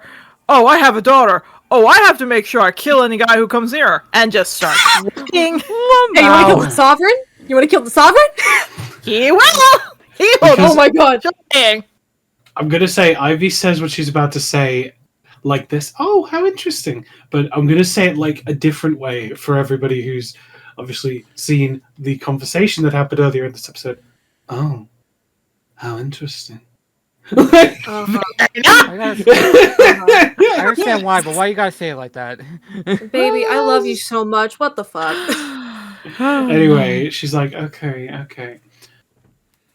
Clover, I'm going to need at least some explanation on what's going on, please. Yeah, she cries, she takes the handkerchief, she blows. Giant snot rockets, if we will.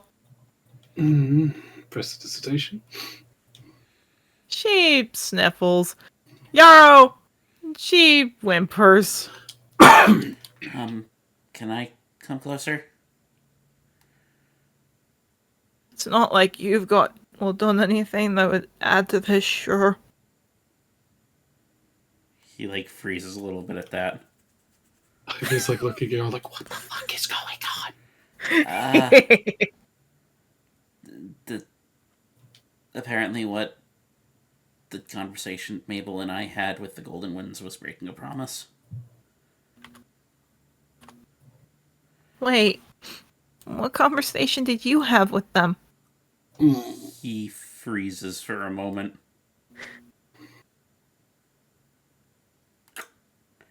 Okay. Remember when I said they wanted to bless and help you two be married? She's just blinking. He kind of takes a second, he takes a deep breath. I need to be clear about this.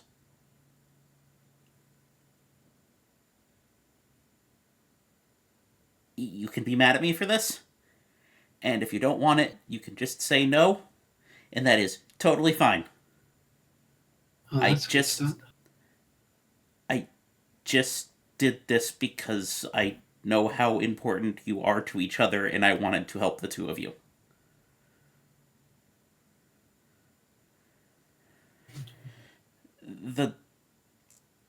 They were worried about the fact that your Pecora and Mabel's the half-dragon, as well as Mabel's physical condition, about what that'll mean when Mabel passes away. So they said they were willing to help pay for and help you two together and get a marriage here on Engador if you had somebody to be around to take care of you when Mabel was gone. You don't need to finish. She blinks. She blinks. Ivy, she grabs your hand and drags you over near the forest. Oh no. Okay, I think I'm about to be murdered. I will see you next time, Yara. Oh god. Wait, no, don't kill her before I have the chance to hey fuck her. Clover leads you into the forest. She looks absolutely angry and upset, and she just starts walking about, pacing, and she smacks her head into the tree. Why does nobody let me decide how to live my life?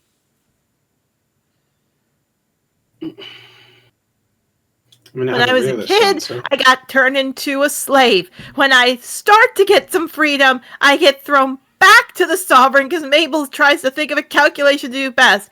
I tell him one thing I want, and he tells the exact people I don't want to know. And now Yako decides what's best for me, and he decides to marry me. Hey, above game. I'd like to stress about the getting given back to the sovereign. Clover asked him to do that. Oh, I know. This is not your fault. This is more she's letting her emotion get the better of her. Mabel didn't want to do that. Yeah, she just starts smacking her head at there, because this doesn't hurt her, Ivy. It's just, it looks like it's like a relief for most Pecora.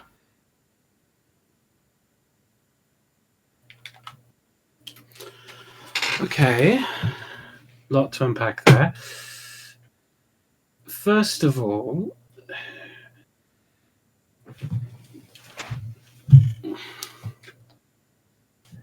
sounds like, and please correct me if I'm wrong, I don't know pretty much anything about your life, actually. It sounds like you let a lot of decisions about your life be decided by other people. Nods. Maybe that's the core issue. Now, I understand. Trust me, I get it. Being a slave and a woman can be very difficult to get choice.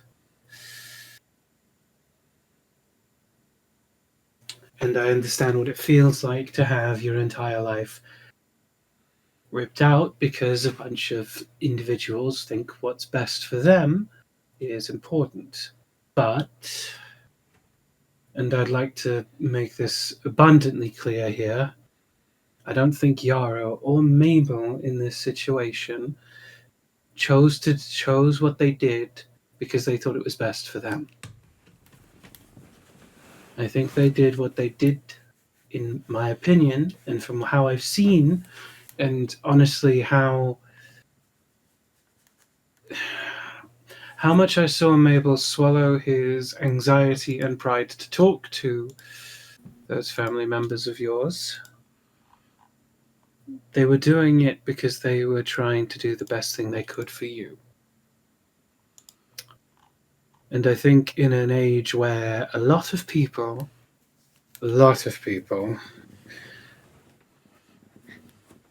get a controlling hand in people's lives just because they like the way their head looks, or they have a thing for whatever animal race that the person is. And then when you've got two people in your life that care about you that much that they'd cause severe mental distress on themselves, I think that's worth considering. But I also completely understand how infuriating it is to have someone make a decision for you. Takes a breath. You're fully, please keep going. I'm not going to stop you because, my God, if I was in your position, I would have stabbed Mabel. But if I was in your position, I'm not saying I would do it. I'm just saying, if I was you right now, I know how protective you can get, and I don't deserve him helping me, though. None of them. what makes you Killed say my that? father. So? I was a kid and I killed my father. How exactly is that good that I killed my father? Why did you kill him? I don't know. You don't know? I mean, what can you say to the guy who hits you and doesn't feed you? So there's a wrinkle of the story that your mind is not assessing. I could have gone to somebody. Who? A writer? Okay. Did you know any writers? Many. Okay, let me rephrase the question. Did you feel confident or secure enough or safe enough to speak to a writer about the situation? Yes. No, I don't know. And that's the point, Clover. Situations like that are complicated, especially up here. She taps her head. It's annoying in the most intense of ways because you don't know what the correct thing is. People like your father, like twisted people out there, they do things that turn and shift your perception until eventually you don't even know what the right thing to do is, until you finally do something, anything, to get yourself out. And I can safely assure you, you're not the only person who chose to kill to get themselves out of a situation. And I can completely understand looking back and thinking that wasn't the best thing you could have done. wasn't the smartest thing you could have done. But it got you out. It pulled you out of that place. And I'm not going to say things were great after that. I'm not going to lecture to you about your own life. They weren't. I was dumb. I made a choice for myself, and my brother is probably dead, my mother's dead, and my uncle's probably dead too. Mm-hmm. But the greatest thing that happened was I met Mabel. Mm-hmm. And he never...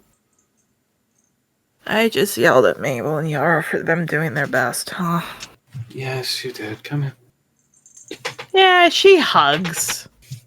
She just pats her on the back. Do you know what we call this? Or at least do you know what I call this? I call this an Ivy moment. Now, what an Ivy moment is where you fully understand everyone's doing the right thing. Like, for example, you bring everybody into a house and you tell them to look into things, and someone decides to grab a book and it results in your death. Now, you can completely... You can completely... There's a point to this! There's a point! Is there? Now,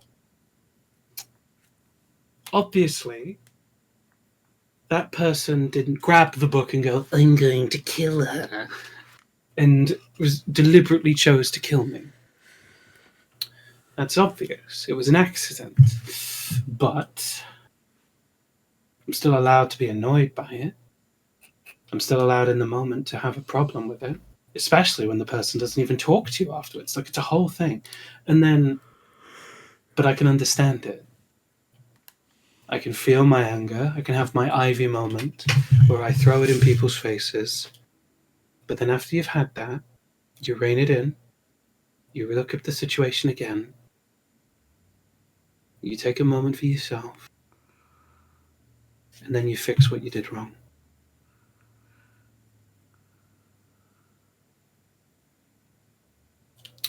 But that's an Ivy moment.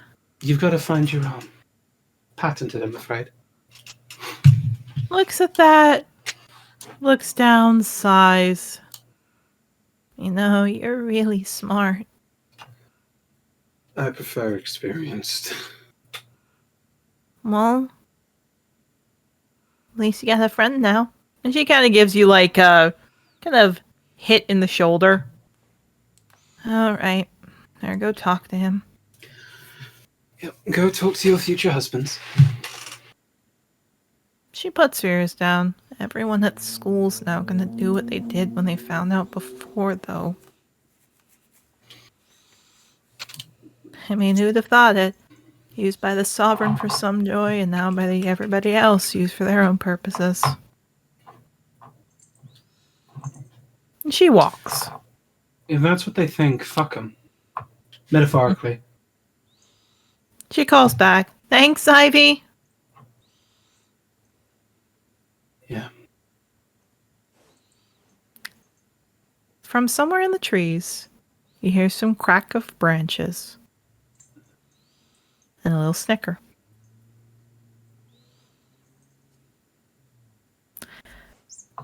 Mabel and Yarrow! We're gonna close this off with a group, everybody here! Ivy, do you wanna go follow everybody? Oh boy. Yeah, Ivy just leaves the forest, follows after Clover, her friend. Indeed. I don't like how you said that. I don't like how you said that. Planned. Yarrow, Shadow, Octavio, and Mabel, are you all waiting out by the Species Center building? Yeah. Mabel's fucking waiting. I'm sorry. Yarrow was waiting where they where they walked off. He's just kind of been nervously pacing back and forth. Yeah. I'm guessing me and sorry. I'll say you're all out here, just to make it simple. I'll say you're all out here except rustling. You see Clover coming back, kind of rubbing her arms as she looks up at all of you. She specifically looks at you, Mabel. Just waiting. I'm sorry. It's fine. I'm sorry. I'm still upset you told people without asking me. That's fair. And I'm still upset you decided something for me without talking to me about it. It's fair. She kisses your nose. But you were trying your best. And she hugs you. Just hug. Yeah, she Ivy nuzzles you. Ivy in the background just goes, and Ivy moment over. Just under her breath. Shadow kind of looks over to Ivy and just goes, "You helped, I'm guessing." No, I just gave some advice and hugged. You helped. Mm-hmm. She gives you like a very gentle punch on your shoulder. You are a bit of a softie, aren't you? What is with the shoulder punching today? It's nice. Look, cut her some slack. She found her father, so Yes, I met your papa. Brightheart, by the way, is outside waiting a bit, Shadow, as it calls over. Are there any boys I have to worry about, kiddo? I can't believe I get to say that. Can I use the long, serrated blade with them, or do I have to be polite with them? can Yes. you use it on the sovereign? She gets love letters daily. Oh, she's single as hell. Alright. That's a complicated, mess. You do have grandkids, though. I have grandkids? He starts crying again. What are the... Ivy's gonna shout this. What are your murder rules on women that like her?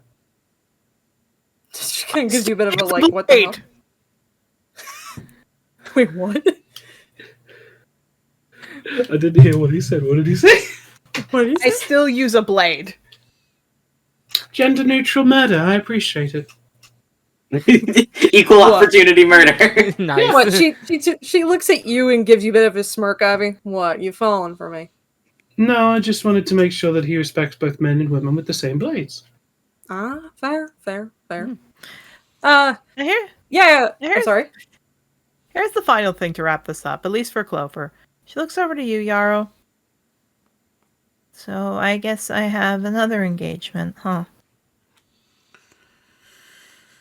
He kind of like takes a breath as like his ears flick back. I offered, and they're fine if I think they'll be fine if you want somebody else to do it. But And why did you offer? well, partly because they were trying to already get me to be with somebody, and that was a way to stop that because I was a Methuselah child. But you two also deserve to be happy. And is that it? Yeah, Yarrow, is that it? He's gonna Is that be everything? looking at her and seeing if she like very closely this time to make sure he is understanding what she's saying. She's just looking. That it? Excite, bitch.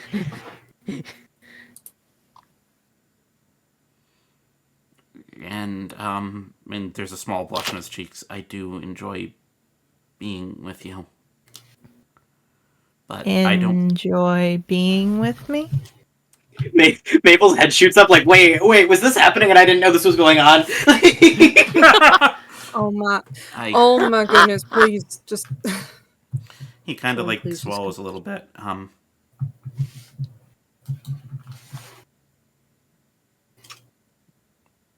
Yeah. When you figure out your own heart and head,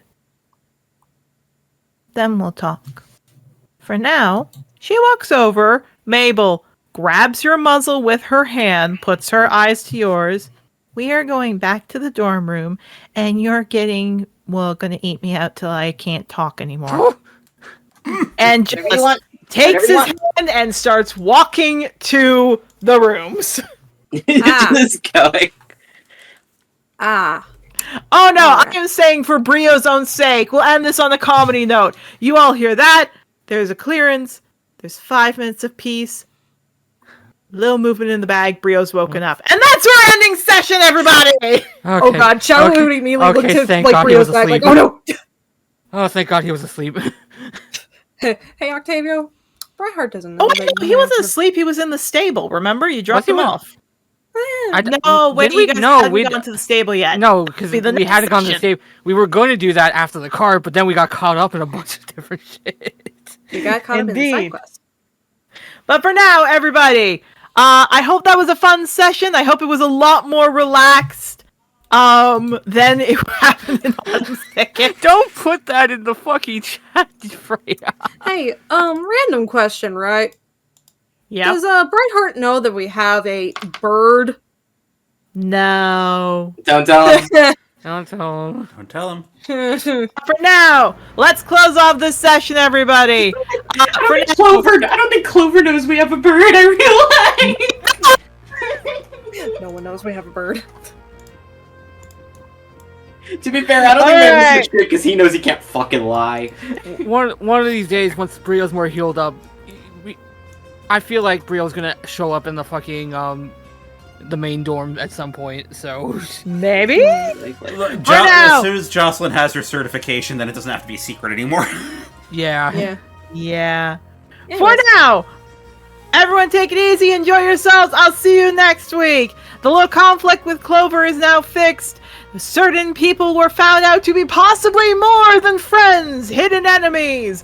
Individuals found that they might have different species in them. And of course, more secrets to come. But for now, we'll see you next time on Trothar Chronicles. Goodbye, everybody!